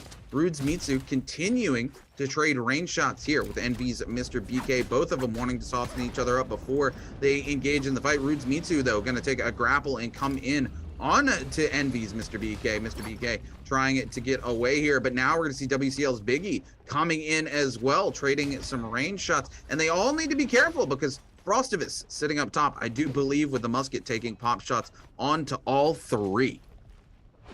Mitsu here trying to deal some damage to both Biggie and Mr. BK. He's going to be able to actually catch him in his F1 ability. Catching him in that bubble is going to put him at a huge disadvantage here, and the fight has now turned over to Mr. BK, who is trying to fight for his life right now. He needs to put some shield up, otherwise he's going to get uppercutted combo just like he did now. He's able to hit an armor swap here, getting to a lesser tier of armor, but at least he has full armor to be able to block attacks from these other players here. Kra is also giving chase to Roju, as well as Wan Q, also attempting to enter this fight here. There are 10 players left alive. We haven't seen this many players left alive in a long time, but it looks like he got hit with a bow shot. The Steam codes are blocking the kill feed, so we don't know who exactly got the kill, but we can assume it was Team K's Kra here, as Wan Q trying to loot up the body, but Kra is just saying no. He pops that F3 just so he's able to hold that spot. He does deal a little bit of damage, 58, just a little scratch off of the old armor there,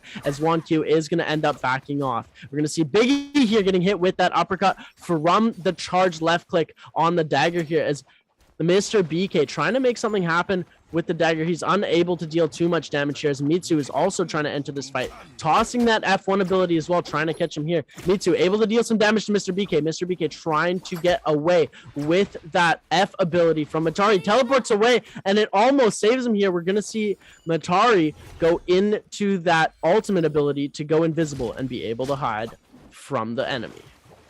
Not for too long, though, as Mitsu already has a read on where Mr. BK is. Mr. BK gets a little bit of a reset, but not a full one as they move away. We pop over to Frostivus. Finds themselves engaged with WCL's Biggie here. Is going to land the grapple. The question is, can Frostivus secure himself another elimination here? He's only got 1 elimination this game. The gas pedal a little depressed here, not as much as it was last game, where he was constantly engaged in every fight he could get his hands on. Frostivus trying to play a little bit smarter this game here, find himself some much needed points and further into the late game. As WCL's Biggie goes super low, nobody able to capitalize on that kill, but Bamboo Snack coming in from behind here, he secures the freeze. There's no question. Oh, wait! WCL's Biggie able to slip away, but it doesn't look like he's going to be able for long. No, the parry comes out from Biggie! Biggie actually still alive here! What is going on? The double freeze comes back out, and it's Bamboo Snack who's able to secure it as another player slides in to try to take it from it as well, but now Snack going to go very low. Snack with his 4th elimination here in game number 5. Envy's Mr. BK goes super low, and Rude's Mitsu going to be able to secure the kill, and that's his first elimination here in game number 5, looking to get some loot. But Team K's Kra coming in hot, quite literally bringing the flame breath to bear on to Rude's Mitsu. Taking a look at our scoreboard here, we're going to see Frostivus and Mitsu tied with 1 kill each. Slows at 2. Eclair Chan up in 3rd place. That's what we love to see, ladies and gentlemen. 3 kills up on the board. Kra always in 1st with 5, and Snack with 4. Wan Q also still alive. Taking a look here, he is pretty stacked, but he does not have a single kill up on the board right now. He looks like he might be looking for one here, as he sees Mitsu, and he's trying to engage in a fight. He doesn't want to get third party, though, so he is going to try and play this as smart as possible. Yeah, Wan Q here, moving across the map, trying to lock down Mitsu in an you know, a good fight for himself here. He's actually able to hit a charged right click here, and he does have the legendary Soul Jade for the longsword. Is going to pump out a ton of damage into the uppercut combo. One hit is all it's going to take for him to be able to secure this kill. Mitsu actually catches him with the bubble on the upper from the grapple. 1Q can't be happy about this. Mitsu able to get a little bit of a healing off here, that advanced heal putting in work. 1Q coming in now, doesn't pick up the elimination as Snack does get the elimination onto Frostvist and gets himself eliminated by 1Q. We're going to see 2 players eliminated at the snap of the fingers. 1Q picking up his first elimination. Snack 5 elims, but is going to go out in 6th place. Craw sitting at the top of the order with 5 eliminations. Claire Chan 3 eliminations in 2nd place, and Slows with 2 eliminations, bringing up 3rd place here. 1Q looking to pick up some more eliminations here as now he finds VNGC's Slows trying to make something happen. More than happy to pop one of those 12 shield pots he has though. But we're gonna see the bow shot come out from Team K's Craw to do a little bit of damage to 1Q's legendary shield, but not a whole lot, as 1Q continues to move across the map and look for targets. 1Q here trying to dodge all of these shots here, and Slows takes away almost half of his shield here. 1Q forced to use that F3 to get Slows off of that building here. He's able to get a little bit of a reset, not a complete one here, as he tries to go for the full one here, but Mitsu, hot on his tail, sends off some shots. It looks like he was able to get the entire reset off, though. Mitsu here now is getting chased by the man himself. He pops that F3 in a little inconspicuous location, hoping to catch him, but we're gonna see the flame breath come out from 1Q here. He's trying to make something happen and deal as much damage as he can. He hits him with the double slash because he does have that gold longsword. Soul Jade tries to hit him a second time here. We're gonna see him get caught in the bind as Mitsu's gonna heal into his face here. Mitsu trying to run away. He doesn't want to take this fight, even though he's got some shield back. He's able to hit him again with that ability. He's gonna get caught in the ultimate. Now this is where Mitsu needs to play this smart. He's gonna be able to struggle out here, and the Flamebringer comes through, and 1Q picking up his 2nd kill of the game, able to take Mitsu out, even though he was caught in the ultimate and the F bind. That double slash, able to just deal so much damage if it catches you there. Craw taking a bit of damage from it as well here, trying to get a heal off. He does also have that gold dagger soul. Jesus, this man is stacked. Yeah, 1Q absolutely stacked here. Craw trying to stay alive here. Top 4. He's already got 5 eliminations. If he keeps this up, he easily is going to be walking away the MVP here in game number 5. And Craw, desperately needs it here. VNGC slow. Double eliminations right now. Finding himself some much needed resources, getting a reset on to a purple shield here as 1Q here using that flame breath to put some big damage onto Team K's Craw, and it gives a chase here, but sees a Claire Chan up top as well and turns their attention here. Is unable to connect the first hit off of the longsword, but does find the second one as he comes down to the ground. Is now going to find some huge hits with that flame breath. Also going to use the tap dodge, and the lightning bolt going to be more than enough. We're going to see a Claire Chan go down, but his team Hayes Craw, who picks up the kill with the pistol shot from up above. 1Q is not happy about that at all. This game is coming up. All Team K's Craw. I don't think there's anything they can do to stop him from getting first place here, because Slows only has 2 kills, and so does 1Q. Even if they get to 4 kills with that top multiplier, unless they eliminate Craw first, it's going to be very tight, but I'm pretty sure that Craw has already come away with the victory. Yeah, he's top 3. He's got six eliminations here. He's riding pretty. He's gonna walk away with first place here. There's no way for these other 2 players to pick up enough kills. 4 kills in first place isn't gonna really be enough here. You'd have to pick up both elims, get first place, and that multiplier is not a big enough of a difference maker here. Craw more than happy to just sit up top too, as well as he watches these other 2 players engage one another. 1Q. Well, he knows he's set for the win. Oh, absolutely. He's just gonna play this safe. He's looking to steal kills.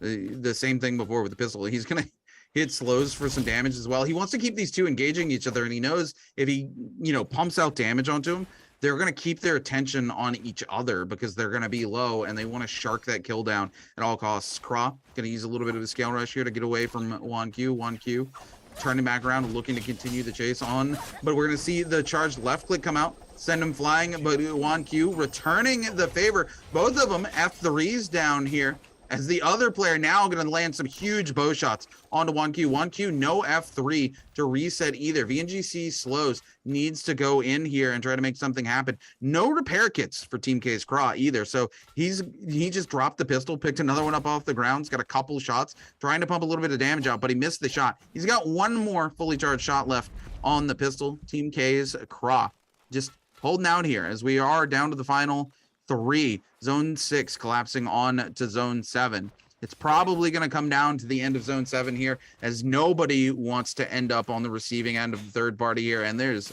no space left here in the 5th game.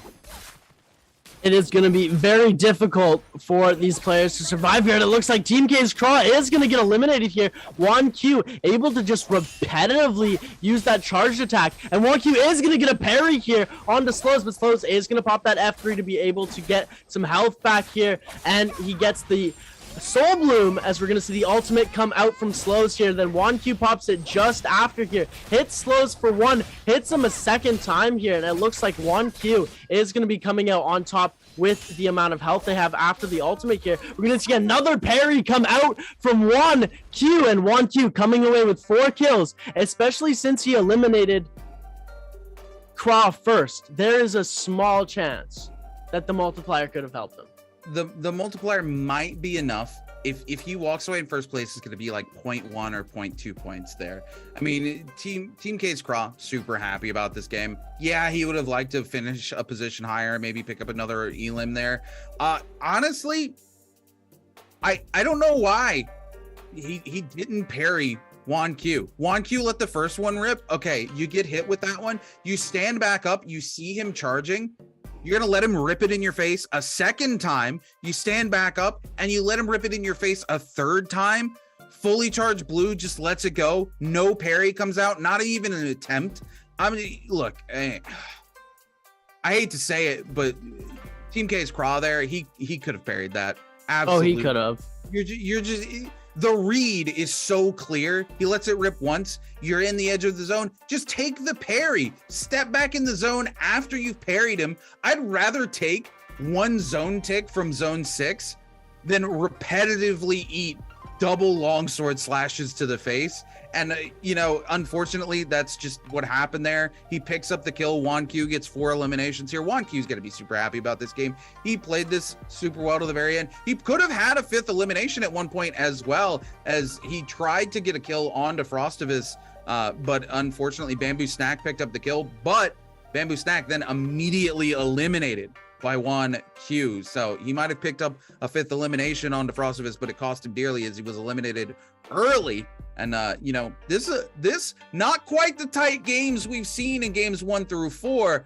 A lot of these players putting up 4 or 5 kills each here. So it's going to be interesting to see when we get to the leaderboard. Yeah, I'm super excited to see, because we already know I can't do math, but if Runekeeper does some math for me, okay, well, we're going to see it right now. Okay, Craw did come ahead, but it was literally 0.6 of a point difference. Because Craw went out third, Juan Q was able, and Juan Q finished last and was able to pick up both of the kills. He was so close to coming back into first place. I mean, he's still got to be super happy about the turn of events in this game. He put up some decent points onto the board, 10.4 points. Snack, however, holding on to first place, puts 8 points on the board. Unfortunately, Frostivus only putting up 2.3. He's probably going to be dropping back down into that 3rd place range. Mr. BK only putting up 3.1, but this is different. This is not a tight game like the other games have been.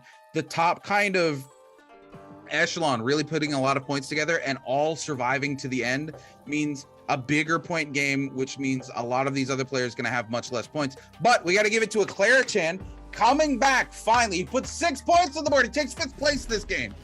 Finally on the board. Let's go. Eclair dogs for the entire chat, ladies and gentlemen. On me. Heartstopper kick, detonating rounds, thunder call, longsword sap, blue moon, and the melee resist Soul Jade there. Craw coming in big. He only had 9,383 damage with 3,500 from the dagger, 2,600 from the nunchucks, and then the rest of it I'm pretty sure was from either the Flamebringer or the cannon. Or pistol, sorry. Yeah, you know, really great job here by Craw. I mean, he just locked this down super hard. And once he got to that end there, again, he didn't even need to get another kill. Unfortunately, he did kind of let 1Q bully him a little bit there in the final zone. I would have been a little bit embarrassed by that, but he walks away MVP. He gets a ton of points. I don't know how it's going to affect where he's sitting in the standings. I don't think he's had a particularly explosive moment. It might be enough to bring him kind of into that top 6 range, which would be nice for Craw, but I don't think it's going to skyrocket him too high. Maybe 4th place. We'll see. But for a lot of these players who have been really consistent, this game wasn't really great for them. And it's really unfortunate because this was a more explosive game compared to those tight games we saw in the first 4 games, which means it's going to create a little bit more of a gap. We're going to see players like Frostivus probably fall from 2nd place to 3rd or 4th place. Mr. BK going to fall a little bit lower because he did have his first inconsistent game in the last game, and then this game he didn't really score super well. But we're going to find out when we come back for game number 6 after a quick break.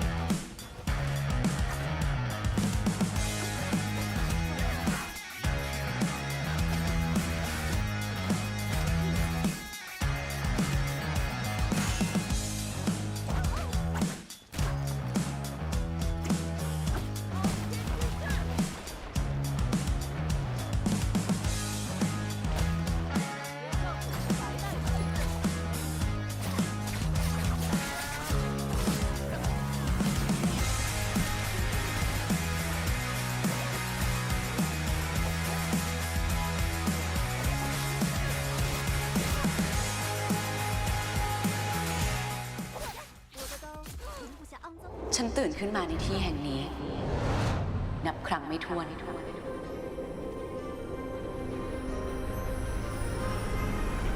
เพื่อพบว่าฉันกำลังต่อสู้กับบางอย่างก่อนที่จะตายเหมือนเดิมมากันเยอะเชียวกะไม่ให้เกิดกันเลยคนเราตาเนี่ยแหละเราต้องไม่ตายง่ายๆทำไมคุณลูมิอ่อนอย่างเงี้ยตายง่ายจังแกสิอ่อนอ้าวเดินโง่ๆแบบนี้ไม่ตายได้ไงลองไปขวาดูเข้าใจปะต้องให้สอนตลอดเฮ้ยระวังช่วยคุณลูมิด้วยหลวงพี่ช่วยคุณลูมิด้วยค่ะช่วยคุณลูมิด้วยนะคะแย่แล้วหนีแล้วอะไรวะหนีอะไรอะ yes เดี๋ยวเฟิร์นอย่าเพิ่งดีใจ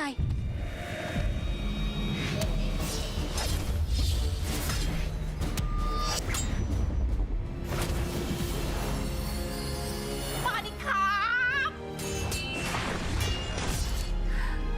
เอาจริงเราก็เก่งกันเนี่ยช่วยชูระเบียด้วยช่วยด้วย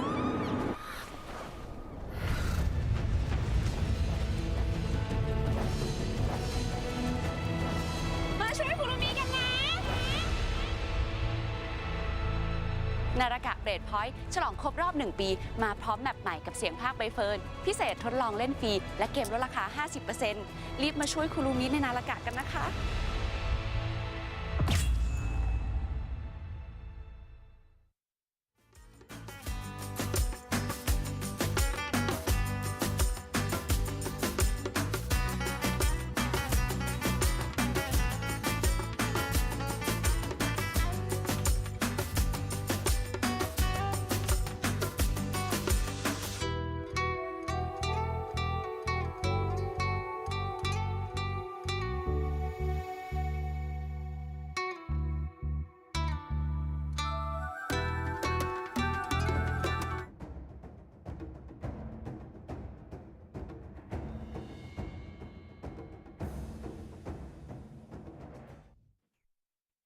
Ladies and gentlemen, welcome back to the Naraka Bladepoint Asian Challenge. I am your host and caster, Mr. Seb Guy 32, and now my favorite food's Eclair dogs. And I'm joined with my man Runekeeper, who I'm just trying to keep hungry.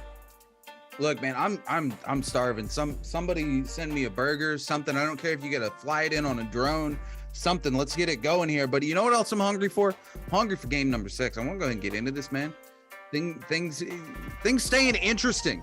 You know, these players not just willing to give up those top 3 spots and not fight for him back here. Juan Q having a really good game here. He's definitely going to be moving up. Also, Kra here as well. Very, very strong game from him. Able to secure 6 eliminations, top 3, walk away MVP that round, and just, man, making it look easy in the early to mid game there. Team K's Kra just popping off absolutely. And even when players are chasing him, man, he just kind of like bobs and weaves. He disappears. He shows back up. He's full health all of a sudden, and players are like, oh man, I should have stopped chasing this. You know what I mean? And the one elimination that happened on him earlier on, unfortunately, Bamboo Snack was able to snipe him out of his own ultimate. Snack put quite a few points on the board, but then got eliminated. He got greedy going for a kill on Frostivus, but left himself wide open out in the middle. And of course, we saw Bamboo's Juan Q come in, take advantage of that, and quickly pick up the kill on to Snack. But we're getting ready to jump into game number 6. We're going to see how things shape up here for the players in the Asia Challenge Cup here in game number 6. 4 games left to go.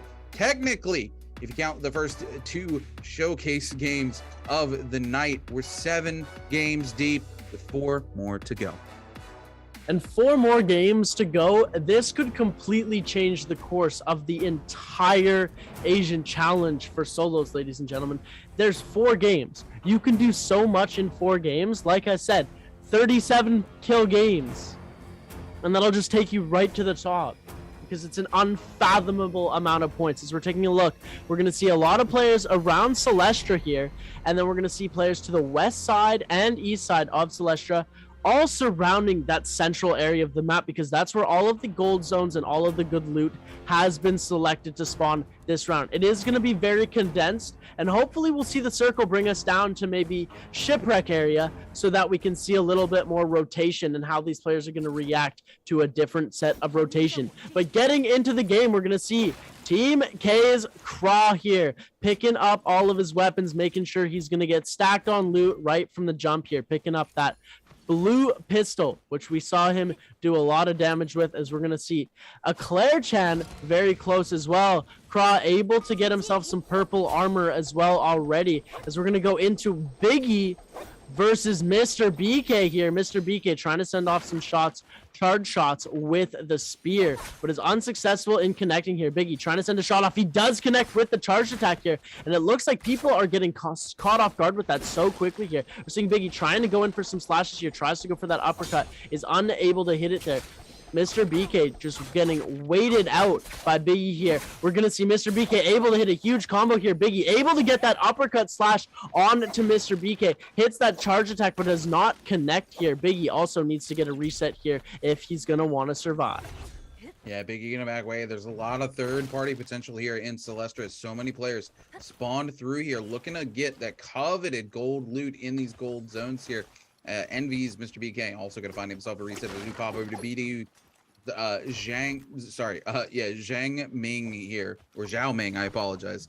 We see slows coming in from VNGC, but a parry comes out from Zhao Ming, and they're gonna immediately take that purple katana for themselves. Slows not happy about this turn of events, as he's forced to also take an armor swap from the blue into the white just to stay relevant here into the match. Ming holding on to that blue charge, but unfortunately doesn't release it, and one massive uppercut from a greatsword is going to end them early here. They're going to be forced back to the resurrection altar as we turn over to Team K's Kra, who's found himself some purple armor already and an elimination onto BSC's Pato.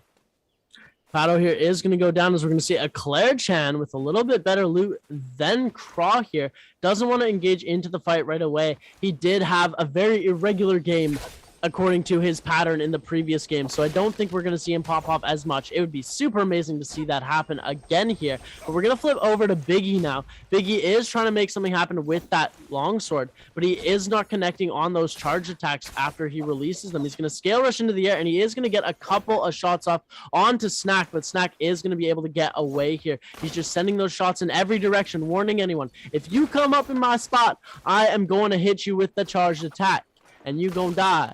As we're taking a look now, Mitsu, he does see my BK here. He is going to try, Mr. BK, sorry. He is going to try and get a couple slashes off, but we're going to see him try and guard the space with an F3. He does have 2 shields left to throw. He is going to throw them right away, so the timer resets a bit quicker. Mr. BK here, losing almost all of his shield. He's going to need to get out of there fast so that he can get his shield back. He goes around and tries to go for a charged right click, but does not connect onto Slows. Slows is going to go around and take a reset before re-entering this fight.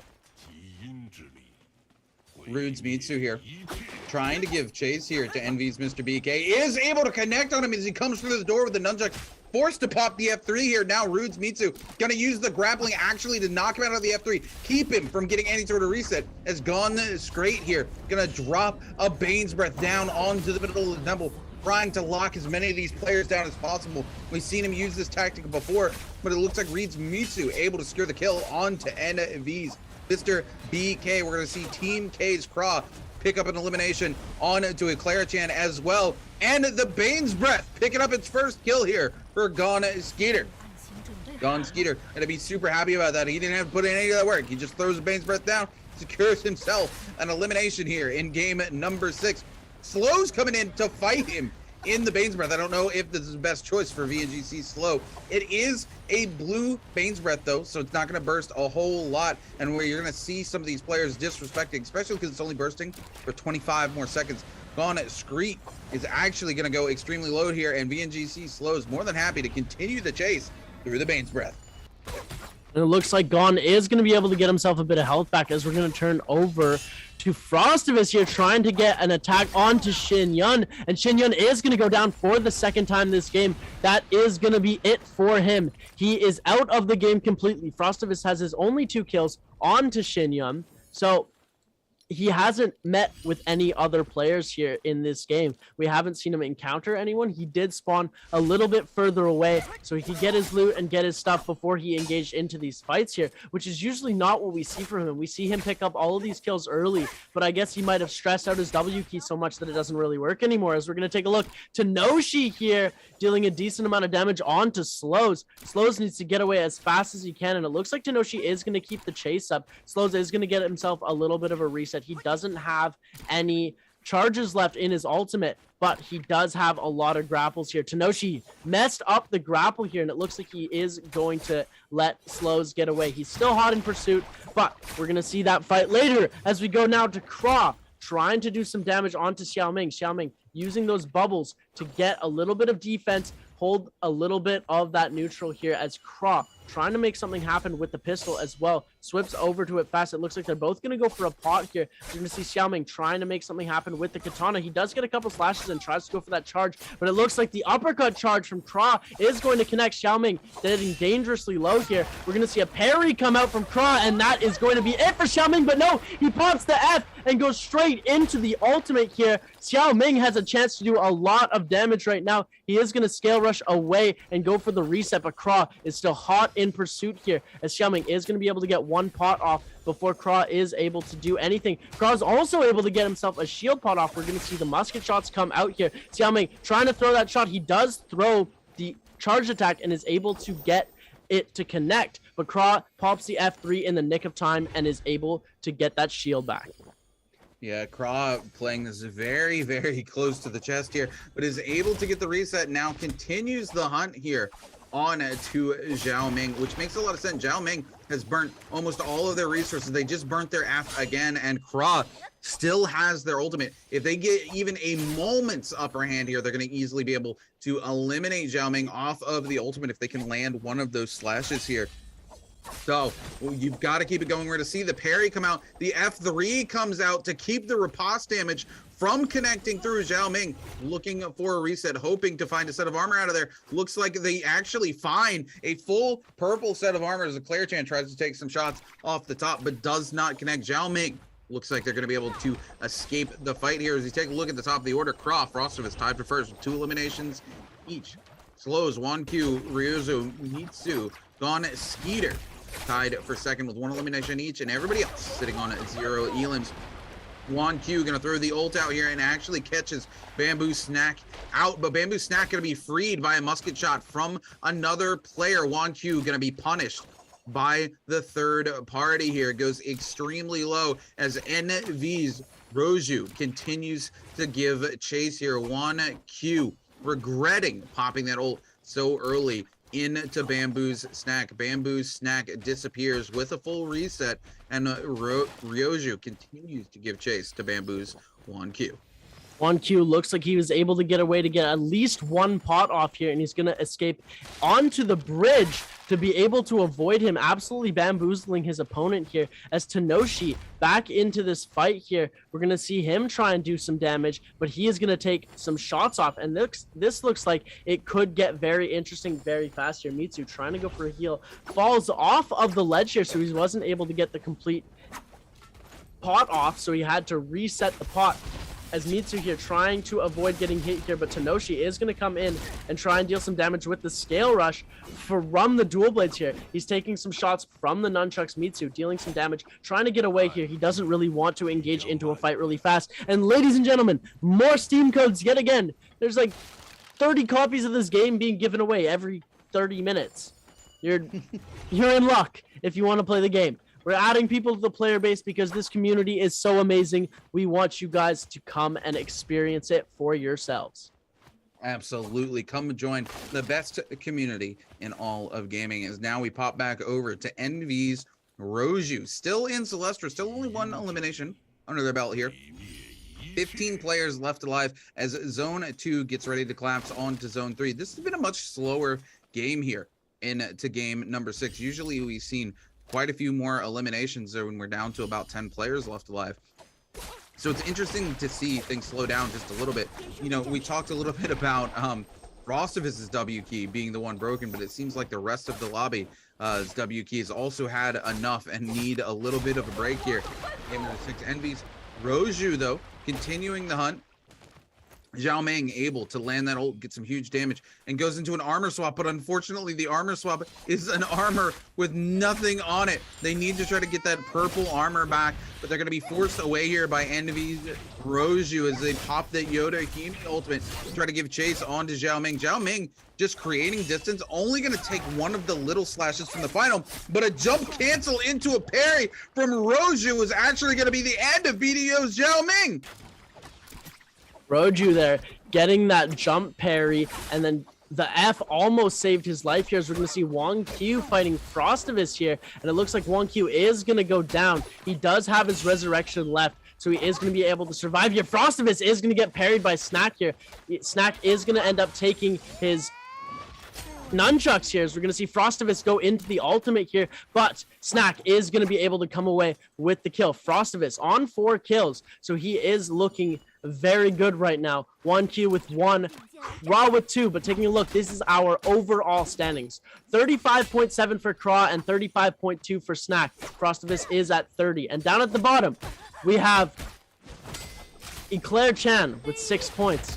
He has put at least a couple more points up on the board, which is amazing to see. As we see WCL Biggie, somebody who thought we would be doing a lot better right now, is not performing to the best of his ability. Bamboo Snap taking a decent amount of damage from that ability here. We're going to see him go super low from the ultimate, and it looks like he's not going to be able to finish the job, and Bamboo Snack is getting dangerously low. We're going to see if Biggie's able to finish the kill, and he is. With the grapple attack, he's going to be able to get that Soul Bloom Essence and get a full reset off, as Mr. KB is going to take down Tenoshi as well. This is going to set a bunch of these players back pretty far. They're going to have to re-loot up, but they do have the resurrection for another couple of seconds. But now if you die, You die for good, ladies and gentlemen. This is where it gets really spicy. If someone goes down now, it is not going to be great for them, as we're going to see Roju trying to deal some damage as well. We're going to see Frostavis fighting against Pado right now. Frostavis is going to be taking away most of Pado's shield, relentlessly attacking him. We're going to see the F3 come out for the heal. Frostavis also trying to go for a heal as well. We're going to see the ranged weapon come out. Frostavis taking a decent amount of damage, trying to go for the parry. Doesn't get it. We're going to see the ultimate come out from Frostavis here. Pado does have his ult ready, so it could be a dangerous spot for him. He has the last 3 shots left, and he's able to come and connect with it. But Pado does have his ult in case he gets in trouble too. We're going to see them try and go for those charge attacks. Pado's able to come away with it here. Frostavis in trouble, needs to pop that F3 to get that health and shield back. Pado also going to go for the reset here. Frostavis looking a little bit off of his game here. Wonder what's going on as Wong Q picks up his 2nd kill of the game. Yeah, Wanq unfortunately going to be eliminating VL's Tenoshi, and that's going to be the 2nd elimination on Tenoshi. Tenoshi going to be completely eliminated from the game. We're down to 13 players left alive as Zone 3 gets ready to collapse onto Zone 4 in the next 35 seconds. Frostavis looking for any sort of resources here. Unfortunately, he doesn't have any shield pots or healing pots whatsoever, so he's going to be in a bad situation till he can find some sort of reset for himself here. We're going to see NV's Roju here looking to find a kill onto Bamboo Snack. Bamboo's Iben. Iben, it seems to be in a very similar situation. Doesn't look like they have an opportunity to reset here, and Roju doesn't want to give them one. But Iben utilizing that movement fairly well as Iben tries to just get away here, find an opportunity to get a reset and get out of the line of sight. So we pop over to Bamboo Snack, who's forced to trade their purple armor here for a reset into a white armor, as we see Juan Q continuing to give chase. But a third party coming in might give Snack the opportunity to go get the purple armor back and reset it if they're smart about it, but it doesn't look like these players are going to give them the opportunity, as Iben has been found out by Bamboo's 1Q. Iben came up top here looking for a place to get a reset, got the reset, but found himself in another fight very fast. So we pop over to Team K's Craw, who's engaged with Rude's Mitsu. Mitsu going to drop those Fs to give themselves a little bit of time to get some distance and get away from that fight as they find WCL's Biggie and connect it with a charged left click into a follow-up left click, doing a little bit of damage, but not a ton here with the dual blades, as we see Juan Q also finds Mitsu, and Mitsu goes extremely low, takes a bow shot and another bow shot. Juan Q trying to make it happen. We're going to see the swap already come out, but no place for Mitsu to go. Mitsu is going to get obliterated here if he's not careful. He throws an F out, but it's not enough of a reset. He goes down into the gorge, and Mitsu get away, 1 HP and a dream. Juan Q continues the hunt. He goes for the charge right click. Juan Q doesn't connect. Wait, Mitsu almost got the kill, but Iben actually secures it with a bow, and now Mitsu has it to do again with Iben, and Mitsu secures a 2nd kill. Or sorry, Iben secures the 2nd kill on it to Mitsu. Wow, what a play from Iben there, able to secure 2 kills. Mitsu holding out for so long.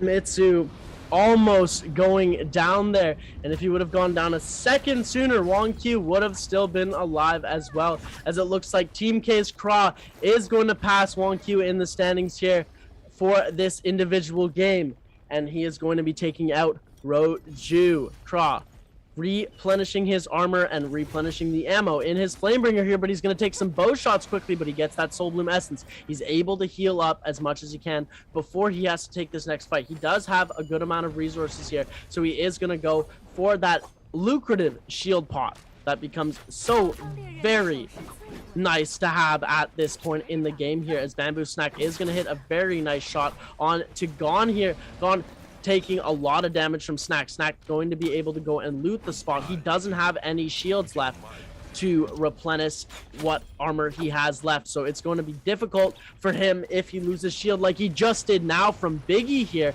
Biggie with 2 kills up on the board as well.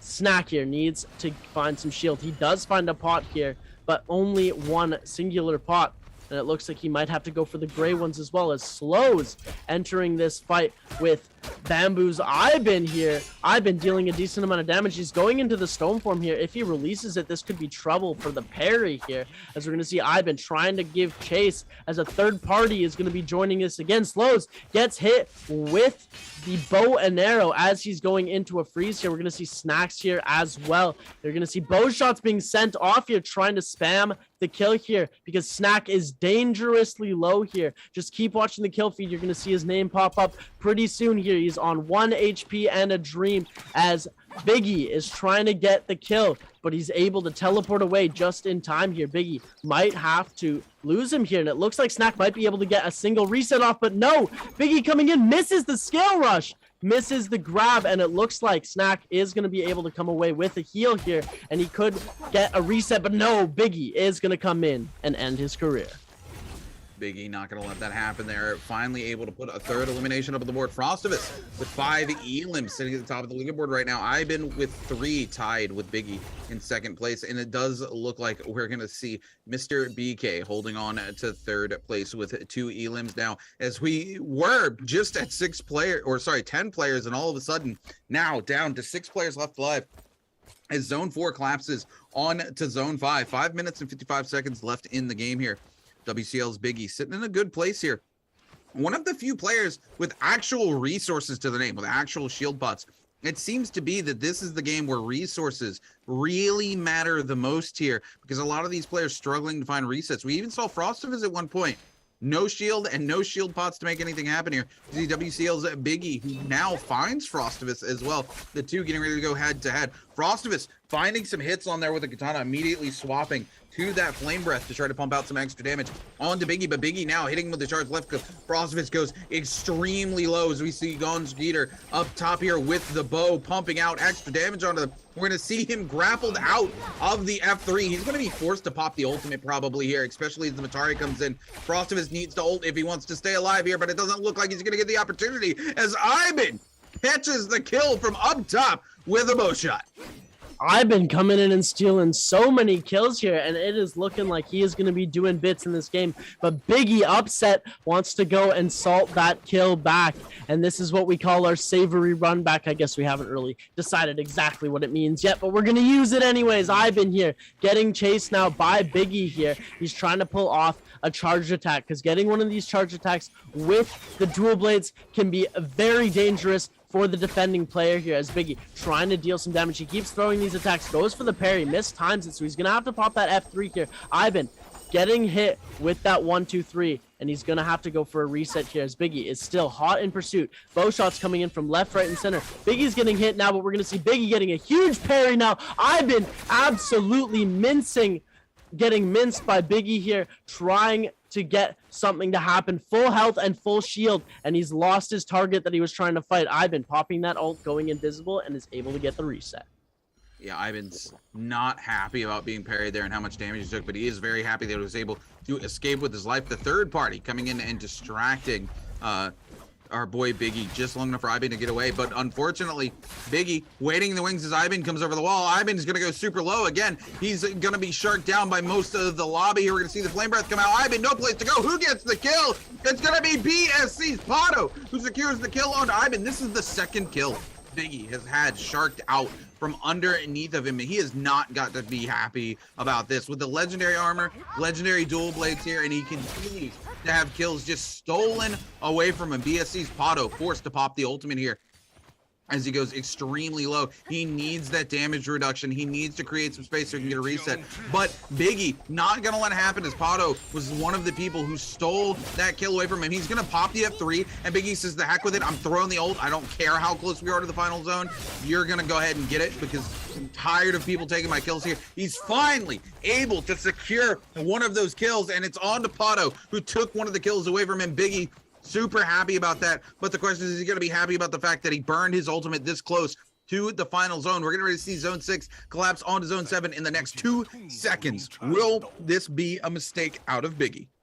Well, it looks like his rage, his glyph board is allowing a little bit of rage because he is gaining back ultimate very fast here. He's already back up to 40%, and the Shadow Corruption 6 is spreading. So there is a chance if he gets a kill here, he will be able to get his ultimate way before anybody else here. As Mr. BK pulling off with that F3 here, 69% here. Now on to the ultimate here as Mr. BK is going to also pop the ult. Biggie able to tap dodge out of the first 2 slashes here. Mr. BK in trouble. He's able to dodge all of his big slashes. Mr. BK is very, very low, not able to do anything with his ultimate here, and it looks like Mr. BK is in a lot of trouble. Biggie hot in pursuit here. He's going to get uppercutted up, but then the F3 comes out to save Biggie's life here. He's lost almost all of his shield, so he's going to go back to his F3 really quickly. Mr. BK has now gotten picked up by Gon here, trying to use that ultimate, but it looks like Biggie is going to be able to come away with the kill and the Flamebringer here, but he's completely exposed himself to Gon here. It's the last 2 players alive, so Biggie is going to come away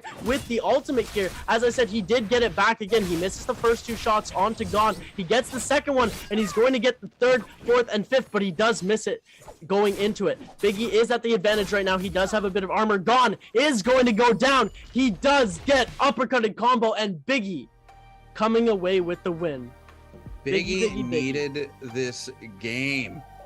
Way down low in the standings, not been able to perform extremely well today. You know, he's got to be really mad still right now. He walks away first place with 6 eliminations. He could have had 8 though.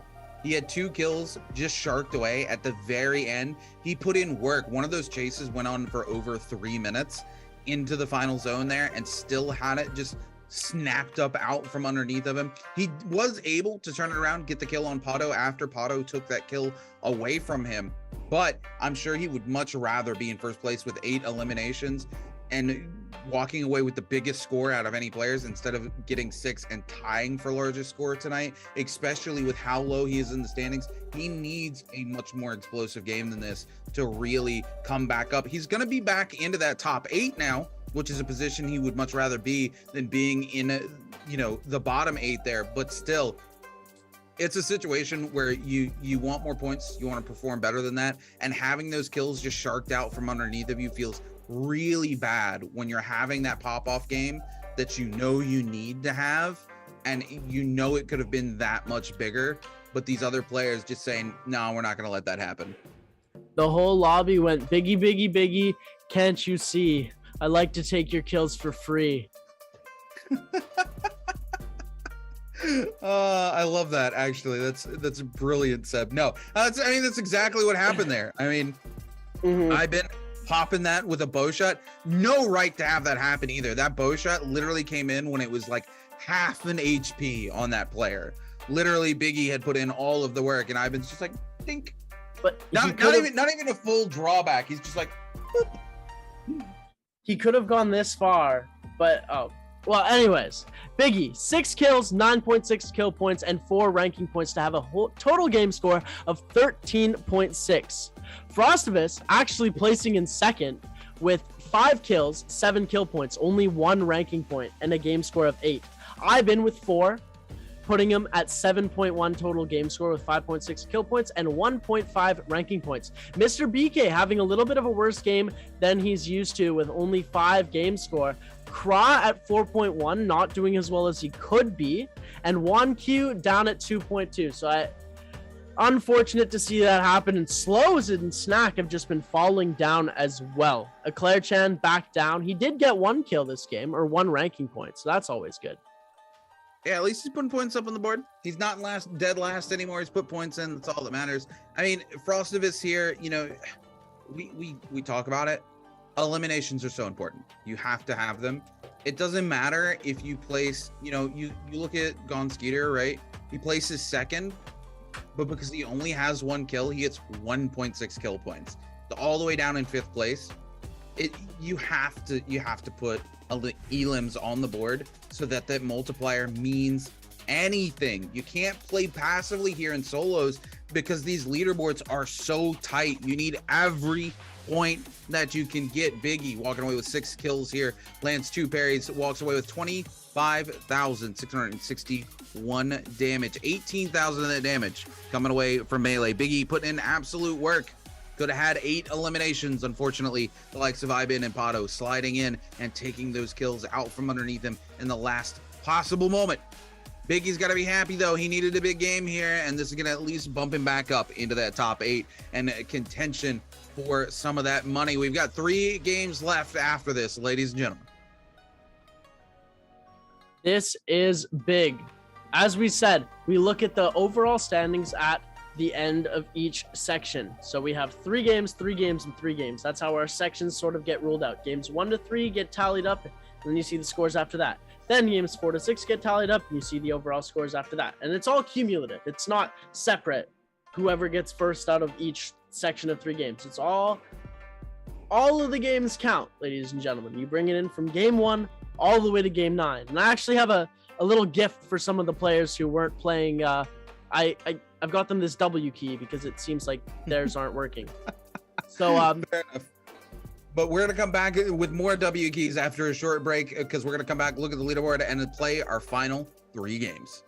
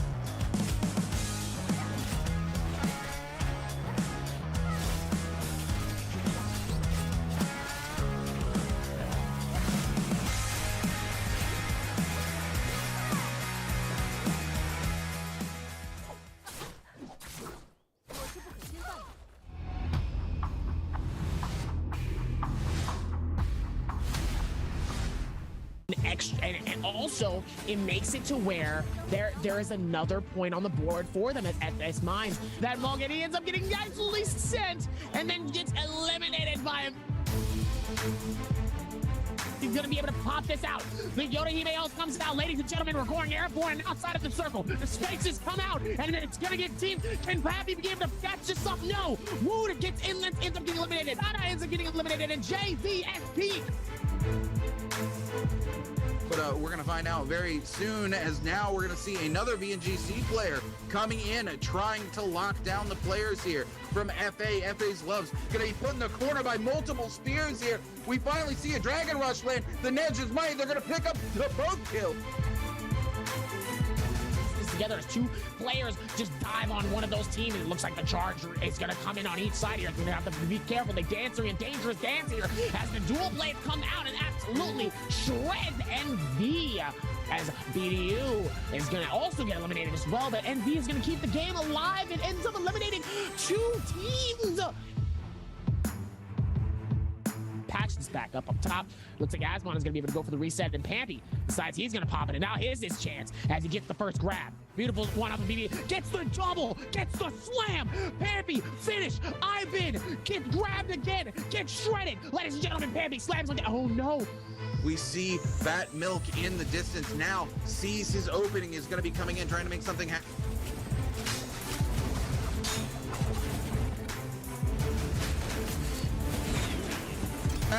Fat Milk's gonna go very low off of the slam and then be eliminated by TM's Akami, and that's gonna be the end of the game as TM.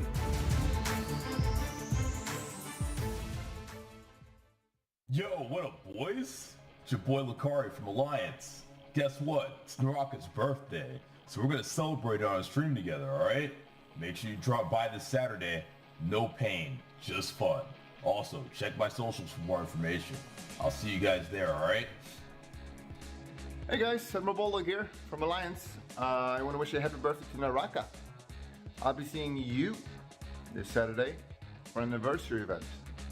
Stay home, game on. Don't just watch Naraka Bladepoint. Let's play together. Hello everyone, Haggis from Alliance here, and happy first anniversary Naraka. I'm super excited to jump into the game on Saturday and celebrating it with all of you guys. I'm hoping to learn something new, maybe implement something into our own training routine. You get the hint? Boys? Hey all, it's Drungmers from Alliance. This Saturday is an important date. It's Naraka's birthday, and we're gonna celebrate it in style. So could this be the game where I finally become a pro player? Let's find out. Let's find out this Saturday. Let's have a blast together. Love you all, and I hope to see you there. Kick bye. Loud and clear, Captain. This is Wives from Alliance, and happy birthday, Naraka, and to all their fans.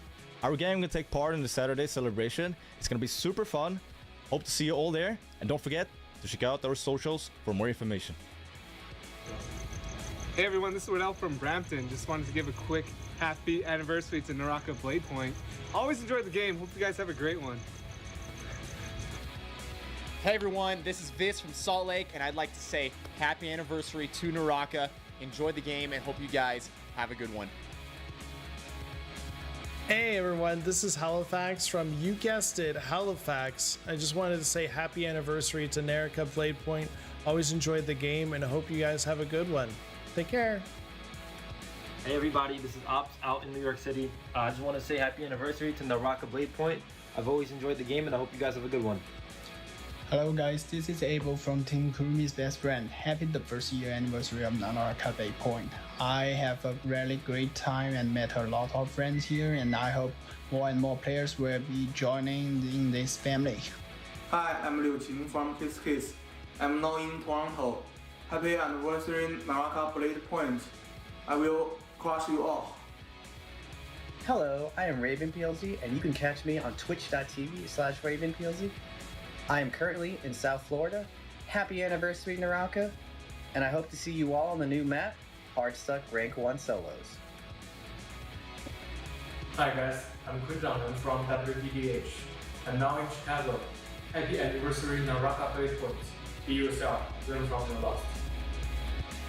Hi, I miss you. I'm now in Vancouver.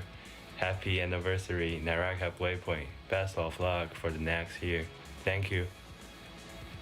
And what's up guys, I'm Daldi. I'm currently sitting in my porch in the middle of Pittsburgh, Pennsylvania. I want to say happy anniversary Naraka Bladepoint, and I want to give a shout out to a couple people, Nocturnal GG, Milk Team Discord, and Dog Supremacy. I'll see you guys on Hara.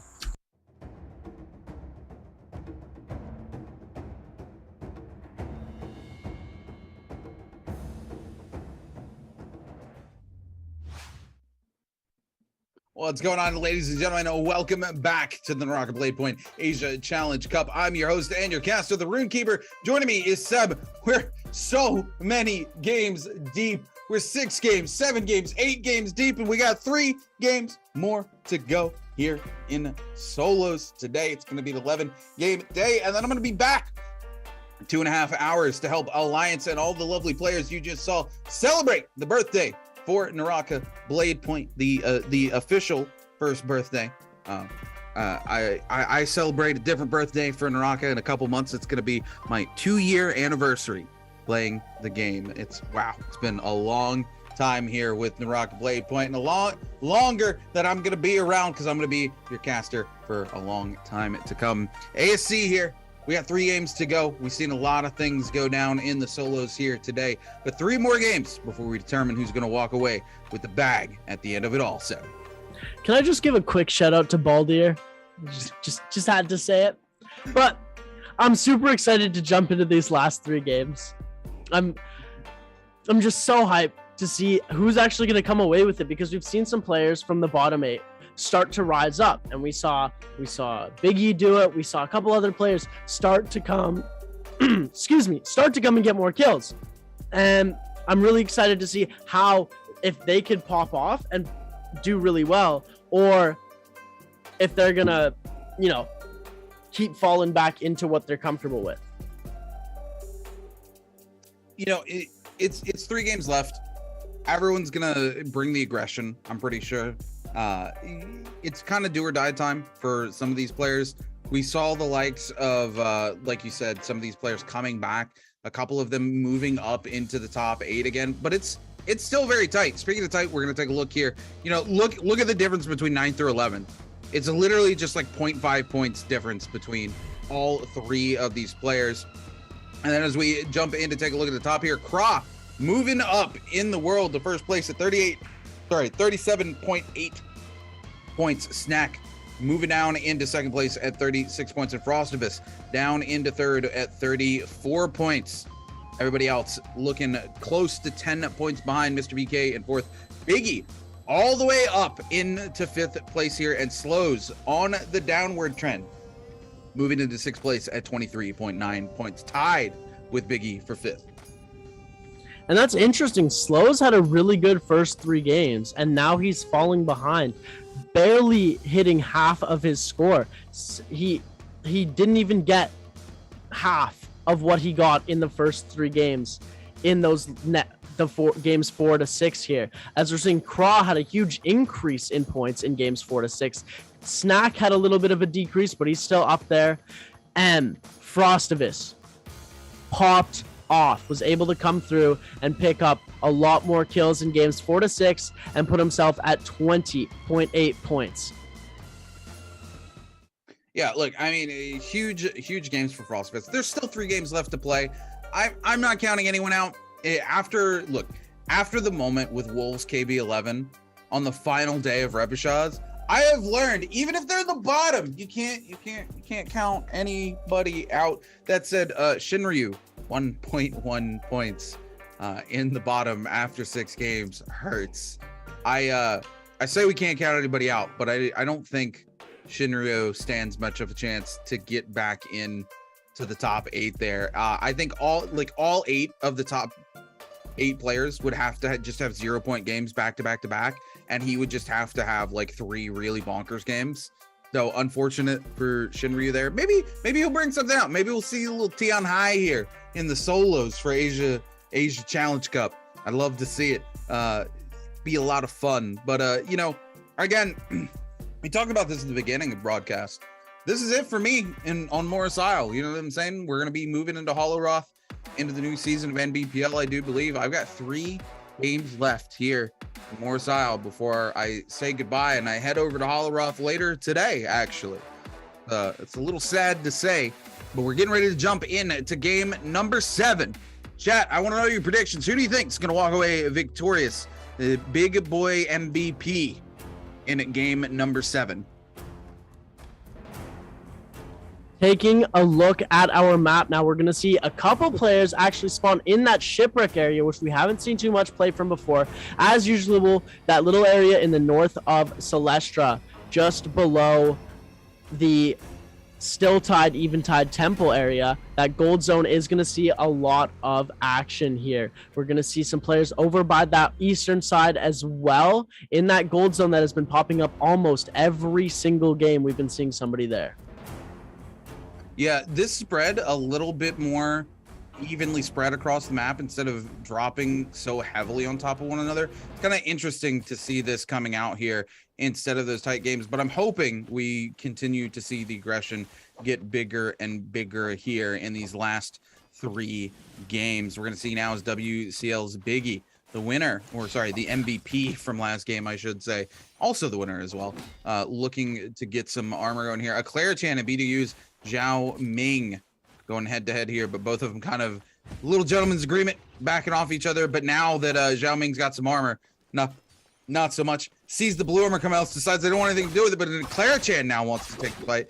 Zhao Ming turning things around. A Clarichan, no armor left whatsoever, into the uppercut, but it misses somehow. I'm not quite sure how that did not connect. Unfortunate here as the Clarichan takes control of the fight. Zhao Ming, both of them super low. 1 hit for either one. Whoever lands here is going to be the winner, and it looks like it's going to be a Clarichan, putting another point on the board for themselves as we pop over to VL's Kanoshi, who's engaged with HD's Shin Ryu, or Shin Yuan here. VL's Tanoshi trying to make it happen here. We're going to see the F come out, and unfortunately, Shin going to go down here to VL's Tanoshi. Team K's Kra already lost his resurrection here, and it looks like he's going to be going for a semi-salty, savory, sweet run back, ladies and gentlemen. Juan Q is going to be chasing after him here because he does not have the best loot. We're going to see the teleport come out, and then he's going to catch him with the charge attacks. Hot swapping over to the nunchucks, getting a charge attack off, and it looks like Kra might be eliminated early from this game here. We're going to see him get a little bit of health and shield back here, but it's not going to be a lot as he does only have gray armor. He's going to catch him in the grapple, and it looks like Kra is going to completely be eliminated already early. Juan Q also has used his resurrection, but K-Team Kra not putting a single kill on the board. That is dangerous.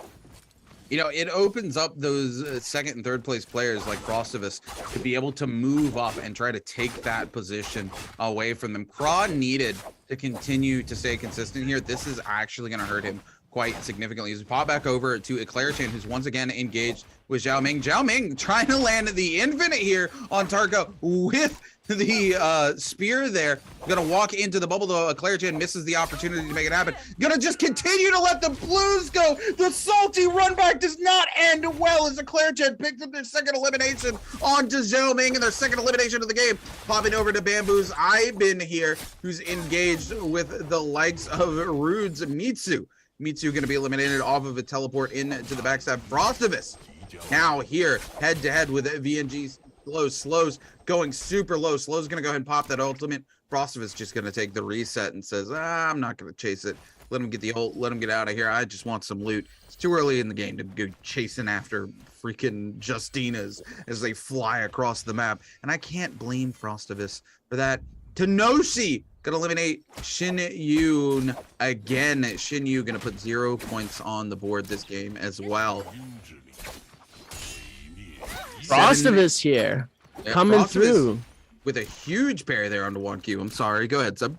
It's all good, man. Frostivus there hitting a super nice combo off, almost getting a second grapple combo in as well. As 1Q is going to be able to bonk Frostivus, so he's going to have to pop that F3 to heal up, but it looks like he's going to be prevented from healing as that Matari ultimate is going to be able to come in and prevent that, but we're going to see the backstab come in again here. But Frostivus is going to pop that Yodohime ultimate here, trying to teleport around the building. He doesn't hit him with the second one, but he does get the first one off here, and it looks like Wong Q is going to be able to get a reset as well. Frostivus also going for the review. Gone here, getting an uppercut combo onto Roju. Roju looking dangerously low. The backstab coming through, and the combo almost get completely hit with the third backstab, and Roju is going to be saying night night this game. Slows here getting hit with a charge attack from Biggie here as we're seeing the greatsword play coming out. He's trying to get a jump parry, but Slows is taking a lot of damage. He is going to need to get out of here as fast as possible, but Biggie is going to freeze him here.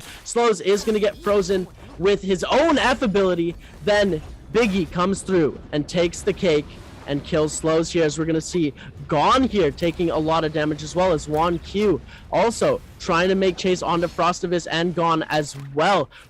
They're trying to hit that third party, but it looks like Juan Q doesn't even mind that Frostivus has full health. It looks like he's ready to go for it here. They're going to clink a little bit. We're going to see that trigger come out from Frostivus. Juan Q is going to teleport himself up into the air and try and go for a bonk with that spear here. We've seen him do it a couple times before. It gets them very, very low here. He's going to end up teleporting up into the sky again, trying to use that spear to get some extra movement around, and it looks like they're just going to go for a reset. Yeah, both players happy to back off here. Think you see the third party coming in. Frostivus is not trying to get caught out without resources again this game as he heads over to do a little bit of shopping. WCL's Biggie here on the receiving end of Yoda. Hime ultimate is able to dodge out of the way of most of them now. Bamboo Snack super low. Both of them trying to make it happen here. Snack does land some shots with the pistol. Biggie gonna freeze up in their face. Snack needs to be very careful. Snack trying to end it here with the pistol shots and actually does finally catch Biggie, but needs to be very careful as Ibin following very quickly behind, picks up the kill on to Snack. Unfortunately, we're going to see Roju also eliminated by Eclairchan. Eclairchan picking up their third elimination this game, and Roju going to be completely eliminated from the game. Ibin sitting in first place with 5 eliminations. Eclairchan holding on to second place with 3 elims, and Tenoshi holding on to third with 2. Now we're going to see Ibin going head-to-head with Gun Skeeter here. Gun Skeeter going very low as well as Ibin, and we're going to see the likes of Juan Q coming in, trying to clean up some kills here. Ivan trying to still get the kill, but needs to be careful. Gonskiter goes super low. Who's going to be able to one to get the shot here onto Gonskiter, or is Gonskiter going to be able to get away? Another huge boat shot comes out, but it's not quite enough to secure the kill. Wong Q there giving Gonskiter's not healing up here. It's a very odd situation, and it looks like as soon as Wong Q passes him, he's going to then maybe heal. I'm a little bit confused as we turn around. Biggie here taking a lot of damage from those backstabs here. He needs to get out of there fast, and he's going to use all 3 of his charges very quickly here to get out, but it looks like he's going to run into Frost here as we're going to see him on the top of this roof trying to do something, get some movement around, trying to take Biggie out with that charge left click ability, slamming that dagger onto the ground. Doesn't connect with anything here, as we're going to hear that audio cue of Biggie getting some shield back, as we're going to see his health bar go up, as well as Eclair Chan is going to hit a combo here, and he's going to end up getting both Tenoshi and Mitsu in the ultimate here. He's going to charge up and try and get out of here as fast as possible, because Mitsu and the other player there were both trying to get him down. Tenoshi, my apologies, we're both trying to get Eclair Chan out, and it looks like Eclair Chan has been completely eliminated from this, or he does have a resurrection still. He will be able to make his way back into this game, as Tenoshi and Mitsu might go at it here for the second fight in this sequence. Claire Chan moving up in the standings. He was all the way down in 16th place, now moving up to 14th. 3 eliminations this game. He does have a resurrection, so he can continue to put points on the board. We see Frostivus here, who hasn't been able to secure himself an elim yet this game, going in, trying to make something had to happen on to Rude's Mitsu. Mitsu turning around, putting a little bit of damage out. We're going to see the F come out. Frostivus just going to reset in their face here. Well, Mitsu gets a nice little reset off of their F. Frostivus hit the huge charge left click and gets the uppercut off of the dagger twice, following it up. Mitsu going to use that trigger, but now Mitsu, no meter to their name. The uppercut comes out again, and Frostivus is going to pick up their first elimination on to Rude's Mitsu. But now, VL's Tenoshi waiting in the wings. Frostivus picking up some much needed loot, and Tenoshi deciding they don't want that smoke. He does not. Popping over to Gonskiter here, finds himself engaged with the NVs. Mr. BK. Mr. BK catching the freeze, but not enough damage as Gonskiter turns around with a parry and eliminates Mr. BK here from game number 7. We're going to find 15 more Steam codes from Naraka Bladepoint up on the screen right now. Now's the time to get yourself Naraka Bladepoint if you want a copy, as now popping over to Frostivus, who's riding high off of his first elimination here in the game. Kraz all start of the game. This is his chance to try to make something happen. Eclair Chan coming back to get his old armor, finds himself some much needed gear, but Frostivus absolutely blitzes him out of existence. Eclair Chan might as well have taken his hand off the keyboard. He doesn't get to play the game. Frostivus says, "Get out of here. I want that purple armor. I'll see you next game." Slows here, also trying to make something happen, but it looks like he's going to back off onto this fight and play it passively. Juan Q, somebody who's been a little bit more of a menace as these games have been going by. And VL's Tenoshi as well, someone who we've seen play somewhat consistent, but doesn't make a big statement in those final circles. He's always getting out a little bit too early, which is a big detriment to how he's been placing.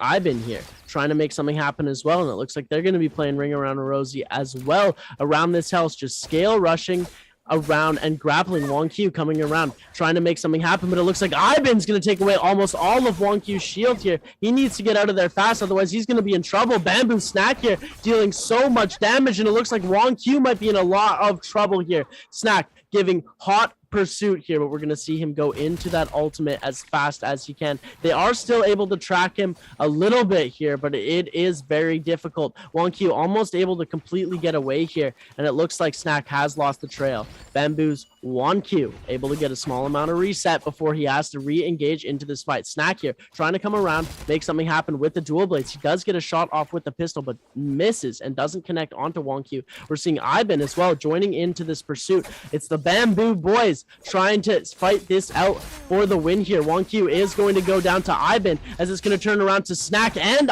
Iben now. Bamboo's 1Q has gone down. Snack and Iben are left here. Iben taking a lot of damage. He's going to end up popping that ult as well as Snack here. We're going to see Iben try and get away with that Matari ultimate. It makes it way harder to target with the Yodo Hime ultimate as well. So we're going to see Iben trying to pull off an uppercut combo onto Snack, but it does not connect as he's only able to get a couple slashes in, and it looks like they're going to go for the reset.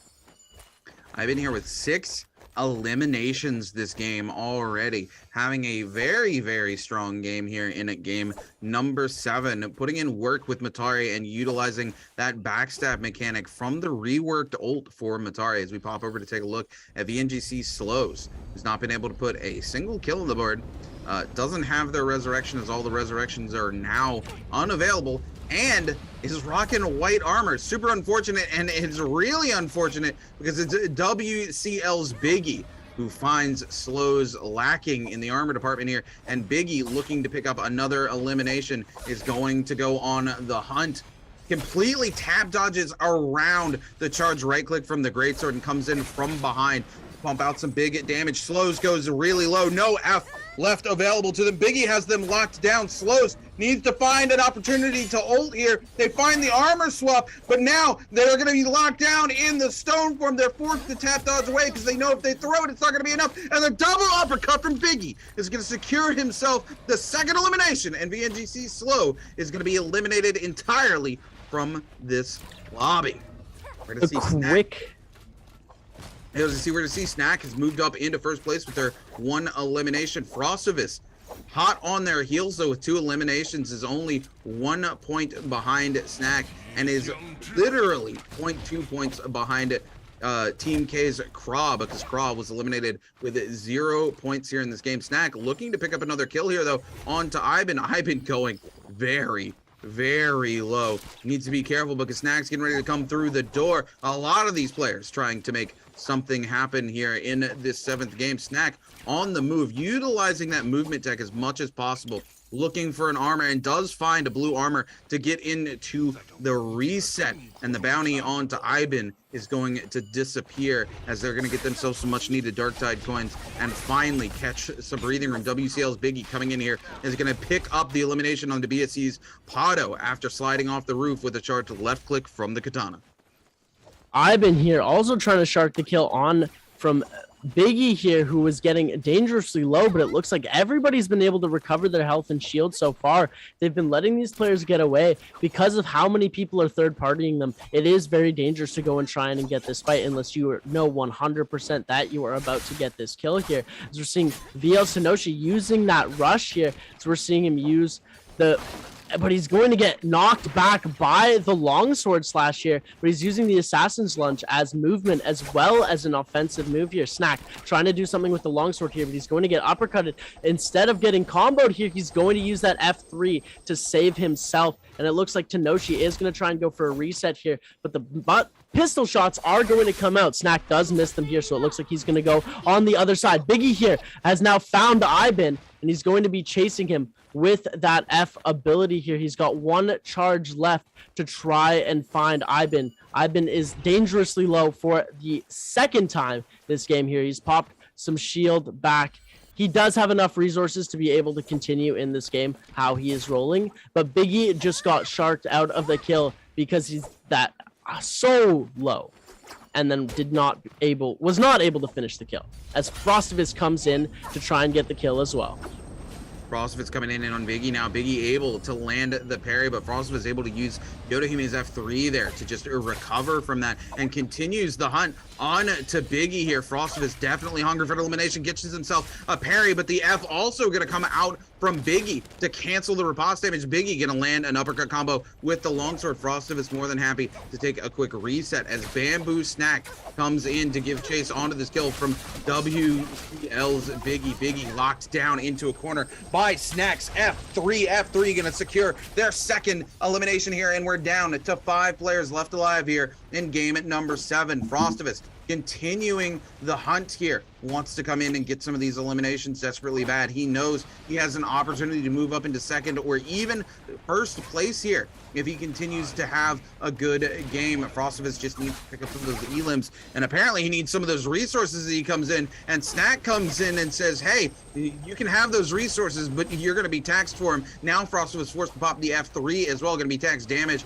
and an ability, as well as forced to use some of those resources to get a full reset here. Snack going to catch him out with the charge left click once again, though Frostivus going to come in with some damage of his own on the nunchuck. Snap forced to use the F3, comes back in for a reset here. Now it looks like Frostivus is going to get away safe and sound with his ill-gotten games from that body. Tenoshi taking some pop shots, however, Frostivus is going to go low once again, and he's going to be forced to use more and more of those shield pots.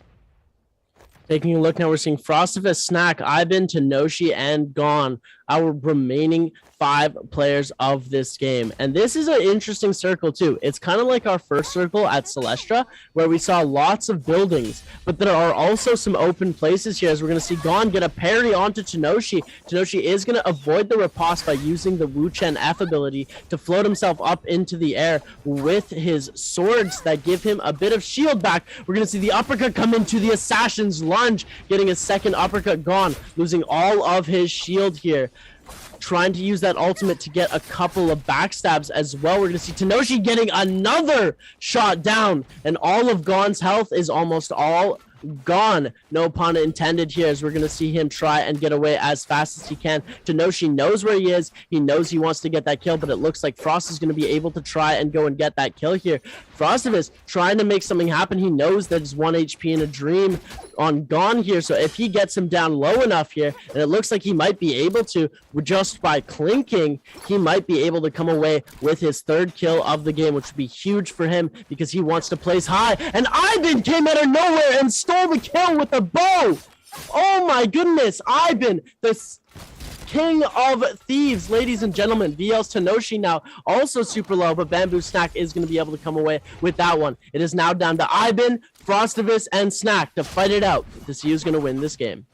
It's gonna be really interesting to see how this plays out. Hyben, man, has just been stealing kills left, right, and center with the bow tonight, and says, I've got no shame when there's money on the line. I'm gonna do what I gotta do to make it happen. Hyben with 7 eliminations right now. No way for either of these other 2 players to take MVP away from this. We are down to top 3 here. I've been more than happy with his situation in life at the moment. Let's see if he can secure some more kills here, or if he can walk away the winner of the lobby. Ivan at 7 kills already in this game. If he can get up to 9, that's the most that we've ever seen in a game today so far. Having 9 kills in a game would be super cool for him, but he would have to get both of these kills, and I feel like he's going to just more feel it out, wait for Frostivus to make his first move before Ivan does anything, because his specialty is third partying. That is where he is able to capitalize and get most of his kills, because you can tell he is a little bit less confident in his hand-to-hand abilities when he's doing his 1v1 fighting. He's always not taking the fights as much as he could. He does back off fairly frequently when he gets into trouble like this. He is able to go and take a reset instead of trying to push onto the fight, which is a very smart play, but it can impact how many kills he's going to get in the game. His grapple is going to get canceled here, so he's going to have to teleport himself up into the air, and it now looks like it's a 2v1 situation. Frostivus and Snack are both putting chase on to Ivan here, as Ivan is able to get them both away here. He's going to be able to Assassin's Lunge into Snack here a second time. We're going to see Snack pulling out the ultimate, and he's going to aim it at Frostivus here and not to Ivan. Ivan getting Snack dangerously low here, but it looks like he's going to be able to recover a little bit of health here before he does anything. He's going to be able to uppercut one of them, tries to go into the Assassin's Lunge onto Snack. He's able to connect with it here. Snack is so low. Ivan so desperate for this kill, tries to go for the bow shot, but it looks like he's not going to be able to get it. He does get the kill on to Snack here, and it's Frostivus versus Ivan here. This is the 1v1 of the century, ladies and gentlemen.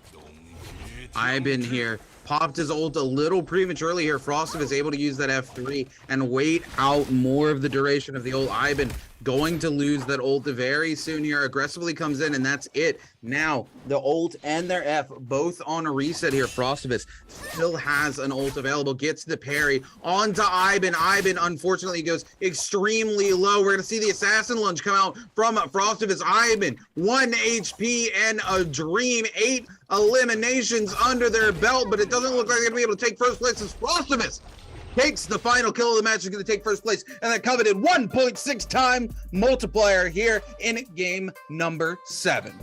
He had it in the palm of his hand, and he choked at the end. I mean, Frostivus had a very good play there. He was able to get the parry off, and as soon as the parry came, it was kind of done out for him. He had no ult, he had no F. It was just so difficult for him to be able to get away in such a small circle, and Frostivus made the right play. He just stayed calm, didn't stress about anything, and was able to come through and make the perfect play. Look, I mean, look, Ivan is still going to walk away the MVP. There's no doubt. He's second place with 8 eliminations here. Probably the most points we've seen put up in a single game here. But he made a mistake, no doubt. He got the elimination onto Snack, and he panic ulted. He panic ulted, jumped onto Frostivus, and didn't get anything out of it as Frostivus just throws the F3. And now Frostivus can just sit there in the F3 while he waits for the Matari ult to tick down, that rage to just go away. Matari able to come in with 1 grab, but not able to capitalize on it in the very end to do anything with it. If Ivan had just waited a little bit longer, baited out the F3 or baited out the Yodohime ultimate before he popped his ultimate, he could have guaranteed the kill, 9 eliminations, first place, and that huge multiplier. It's not what happened, unfortunate. He still had a really good game, still gonna walk away MVP. Sometimes in the heat of the moment, you make those mistakes though. And unfortunately, it just is what it is. Ivan still had a really great game. Frostivus needed this elimination though. Great elimination, he's gonna get first place here. It's gonna be really tight between Frostivus and I do believe not Craw, because Craw had a 0-point game here. Snack, when we get to the overall leaderboard here, Snack putting up 6.8, but Frostivus 8.8. I do believe Frostivus with this game has secured himself first place with 2 games to go. Not by a lot. He doesn't have a whole lot of breathing room here as Craw and Snack still coming up right behind him, but Ivan with a 15.8. Ivan probably in 3rd place right now. Could have surpassed Craw as well. Unfortunately, Craw, the first fully eliminated from the lobby in 16th place. 0 points on the board. Shin Yoon, 0 points again. Game 7. And unfortunately, Vian's Mr. BK and Slows down in 12th and 11th place, continuing to fall lower and lower. Claire-chan putting 3.6 points up on the board, climbing themselves up into 14th place. I do believe when we saw them. Gotta love it. Ivan here with 20,249 damage, 8 kills, 1 parry, 15,000 damage from melee weapons. Wow, what an amazing play from him. Longsword sap, aerial rend, assassin's lunge, and then 7,000 of his damage did come from the dagger, 3,000 from the katana, and 2,164 from the bow. And it just goes to show that you don't need all of the soul jades to win. He had 3 health soul jades. Those are blue soul jades that don't give your weapons any bonus. They don't do anything like that. Look, soul jades aren't everything. Don't get me wrong. The stats are nice. The change in abilities are nice. But at the end of the day, your skill is going to make much more of an impact than your soul jades are. It's just how it is, honestly. I mean, fair enough. Yeah, because the skill is what makes you the pro player. The soul jades don't make you the pro player. And of course, they do help you in a game because it can throw your opponent off guard and it can do so much for you. But at the end of the day, if I'm playing against a pro player, he doesn't have soul jades and I have stacked with gold ones, he's still winning the fight. Oh yeah, I mean, look, at the end of the day, it doesn't matter what you have, right? If I've got Dragon's Fury on a pair of nunchucks, doesn't matter if I can't land it and somebody parries the nunchucks out of my hands, right? I'm not getting any extra damage off of it.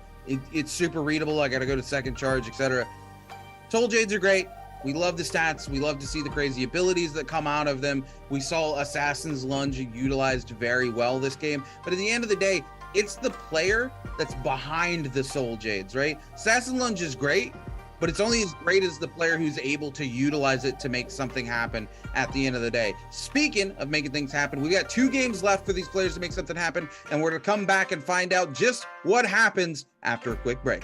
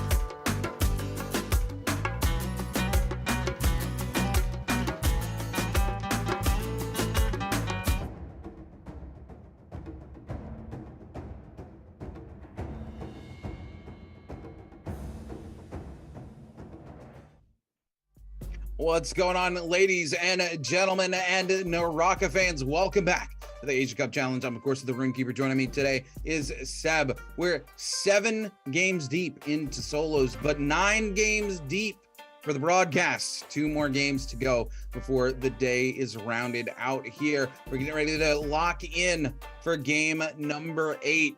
The score is getting really tight. I do believe Frostivus might have moved themselves into first place after this game, with Snack close behind in second place, and either Team K's Craw holding on to third place, or the winner of last game putting up 15.5 points, moving themselves up into third place, if not fourth place. Things are getting tight here between the top 4. It's anybody's game, and we still got 2 games left to play, Seb.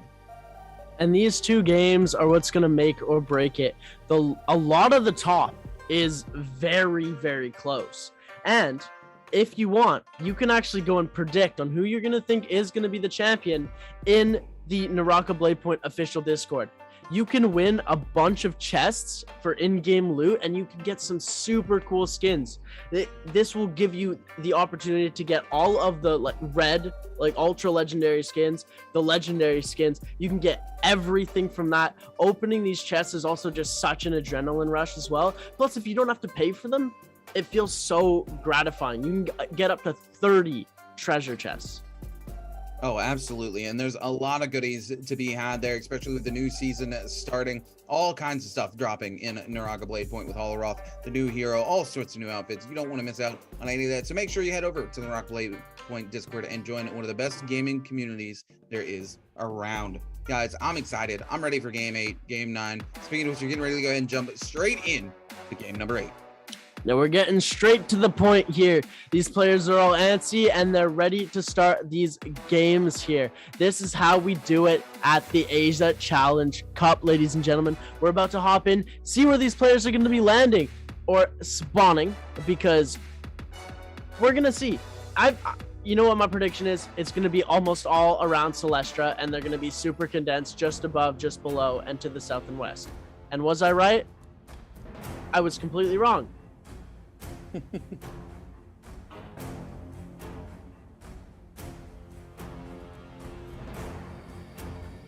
Yeah, we're going to see how everything goes down here, but it's looking like the W key is getting ready to return here in game number 8, as most of these teams, most of these players dropping head first on one another. We do see VL's Tenoshi going up top. Sunwing says, look, I'm going to take this whole gold zone for myself. Y'all can go fight over the area just north of Celestra if you want to. I'm going to get me some good loot before I jump to the fights. But the rest of these players clearly ready to get things going, as we already seen TK's Craw going head-to-head with another player. VNGC's slow over here, taking a little bit of damage as they've got that purple katana here. And now Gone Skeeter taking some huge damage off of the katana. Skeeter looks like they're going to be eliminated very soon. A very quick teleport comes out of Skeeter, going to keep them alive just long enough to try to get a meter dump here from the nunchucks, but Slows quickly going to turn things around. 1 HP and a dream, but it's Gone Skeeter, who with the 1 HP and a dream is able to secure himself the first kill of the lobby here, as things continue to get aggressive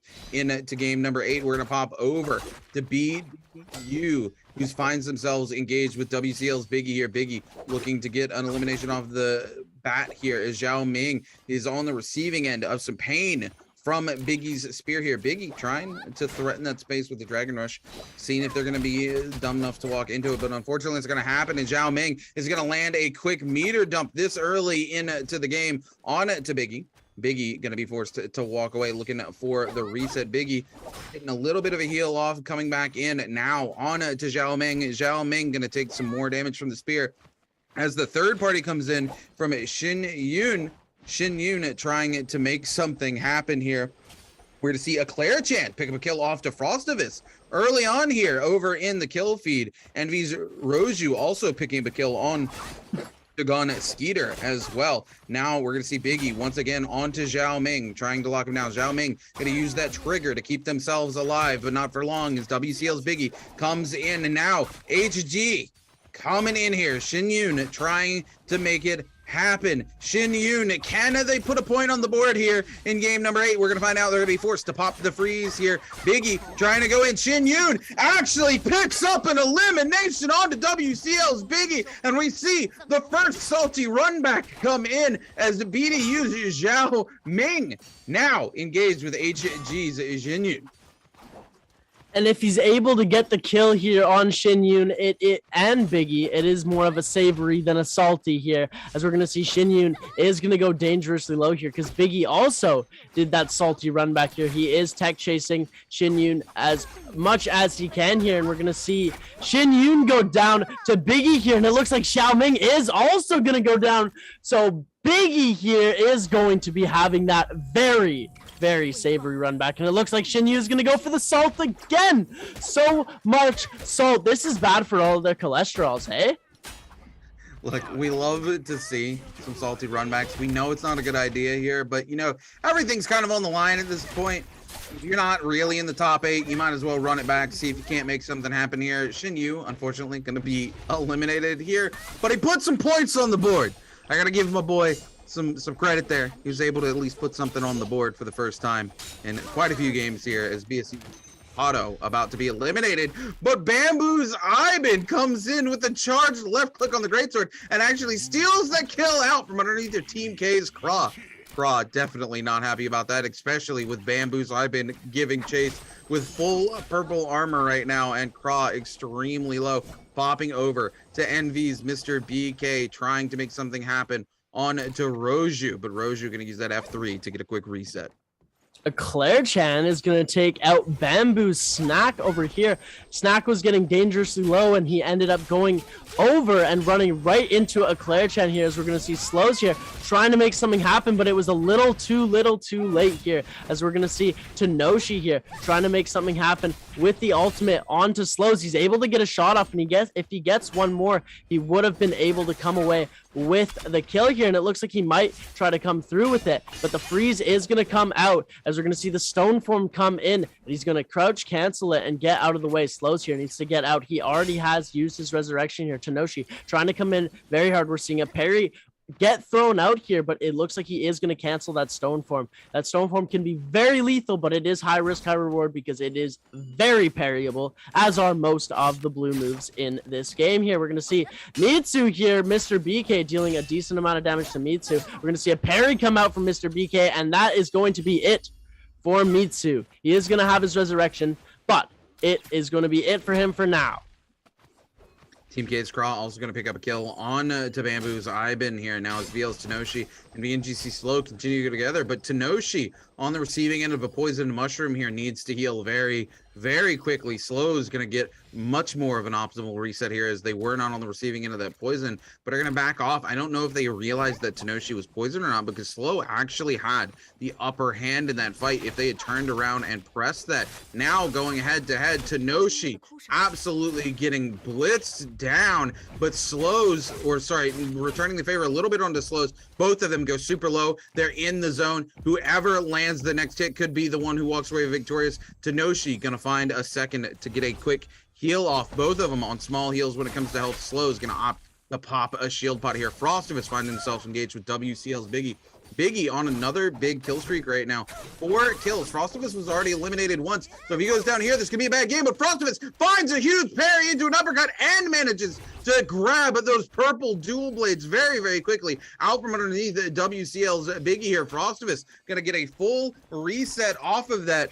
Biggie needs to be careful here, as now Frostivus turns back around with his purple dual blades into an uppercut combo coming in hard. We're going to see the likes of Biggie's shields completely shredded here, as Frostivus is more than happy to take this fight. F's up into Biggie's face there. Biggie gonna hit the F and actually clink off of it. Frostivus continues to give chase. He whiffs a parry into the face of Biggie and needs to be very careful here. We're gonna see the ult come out. No, he's gonna whiff a parry. Biggie, 1 HP in a dream, and that dream is turning very quickly into a nightmare. Frostivus continues to give chase with the ult, as well as the ultimate, as well as grapples here. He loses sight of Biggie. Biggie might get away. Does Frostivus know where Biggie is? I don't think he does. Biggie lives to fight another day. And I'm pretty sure he does see him here. And Frostivus jumping out of the sky from out of nowhere. Frostivus dropped on him like a gift from God, and then took his stole straight down under. As we're taking a look. I was gonna say, unfortunately, that's Biggie completely eliminated as well. He had 4 eliminations, but he had already used his resurrection. Unfortunate for Biggie here, as he is going to be out of the game. He's not able to put any more points up today. Well, he does have the last game here, but for this game, he has no more points to be able to put up here. As a Claire Chan with 2 kills up on the board as well. Frostivus up in first place in the overall standings as well now, which is great to see. We love to see it here, as we're seeing a Claire Chan running to Kada, trying to make something happen, but did not connect on too many of these shots. So it looks like he's going to take a little bit of a back away from this fight here. We're going to see VL's Tenoshi. He does need to get out of here fast, otherwise he's going to be in a lot of trouble. He is going to be able to get an armor swap, swapping to gray, so he is at a disadvantage here in these fights anyways, as he's on the back foot. Swaps that back now to a blue here, and it looks like Snack is going to go for a reset here before Pado and Tenoshi are able to get resets as well, as Claire Chan also goes for a reset. Yeah, Bamboo Snack here. No eliminations put together this game, and it's really unfortunate because Frostivus has clearly moved into first place now by almost 3 points. Frostivus continues to put kills on the board, and Snack not making anything happen yet, but he still has the rest of the game, put some elims on the board. Craw also still in it, but Craw with a 0-point game last game has a lot of ground to make up after that last game. Ibin in 4th place after an explosive game last game, but only has 1 elimination and has already used his resurrection. Zone 2 gets ready to spread into Zone 3 in the next 38 seconds with 12 players left remaining alive. We're going to see a Claire Chan here trying to catch themselves on to Gone Skeeter. Gone Skeeter has already died once here, so if Claire Chan is able to secure himself this kill, Skeeter will be eliminated from the final will be eliminated from this game, not the final game. Sorry, we have one more game to go. So much Naraka Bladepoint for you guys today, and even more because after this, we're going to come back in about 3 hours for the All-Star Showcase matches for you guys, which is going to be a lot of fun. Where players from Alliance, TSM, all of them come out. Skeeter able to just hide in the edge of a bush here and walk away somehow. VL's Tenoshi going super low for the 4th time that we've popped back to him, and there it is. There's the elimination. BSC's Pato picking it up, and Tenoshi going to be sent out of the game here.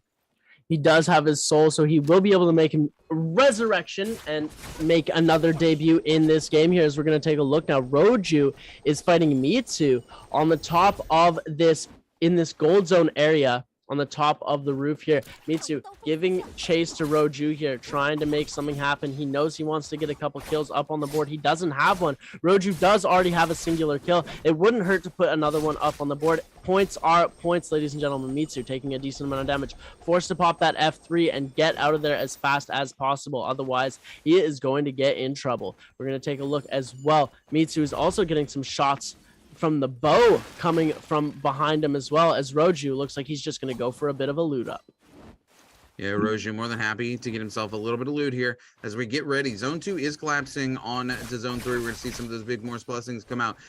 Team K's Craw here desperately needs to play some catch up here with the top 2 players. And speaking of the top 2 players, he's engaged with Snack right now. If he can eliminate him here, it's going to be huge for him, especially because it's going to make that gap a little bit easier for him to close. But Snack able to catch a freeze, and it looks like they're going to be able to get away. A Claire Chan waiting in the wings, though, trying to find themselves on to some more points here. Claire Chan, with double eliminations this game, continues to put points on the board and climb higher and higher.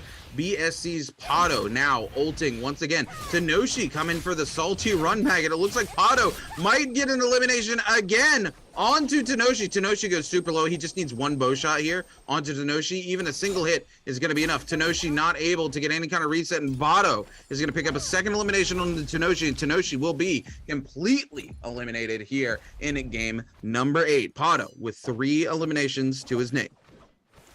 11 players left alive as we're going to take a look at Bamboo Snack, one of our top players, but he still does not have a kill up on the board just yet in this game today. As we're taking a look, we're going to see Frostivus here trying to make chase on a Mr. BK here, seeing if he can deal some damage here. He's going to get parried, and Frostivus is going to take a lot of damage from Mr. BK here. We're going to see him go dangerously low. This is not going to be good for Frostivus, as he has already gone down. He's not going to use that ultimate for any offensive means here. He's just going to use it to try and get out of there as fast as possible. He needs this reset badly here. You can see that he is able to get a small amount of reset here, but he hasn't been able to fully recover as Mr. BK is still hot on his tail here. We're going to see him using that third-person view just to his advantage to see around the corner. He has run into Team K's Craw as well here, as we're going to see Mr. BK as well entering this fight.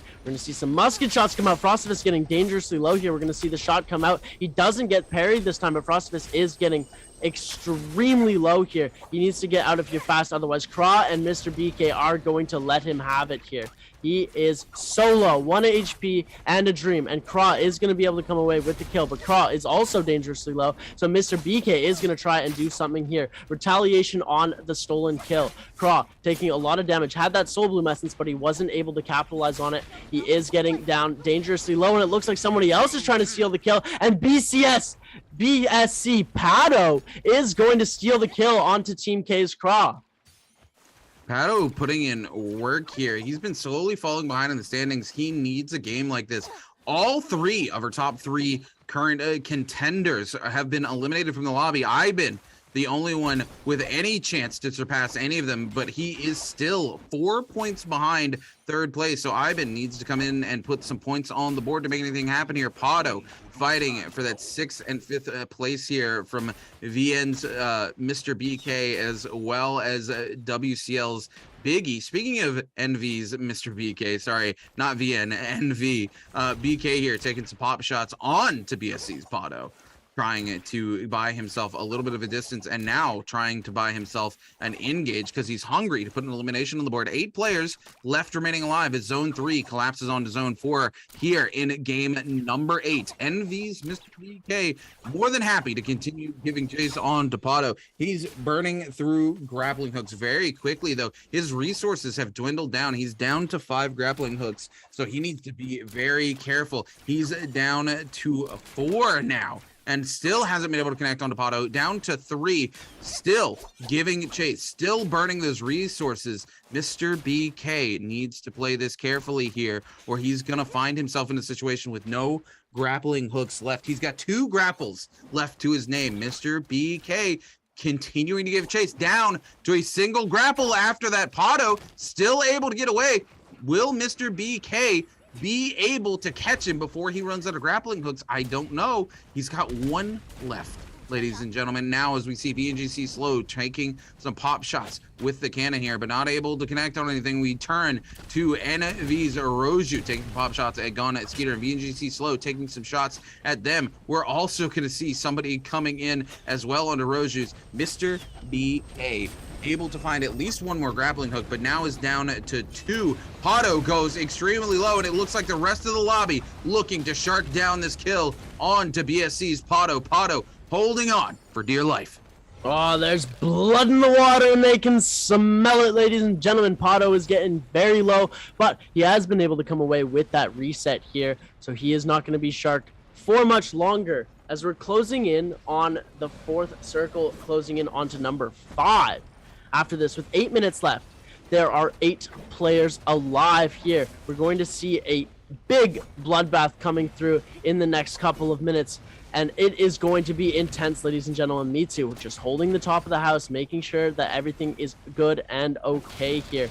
We're going to see Slows as well. He needs to put kills up on the board, otherwise he is going to be in a lot of trouble here.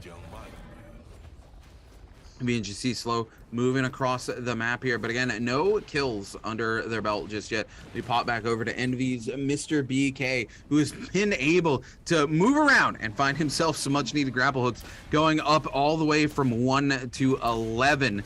BK finds himself those resources that he expended so hard trying to chase down Pato, and unfortunately was unable to secure anything off of it. But now at least he's still got something if he finds himself in a bit of a shady situation here. Bamboo's Ivan here, one of the few players capable of taking one of those top 3 spots, but he needs to put points up on the board. He only has 1 elim. He's still 4 points behind. He desperately needs to pick up some more eliminations here, as NV's Mr. BK once again through the middle here, just trying to stay away from Roju, as he can hear that legendary dagger Soul Jade getting ready to kick in, and he wants no part of it. The thing with Roju here is he has good loot, but is he going to be able to take it to the final circle here is what everybody is wondering here, as well as Gon. Gon is another player who can't take his stuff to the final circle, and it makes it a lot more difficult for these other players. Mitsu's another one, and Slow has also been lacking. Ivan as well. Ivan is the player hiding in the bush here. Ivan thrives on other players' violence. He watches until somebody is 1 HP and then sniper gangs them with a bow. right now, since nobody's fighting, it's very difficult for him to put kills on the board because he needs other people to be very low health. I mean, Ivan's still very capable of taking fights by himself as well, right? I mean, that's For why sure. we see him put so many eliminations on the board last game. But he is able to find those moments and steal those kills away with very well-timed bow shots. So you're right, he does thrive on the extra violence, but Ivan really just needs 1, maybe 2 eliminations and to place well to be able to move into that 3rd place position, which is a lot more money for himself here. So he doesn't need to threaten too many places. He can just wait for the violence to break out, because it will break out. The longer he waits, the closer he is to that violence. He's right now at 36.9. He's exactly 3.2 points behind Team K's Craw, and being able to take that 3rd place position away from him. If he can pick up a couple of eliminations, he could even potentially move himself into 2nd place over his teammate Snack. So he's just biding his time here and playing smart. Every single little point counts in these last couple of games. I've been here trying to make something happen with the bow. The signature move is not working out for him. He does only have 2 repair kits left, so this could be a bit of a risky play here. If he's going to keep reloading his bow, then he might run out of durability on his melee weapon. Hopefully he's got a backup so that he's going to be able to switch to it in a fight if the other one goes out of durability. Mr. BK getting shot at, but the shots keep missing. Ivan not hitting his mark today, hey? Yeah, you know, it's really hard when there's that much terrain and you're across the gorge like that.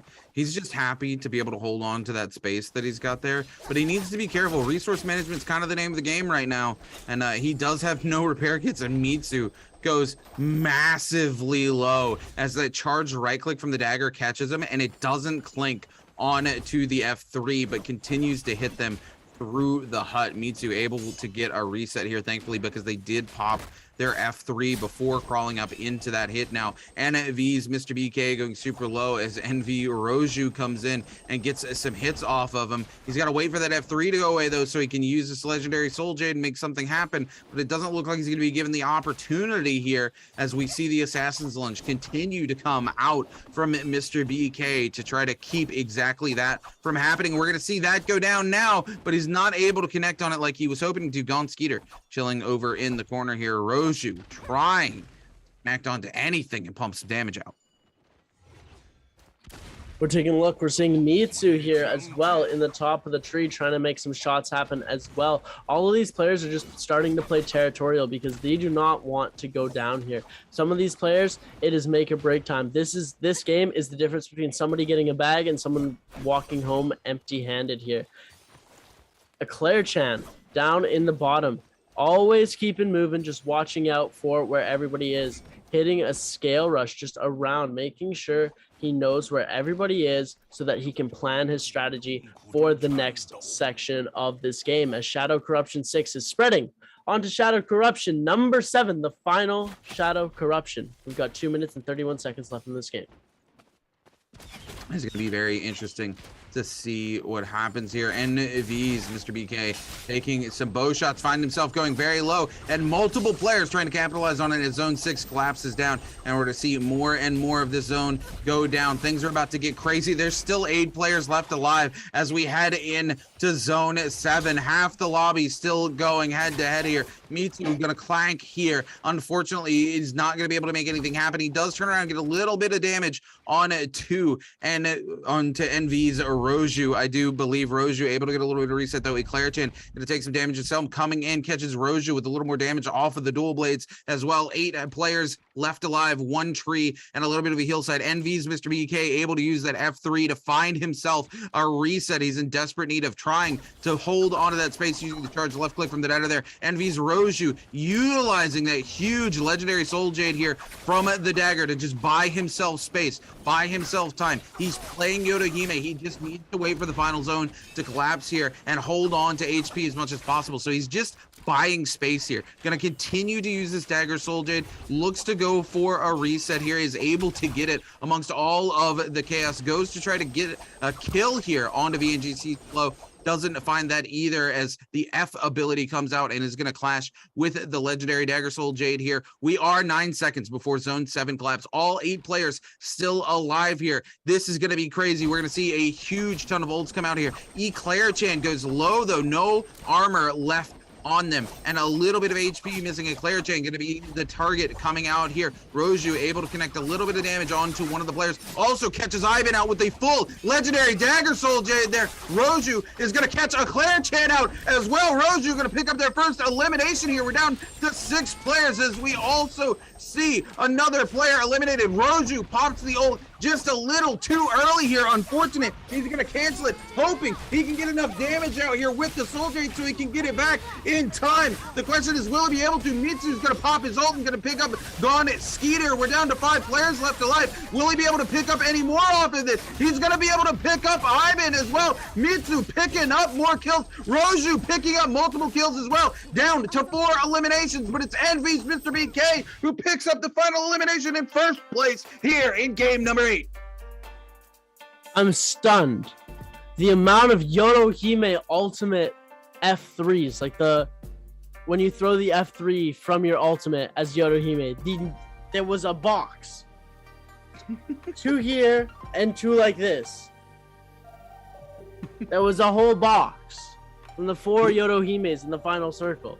We haven't seen a good Yodohime final circle in a while here, and you know, Envy's Roju there, able to kind of clutch it out in the end, picks up a ton of kills. He actually ults a little bit early, realizes the mistake, immediately cancels it and goes, okay, I have this Soul Jade. If I can catch multiple people in it, I'm going to be able to get enough rage buildup off of the damage. Hopefully I can get my ult back. He catches a couple people, waits till he finally gets the ult, pops it at the most opportune moment. I think he picks up 3 eliminations there in the end. He doesn't quite take it all the way to first place, as another player does eliminate him there, but he picks up enough eliminations. He's probably going to walk away MVP here for round number 8.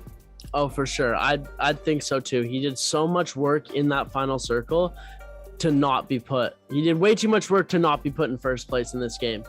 Like, he should just get like a star for effort, even if he wasn't getting first place, just because of how phenomenally he did play.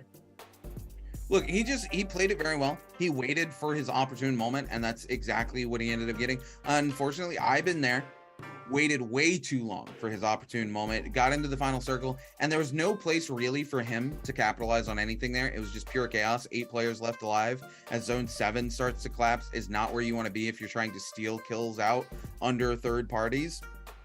Just couldn't clutch it out there.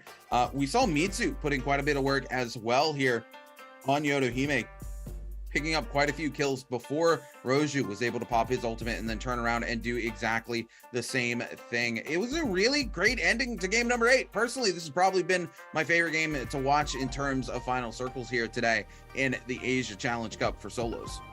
Oh, for sure. It's been one of the nicest games that we've been able to watch. Just the consistency throughout the whole game. There were kills back and forth, left, right, and center. Roju is going to place first with 4 kills, 9.4 game score. Mr. BK is going to place in second place with a 7.4 game score and 2 kills. Eclair Chan is going to place in third. Chan in third.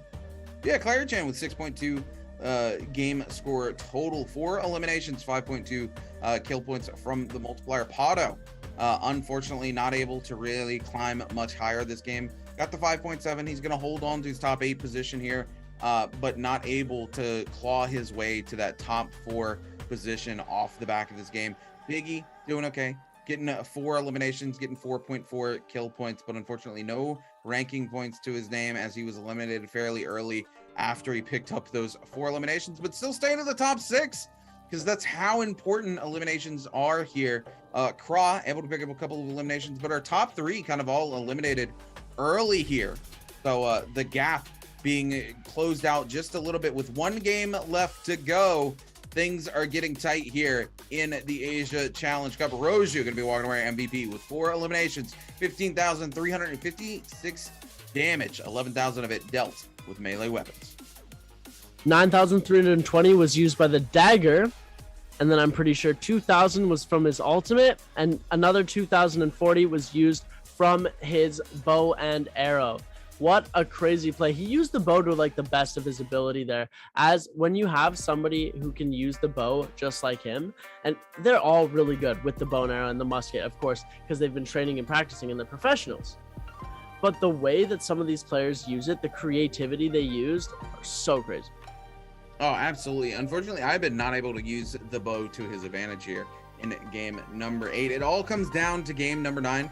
Top 3, top 4, all very close. And then the gap between top 4 and the rest of the lobby kind of shrunk quite significantly this game because the top 4 kind of players were all eliminated very, very quickly. Game number 9, it all comes down to this. Like I said, it's never over until the final circle closes and that final kill happens here in Naraka Bladepoint. It doesn't matter what region we're in, it doesn't matter what cup we're playing, it doesn't matter what league. It all comes down to the final game and the final kills, and it's no different here today. Oh, of course. It's exactly the same because all of these players are doing the exact same thing. They're trying to get to Worlds, and this is the road path to get into Worlds. No matter if you're playing in the MVPL, the Morris Cup, the Shadow Jade Cup, or the Asia Challenge. Look, you're competing. Every single game always matters here, and we love to see it coming down. We're going to take a look at the final scores before we go into game number 9 so we can see exactly where every single player stands before we move forward. And here we are, Frostivus sitting in first place at 54.2 points. Snack hot on his heels in second place with 42.5 points. Pra just barely holding on to his third place with 40.7 points. Iben not able to put enough points on the board to make it matter for him to move up into that top 3 in this last game, holding on to fourth place with 38 points. Of course, Biggie, Mr. BK, still tied for 5th and 6th place at 33.5 points. Pato in 7th place with 27.3, and Roju moving up into the top 8 after a strong performance here in game number 8. One game left to go. Will Frostivus stay on top? Will Snack overcome? Will Kra have another good game finally and make something happen in the final game? Or will we see a surprise? Will somebody come out from the bottom of the pack and take first place away from absolutely everybody? We're going to find out when we come back for game number 9. We're not quite ready to jump to a break yet, but man, things are going to be very interesting when we do get there, Seb. You just scared me, man. You had the whole anime to be continued. Will this? Will they? You have me sitting on the edge of my toes, and I bet the whole audience is too. This is just, guys, chat. You guys have been so great today. We've gone through 10 games so far. 10 games of Naraka Bladepoint. It's been a long day, and it's not even close to over. You know, we have one game left here for the Asia Challenge Cup, but then we come back in 3 hours to celebrate Naraka's first birthday. Naraka's growing up, ladies and gentlemen, because when we come back after Asia Challenge Cup, we're going to have, of course, the All-Star game and our anniversary game. But guys, we're going to jump to a quick break before we come back for game number 9.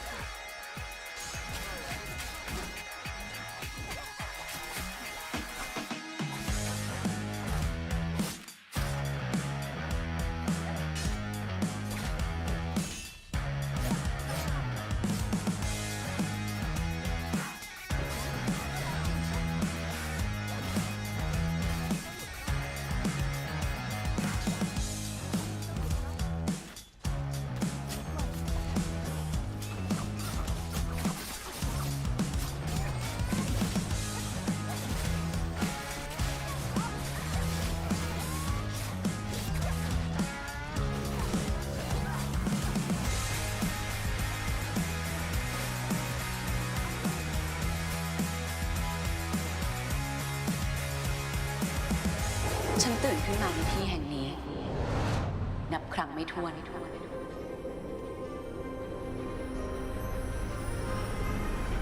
เพื่อพบว่าฉันกำลังต่อสู้กับบางอย่างก่อนที่จะตายเหมือนเดิมมากันเยอะเชียวกะไม่ให้เกิดกันเลยคนเรา ตาเนี่ยแหละ เราต้องไม่ตายง่ายๆ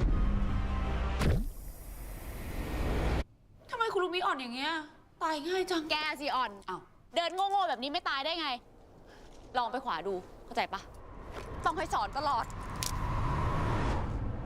เฮ้ยระวัง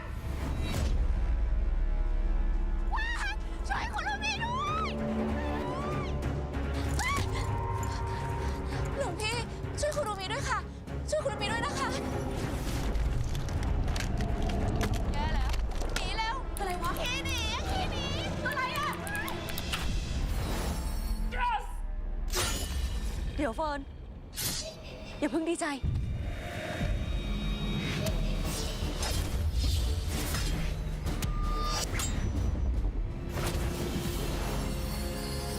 มาดิครับเอาจริงเราก็เก่งเหมือนกันเนี่ยว้าวช่วยชูระเบียด้วยช่วยด้วย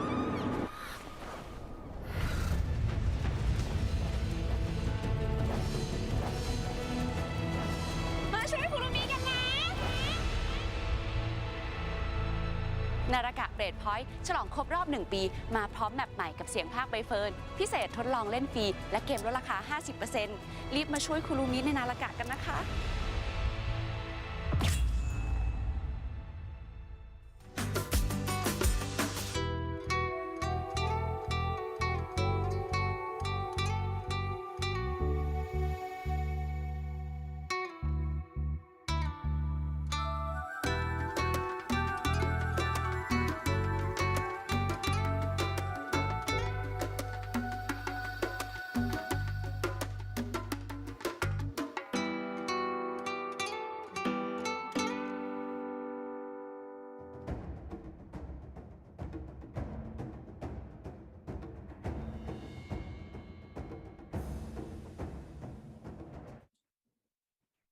The crowd goes quiet.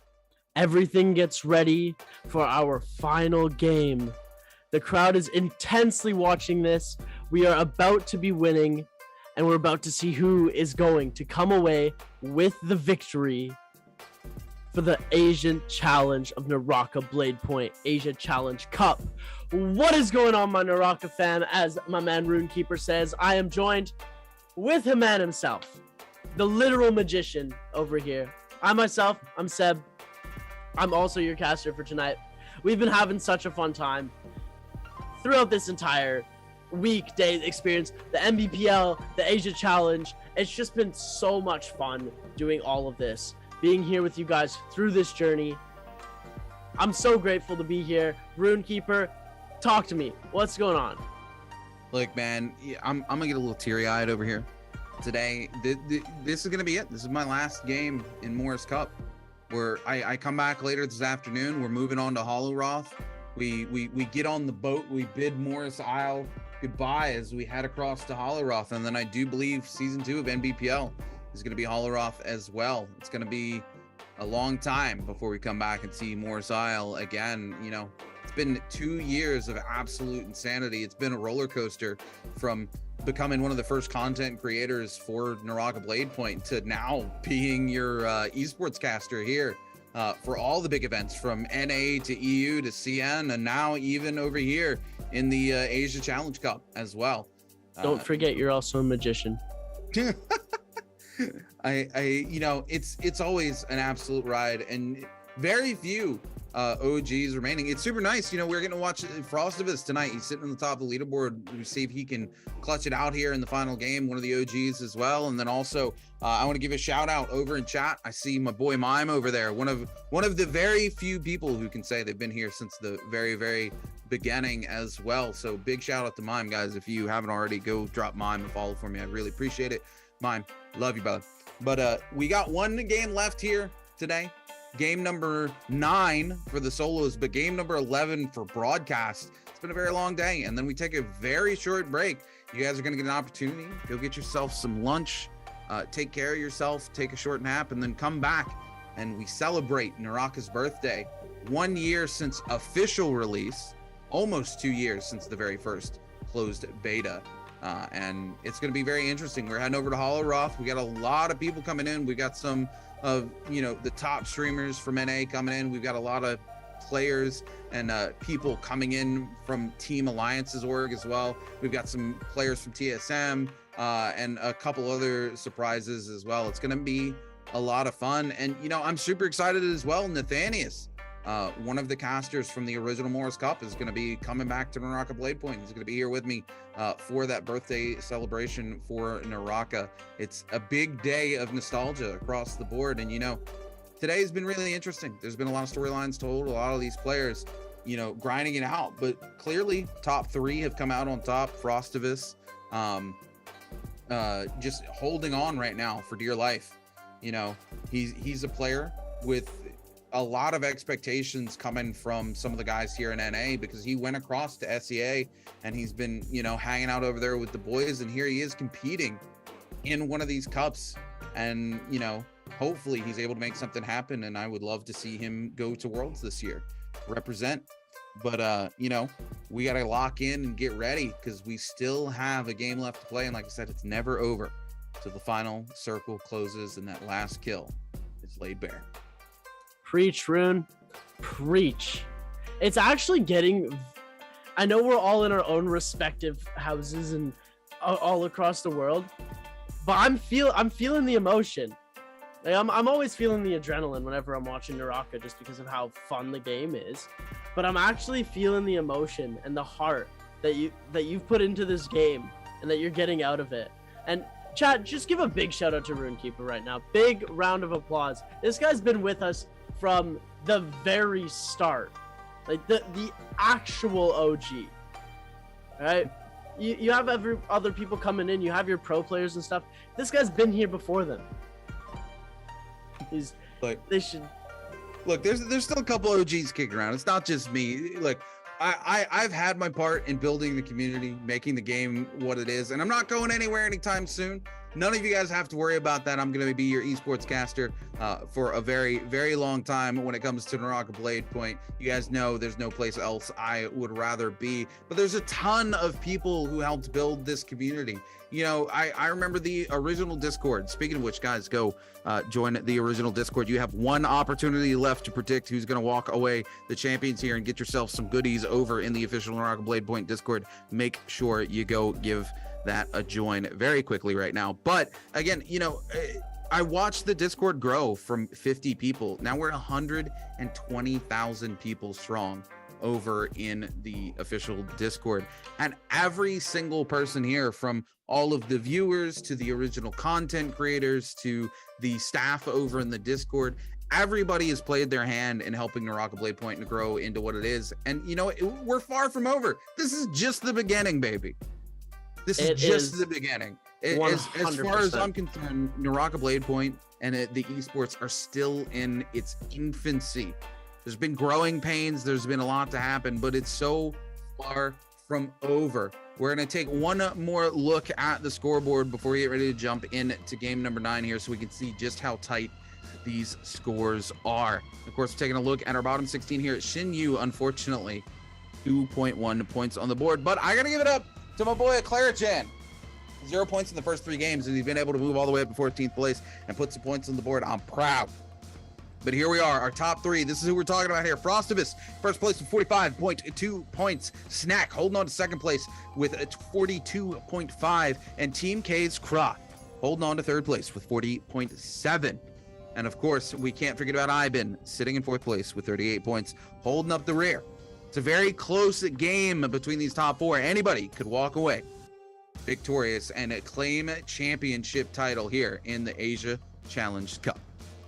And it is going to be a big one.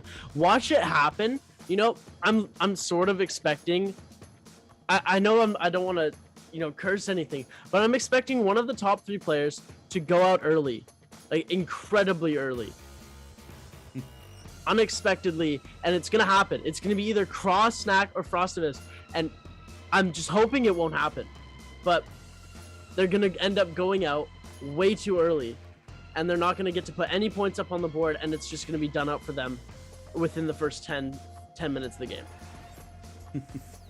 you know, we're gonna see if this happens. I mean, all three got eliminated early last game, and we've seen it happen before, but I don't think off of last game that those three players are going to allow themselves to be eliminated early this game, because it just opens the door to too many players with how close it is. I think we're going to see kind of the top four played a little more close to the chest. Maybe Ivan going a little bit more ham this game, because he's been kind of playing, I want to steal those kills, but now he really needs to put the kills on the board if he wants to walk away with that first place prize. He's going to have an explosive game to make it happen. So he's got it to do. I think Ivan's going to W key the lobby. And honestly, if I know Frostivus the way I think I know Frostivus from when we used to play back in the day, plus how I've seen him playing here today, I don't think Frostivus is not going to W key this lobby. I think Frostivus, when we were on break, took his keyboard, set it to the side, unplugged it, pulled out a brand new keyboard, set it down, and has been polishing that W key, because he's getting ready to run this whole lobby down if he has it his way. He doesn't care if he's in first place. Frostivus wants to make the world know that he not only deserves to be in first place, but he should be there by a country mile. Well, he does have my W key. I did give it to him. So I don't have a W key in my keyboard anymore, but he definitely needed it, because that thing was cracked in half by the end of the 5th game here, as we're about to hop in to our last game of the Asia Challenge Cup. This is gonna be intense. I'm so excited. I just want to see who's gonna win already. Look, we're gonna find out. It's game number 9 of solos, game number 11 today. You know what it is. We ain't getting tired yet, because we still got a whole lot of Naraka left to play today, and I'm ready to rock and roll. I want to go ahead and get things started. Chat, I want to go ahead and know your predictions. Who do you want to win? Who do you think's gonna win? And who do you think's gonna just overall put on the best show for us here in game number 9 today? Chat has said for predictions right now, Snack has 18,000 channel points going for him. Frostivus has 9,000 channel points going for him. Others have 10,000 and 2,000 for Kra, and for Ibim 1,000. So we're gonna see. That's just the channel points predictions. Obviously, not a lot of people, not everybody's betting on the channel points to see who's gonna win, but they do give us an insight on what people think's gonna happen. And I'm actually surprised that Frostivus isn't skyrocketed to at least 100,000 points yet. Come on, get your boy up there. Look, chat, the rest of chat's not rich like me, okay? Every time I bet, you just say, okay, I'm gonna drop 80K on the other side. Hey, yeah, but that means if you win, you get a ton of points, said baby. But I always lose. I had 10. It's not my fault. I know who's gonna win and you don't, baby. I had 10K points, or I had 3K coming into the day. I was up to 10K, and now I'm at 60. Look, I had no points coming in this week. At the end of NBPL, I dropped 130K on the team I thought was gonna lose, so chat could have some points. Everybody in chat was like, Rune, bet some points. I'm freaking broke over here. So I was like, all right, I'm gonna let chat have my points. I'm coming back. I'm gonna be here for a whole nother season. We're gonna have worlds. We're gonna have all these events. I'm gonna have points. I'm gonna bin have points. So I'm gonna let chat hold on to a little bit of that bread. You know what I'm saying? So they can get some predictions in, so we can see some numbers pop up on the board. But I'm ready. I'm just so ready. I want to go ahead and get into this last match. I just want to see the smoke. I want to see like everybody drop in a circle like this tiny and just bring the straight smoke from start to finish. I think it's a little bit too small. I don't think anyone can fit in the palm of your hand. I mean, you've got the whole world in the palm of your hand, but other than that. It's gonna get absolutely insane in this last game. I'm calling it right now. I think we're gonna see some crazy hero picks, and I think we're just gonna see some people go absolutely ham. I want to see Claire Chan. You know what? I'm gonna call it right now. Claire Chan, I want to see you come out and just play something completely off the wall. Let's see some Temmie. Let's see some just some solo Tian Hai. Let's see an entire Tian Hai lobby. Why would you wish that on the world, Seb? I don't know. I'm just trying to have a bit of fun here as we're getting to go. Kicking it off, ladies and gentlemen. Game number 9. What we have all been waiting for. Here we go. We are about to start this off, and I am so hyped. Rune, I know you are hyped as well. Oh, absolutely. Look, by the way, I want to talk about this 9 games, and we haven't seen a repeat MVP yet. Oh, yeah, that's pretty true. Yeah, we usually see that in the MVPL, but today there have been no doubles, no three-peats, and no quad feeds up in this winner's circle. Here we go, taking a look at where everybody is going to be spawning, just south of Celestra area, with a couple of players actually spawning in Celestra, with the others spawning in the gold zones up and around it. Look, I want to see these players break their W keys today. That's all I got to say. It's game number 9. It's time to put on a show. No more of this. We get to zone 3 with like 6 people left alive and no fights break out until zone 7. You better W key this whole lobby. I'm calling it right now, because if you don't, I'm coming to your house. I'm knocking on your door, and we're going to have a very long discussion about how I want you to play Naraka Esports. And we're going to pop over and start here with Frostivus to see what kind of loot he's been able to get. So far, unfortunately, all he's been able to lock down is a white dagger for himself. The action already getting started here as Bamboo Snack finds himself engaged with a Rude's Mitsu.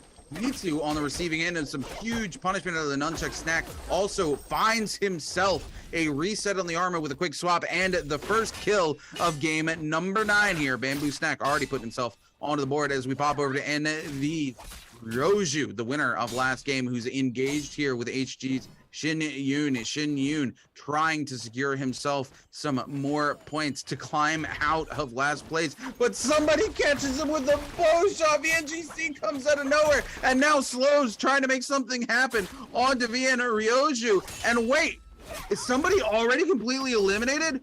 Oh no, Juan Q has already been eliminated twice. We're down to top 15 already, and we're just seconds into the first game. VL's Tenoshi is going to be able to eliminate Team K's Kra with quite literally half an HP to his name.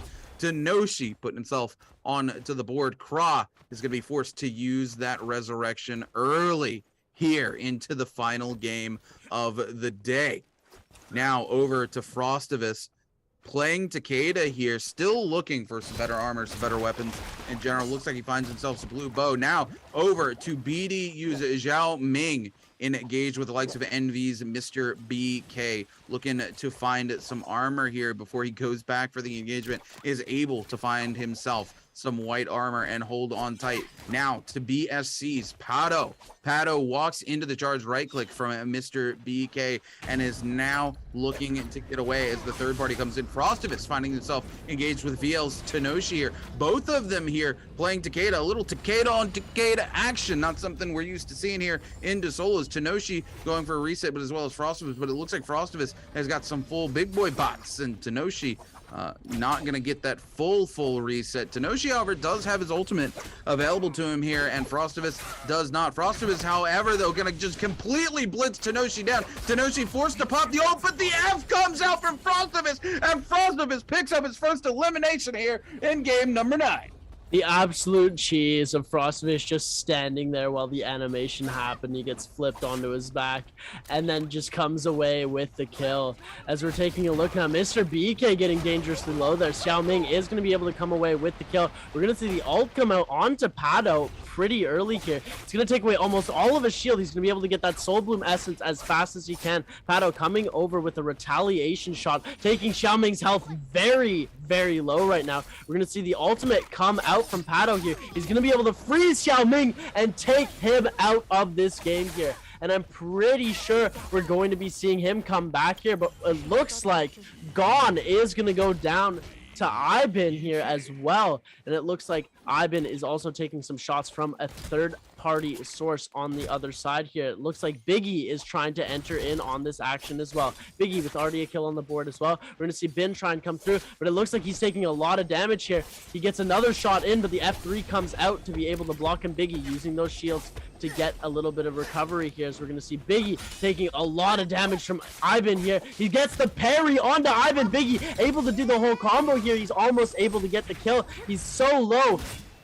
Biggie able to try and dodge these shots. Ivan very low as well, but he's able to get some recovery from the V2 version of the ultimate of Yodo Hime here, and he's able to also get an armor swap. So Biggie is in a lot of trouble right now. Ivan having the upper hand on this fight with a little bit more health here. We're going to see the F3 get popped out offensively here, but he's turning it around, and it looks like Ivan is actually going to be able to come away with it.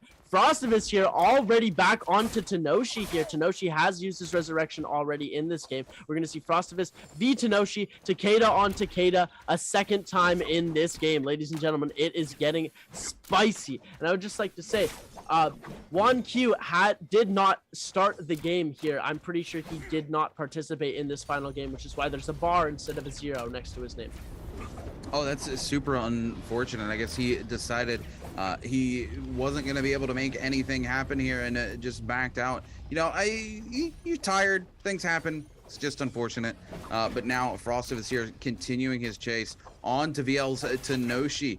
Tenoshi moving away, finds himself an armor swap at the top of the box there, but now is going to see that armor completely shredded here. There's quite a bit of white armor laying around here, though. Tenoshi has the opportunity to get himself some more armor swaps, but it doesn't look like Frostivus has any plans to let that happen here. Nope, Tenoshi is able to pick up one of those armors and take the swap here. Very unfortunate, because Frostivus only can control that neutral with his ultimate for so long, but Tenoshi does lose a lot of HP, and there's no way he can swap into some armor and get that back. So Frostivus actually still has the upper hand here, though Tenoshi pops his ult second here. Frostivus is going to choose to back out of this fight so he doesn't have to take a fight at a disadvantage, knowing that Tenoshi has that ult for longer than he does. Bamboo Snack here with one elimination on the board, trying to catch up to Frostivus this game, but 1-for-1 tit for tat is not going to be enough. Bamboo Snack needs to have a more explosive game than Frostivus does if he wants to walk away the champion.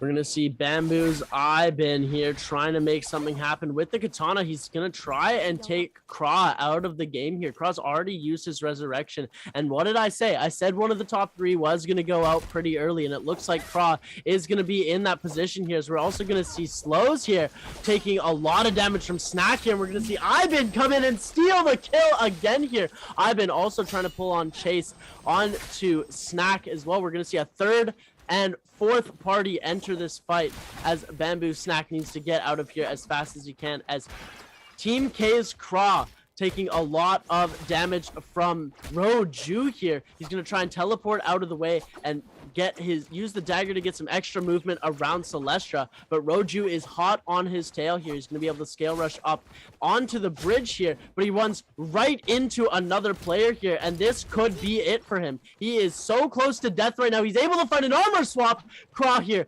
fighting for his life. He's got two players chasing him here. One of them has gone for a reset. Roju trying to find him. He hasn't gotten another armor swap yet. He is very low. This could be very dangerous for him. He does pop the ultimate, so he's able to bamboozle them a little bit and get one singular pot off, but he's going to lose that health almost right away here, as we're going to see Tenoshi here also go down to Frostivus. Frostivus is putting up 2 kills this game. If we're going to see Kra go down, this would be huge for him. But Eclair Chan is actually going to take out Frostivus with the Valda ultimate down in that Shadow Jade mine area. Eclair Chan making big plays. Yeah, Eclair Chan here able to put some more points on the board. Frostivus still has his resurrection though, so he's definitely not out of this whatsoever. BSC's Pado caught into the F3 by Bamboo in the corner here. Bamboo though on the receiving end of an F3 from another Yodohime player. I didn't quite catch the name. Pado moving across the map here. Snack just trying to hold on for dear life here. Snack definitely doesn't want to find themselves being eliminated this early, but they do still have a resurrection. They've got a little bit of a gap here before Zone 2 collapses onto Zone 3. They've got about 60 seconds here. A huge parry coming out from Snack onto Slows. They're going to pick up an elimination. Tit for tat. Snack 2 for 2 with Frostivus right now. The gap remains the same between both players here as they fight for first place. Iben has surpassed Team K's Craw to take third place, but Craw's not out of the game just yet. Frostivus now out and about looking for some armor, trying to get some resources and get himself back into the game after being eliminated by Claire Chan.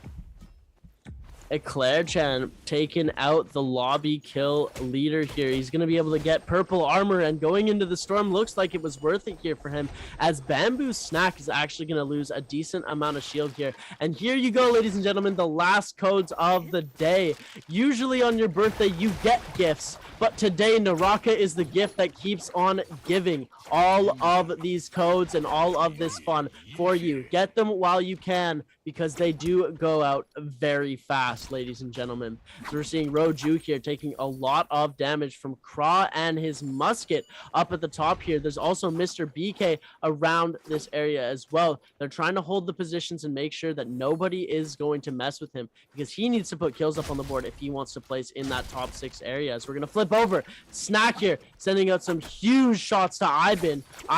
If he goes out early, this could be it for him as well. Craw could surpass him as well as Biggie could, and it looks like Snack is trying to make sure that that happens here, as Craw is also going to be entering into this fight as well. We're going to see Iben using his ultimate here just to make sure that he can get away and put some distance between him and his opponents.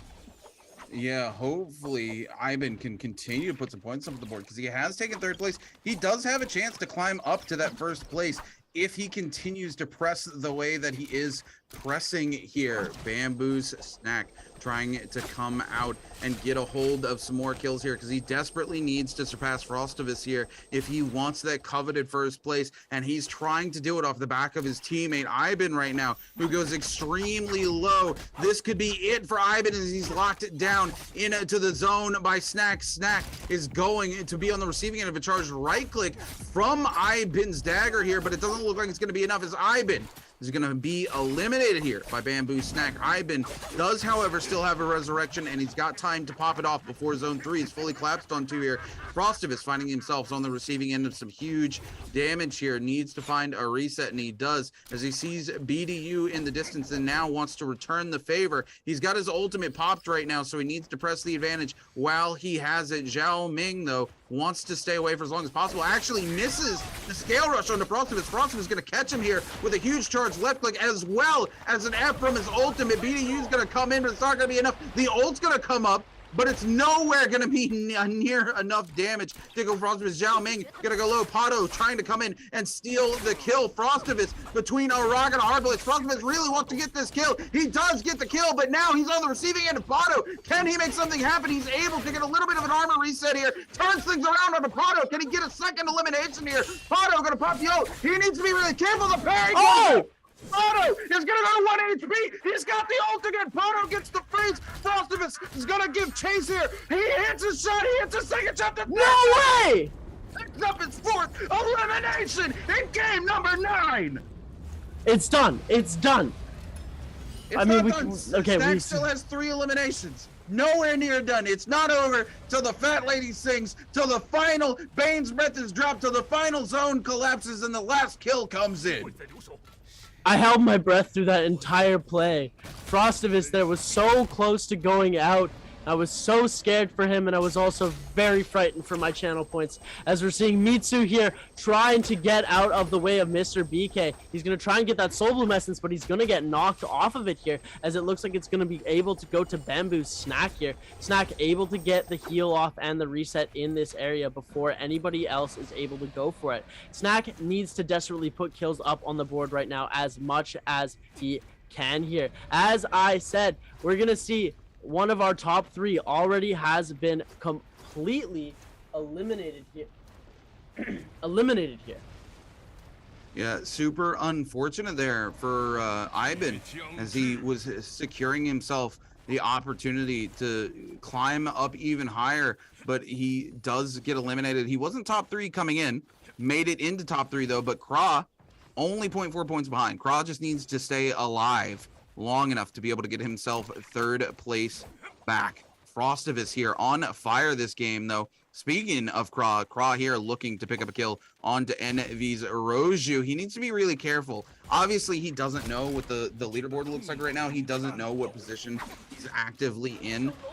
So he is kind of risking for the biscuit here. Kra going to be able to avoid the ultimate there. Roju going super low. Everybody trying to secure the kill here. Frostivus with the bow shots, trying to make it happen. Doesn't look like he's going to be able to land it. And it's Team K's Kra who's going to be able to pick up the elimination, and he doesn't know it, but with that, he has secured himself at least 3rd place. Top 3, Team K's Kra, climbing it back from the clutches of Bamboo's Ibin. And it looked so close for Kra to have a bad game there. He was so close to dying in that Celestra fight for the 2nd time, and he wouldn't have been able to make it back. And he would have ended up being in 4th or 5th place, depending on how Biggie did here. As we're taking a look, Biggie and Mr. BK are going to be fighting it out for 4th place here. It looks like they could even take 3rd if they have something very pop off here, and it looks like Snack is on the hunt for Kra here. We're going to see him try and go for a fight. Kra was able to get a little bit more of a reset than Snack had bargained for though, so it looks like he's going to take the long way around, as he definitely sees Frostivus over there and making sure that he knows where the 3rd parties are going to be coming from if he's going to get any bow shots coming towards him. Snack is going to take up damage from 1 bow shot here. They're going to clank against each other, as Kra taking some damage here as well. We're going to see the Assassin's Lunge take away almost all of Snack's shield. We're going to see the uppercut preventing him from healing here, but the ultimate is going to come out. We're going to see Kra use that backstab ability multiple times here to try and get away from Snack. And oh my goodness, Frostivus coming in with a huge bow shot, taking Snack down super low, but it looks like Kra is going to take the kill here, and Snack is going to go down here. Kra in contention to take that 2nd place now. This is going to start to become very interesting, because Frostivus coming in very aggressive onto Kra here. You say Kra in position to take that 2nd place, but I'm thinking Frostivus has other ideas here. Yeah, as he's just going to go ahead and eliminate Kra. Frostivus secures himself the guaranteed championship. Nobody can surpass him now. Even if Biggie was to double eliminate everybody in the lobby and take 1st place, he could not put enough points on the board. Frostivus is going to be your Asia Challenge champion for solos here. Frostivus has got to be running around screaming with excitement right now. I mean, it wasn't the 37 kill game that I wanted, but congratulations to Frostivus for getting the Asia Challenge Cup champion. This is so amazing to see. 9 solo games of straight grinding, and Frostivus came out on top here, and now he can just chill out and relax for the rest of the game. But you know he won't be doing that. He's gonna play vigilant, he's gonna play hungry, because he wants to put some more kills on the board, set himself a record. Let's do it. I was going to say Frostivus is not going to play chill whatsoever. If you notice, that W key is still on hard press. Frostivus play easy? Nah, he doesn't care. He doesn't know. And I mean, you gotta also remember, he doesn't know that he's guaranteed himself 1st place. He doesn't know who's still left alive in the lobby. He's been far too focused on making sure that he secures his kills and he stays alive than he is watching the kill feed. And I mean, I'm sure he knows certain people have been eliminated and he knows who he's eliminated. But at the end of the day, Frostivus has got to keep the pressure on, because in his mind, he's got to assume that it's not over until the final kill is laid. And here we are, Envy's Mr. BK just chilling up top here with the ballista, holding on to a little bit of space, utilizing those explosions to keep people from getting on top of him. We're going to see them trying to come in here with the grapples and knock him off, but are unable to connect. Mr. BK, no eliminations in this game. He's just trying to hold on for dear life at this point. 5 players left alive as Zone 4 collapses down on to Zone 5. RD's Mitsu here coming up top, looking to make something happen.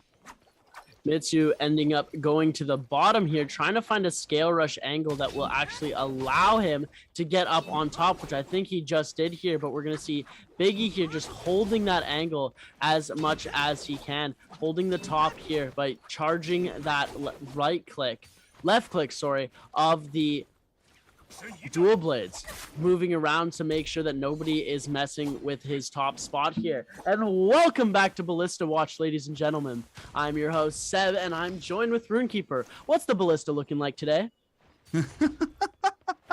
We love a good Ballista Watch, but you know what? Honestly, the day might have started out as Ballista Watch, but right now it's Frostivus Watch, because Frostivus is not slowing down any time soon. He does not care. The man will W key until his heart gives out. Or his W key gives out. That's okay. We can always send him a replacement in the mail. You know, guys, if you see Frostivus at a convention, I highly suggest you guys bring him a W key, because he's desperately going to need one every single day, because he's going to snap that thing off of his keyboard like it's nothing. Frostivus looking to find an in here as he's looking at these players up here on Ballista. Gone Skeeter more than happy to just hold out this little area over here. And here we go. Frostivus giving chase already. Mitsu goes airborne, and Frostivus checking the bushes over here, trying to find something, anything. It's going to kind of slow down as Frostivus is the only person really looking to make some engagements here. Frostivus makes it up top, and he's claimed the Thunderdome for himself. He's going to put some big damage onto Biggie and says, you're not getting away now. That gold armor's looking pretty yummy. Bring it back, boys. Frostivus is pulling up like who shot ya. Biggie is looking pretty down right now. All of his gold armor is almost gone here. Frostivus sending out some blue attacks here, making sure that everyone knows not to mess with him here. He's going to send off some pistol shots, but he ends up canceling it because he can't get an angle on the players here, as Biggie ends up holding this angle again, but Mitsu is going to end up taking the top here.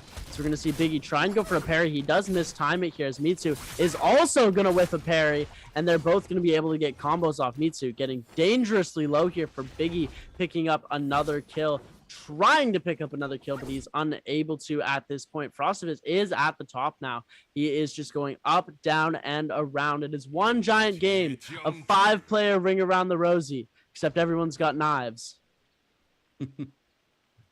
Yeah, again, here we are. We're on Frostivus watch right now as he just dances around looking for any opportunity to blitz players down. 17 seconds till Zone 6 collapses. We're probably not going to see the fight break out here until the final zone here. Frostivus, however, finds, or yeah, was that Frostivus? Yeah, finds Gone Skeeter. It's going to see all of their shields absolutely obliterated off of them. They're going to find a quick armor swap there into a blue set of armor. Now WCL's Biggie coming in, as well as Rude coming in, trying to make something happen. Being a little rude himself. Biggie going to use the F to get a reset here. Frostivus also taking a quick reset. Gone Skeeter still super low. That blue armor, just a single tick of armor left on it. Frostivus up top once again with WCL's Biggie trying to make something happen here. Goes for the pistol shots, isn't able to connect onto anything. And now we continue as Frostivus gives a chase across our lovely tower here. The zone forcing everybody off of the tower slowly but surely as we watch it be enveloped. This is it, the last patch of Morris Isle I'll see in competitive for a long time. It all comes down to this.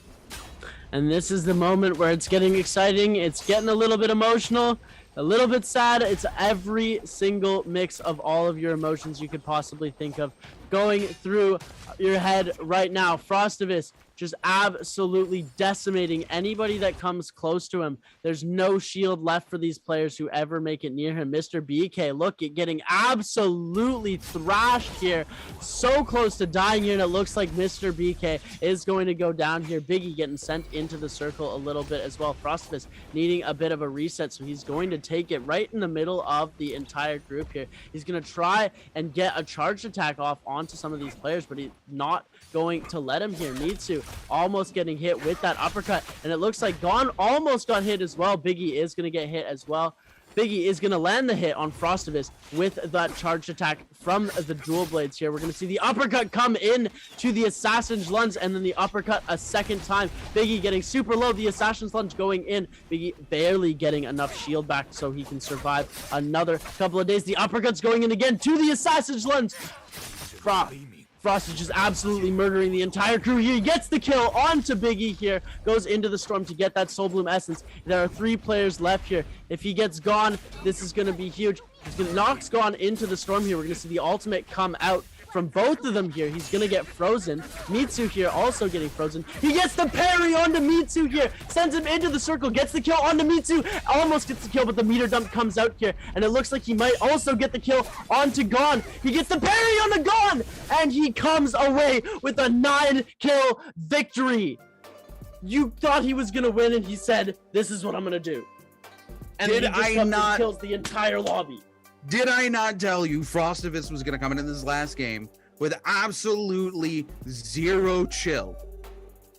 No chill whatsoever. The Frosty man himself doesn't even have enough cold to chill when he's in first place. Goes from 5 eliminations to 9. Wipes out every single player. Takes first place. And it makes it clear that there's no question that the best player here today in the Asia Challenge Cup Grand Final Solos is, of course, our boy Frostivus.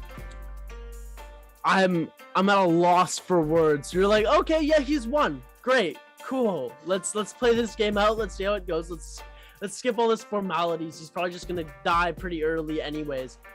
Is what's going through my head. And then all of a sudden, it goes 5. 4, he gets a kill. 3, he gets a kill.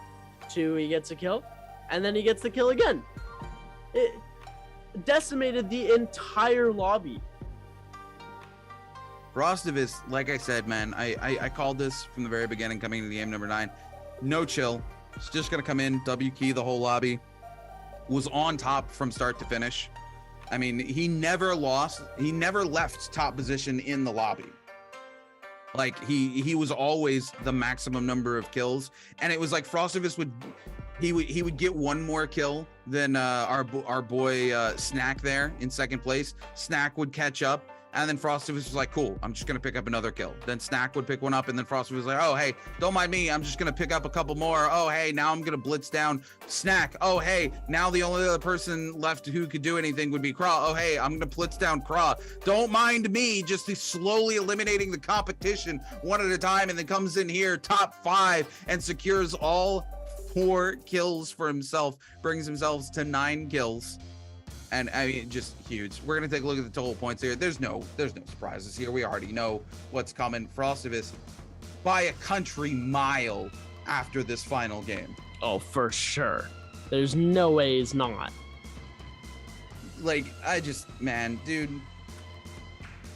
I said at the very beginning of the day, very beginning of the day, you know, I gotta root for my boy Frostivus. I try not to play favorites, but again, this is somebody I used to play with back in NA.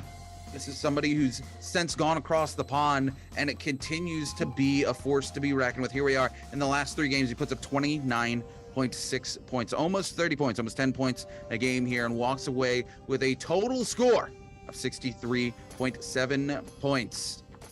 Absolutely dominating the competition here in the ASC. Frostivus will be walking away our grand champions for solos. You can walk away with a nice prize pack, and I highly doubt anybody's going to be able to take away most kills from him either. I'm pretty sure Frostivus is also going to walk away with the most kills here in the ACS Solo Grand Finals. Here he is, your champion, the man, the myth, the legend, Frostivus. Congratulations to Frostivus for coming away with this victory. It was definitely not easy, and he stepped up when the pressure was on to come away with an incredible dub that was a feat for the ages. And he did it on Naraka's birthday nonetheless, coming through with the most banger plays I've seen in a long time. Oh, absolutely. I mean, Frostivus really making it happen here today. We're all super proud. Put on a great show, too. For everybody who got to watch what happened here today, I hope you enjoyed the incredible plays by Frostivus that you got to see. Ladies and gentlemen, that has been it for your grand finals for the ASC. Frostivus is your champion. What a way to end the day. 9 eliminations. Frostivus from start to finish. W keys the lobby. Goes out in style, man. Not only does he go out and go, yeah, cool, I'm first place. It wasn't like one of those slow wins where it's like nobody really had a chance to surpass him or anything. He could have been surpassed if he didn't play well. And Frostivus says, hold up, somebody hold my beer because I need every single person to know that I meant to be on top. And we're gonna put the points on the board so everybody recognizes. And here we are, Frostivus. Like I said, nobody even close. 35 eliminations. Fra almost 10 eliminations behind him with 26. Frostivus also going to be walking away with the most kills here today. Was there ever any question, Seb?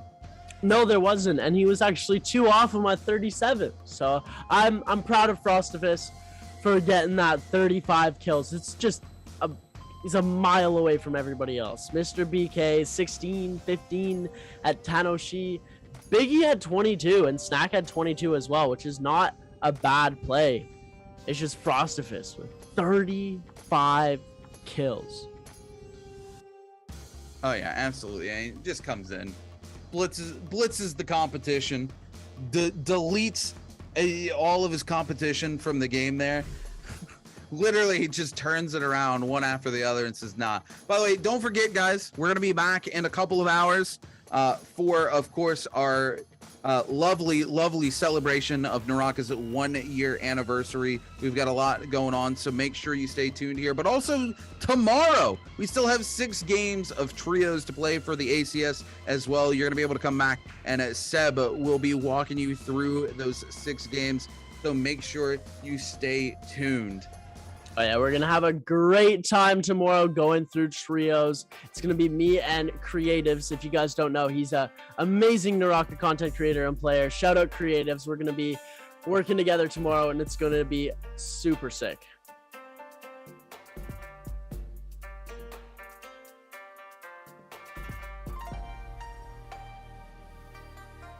I guess we're gonna take a look at who won the predictions over in the Discord here in just a second. So give us 1 second to pull that up here for you guys. And this is it. You can see their names on screen right now. Congratulations to our boys. You want to read them out for me, Seb? Oh my goodness. If I mispronounce these, my bad. Nabayam. Congratulations on winning 30 treasures. Ty, congratulations. Kamadwahao, Han, and Naosaki. Okay, that was horrific, but congratulations to everyone. You guys just won a bunch of free stuff. Hope you guys get some good pulls. No duplicates are in your future.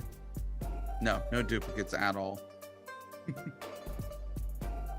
All right, ladies and gentlemen, that's going to be it from us here today. Like I said, we're going to be back in just a little bit. The Naraka action never ends here today, but that has been it for me and Seb for now. Till a little later today. Thanks for stopping by for the ACS, and I hope you guys have a good rest of your day.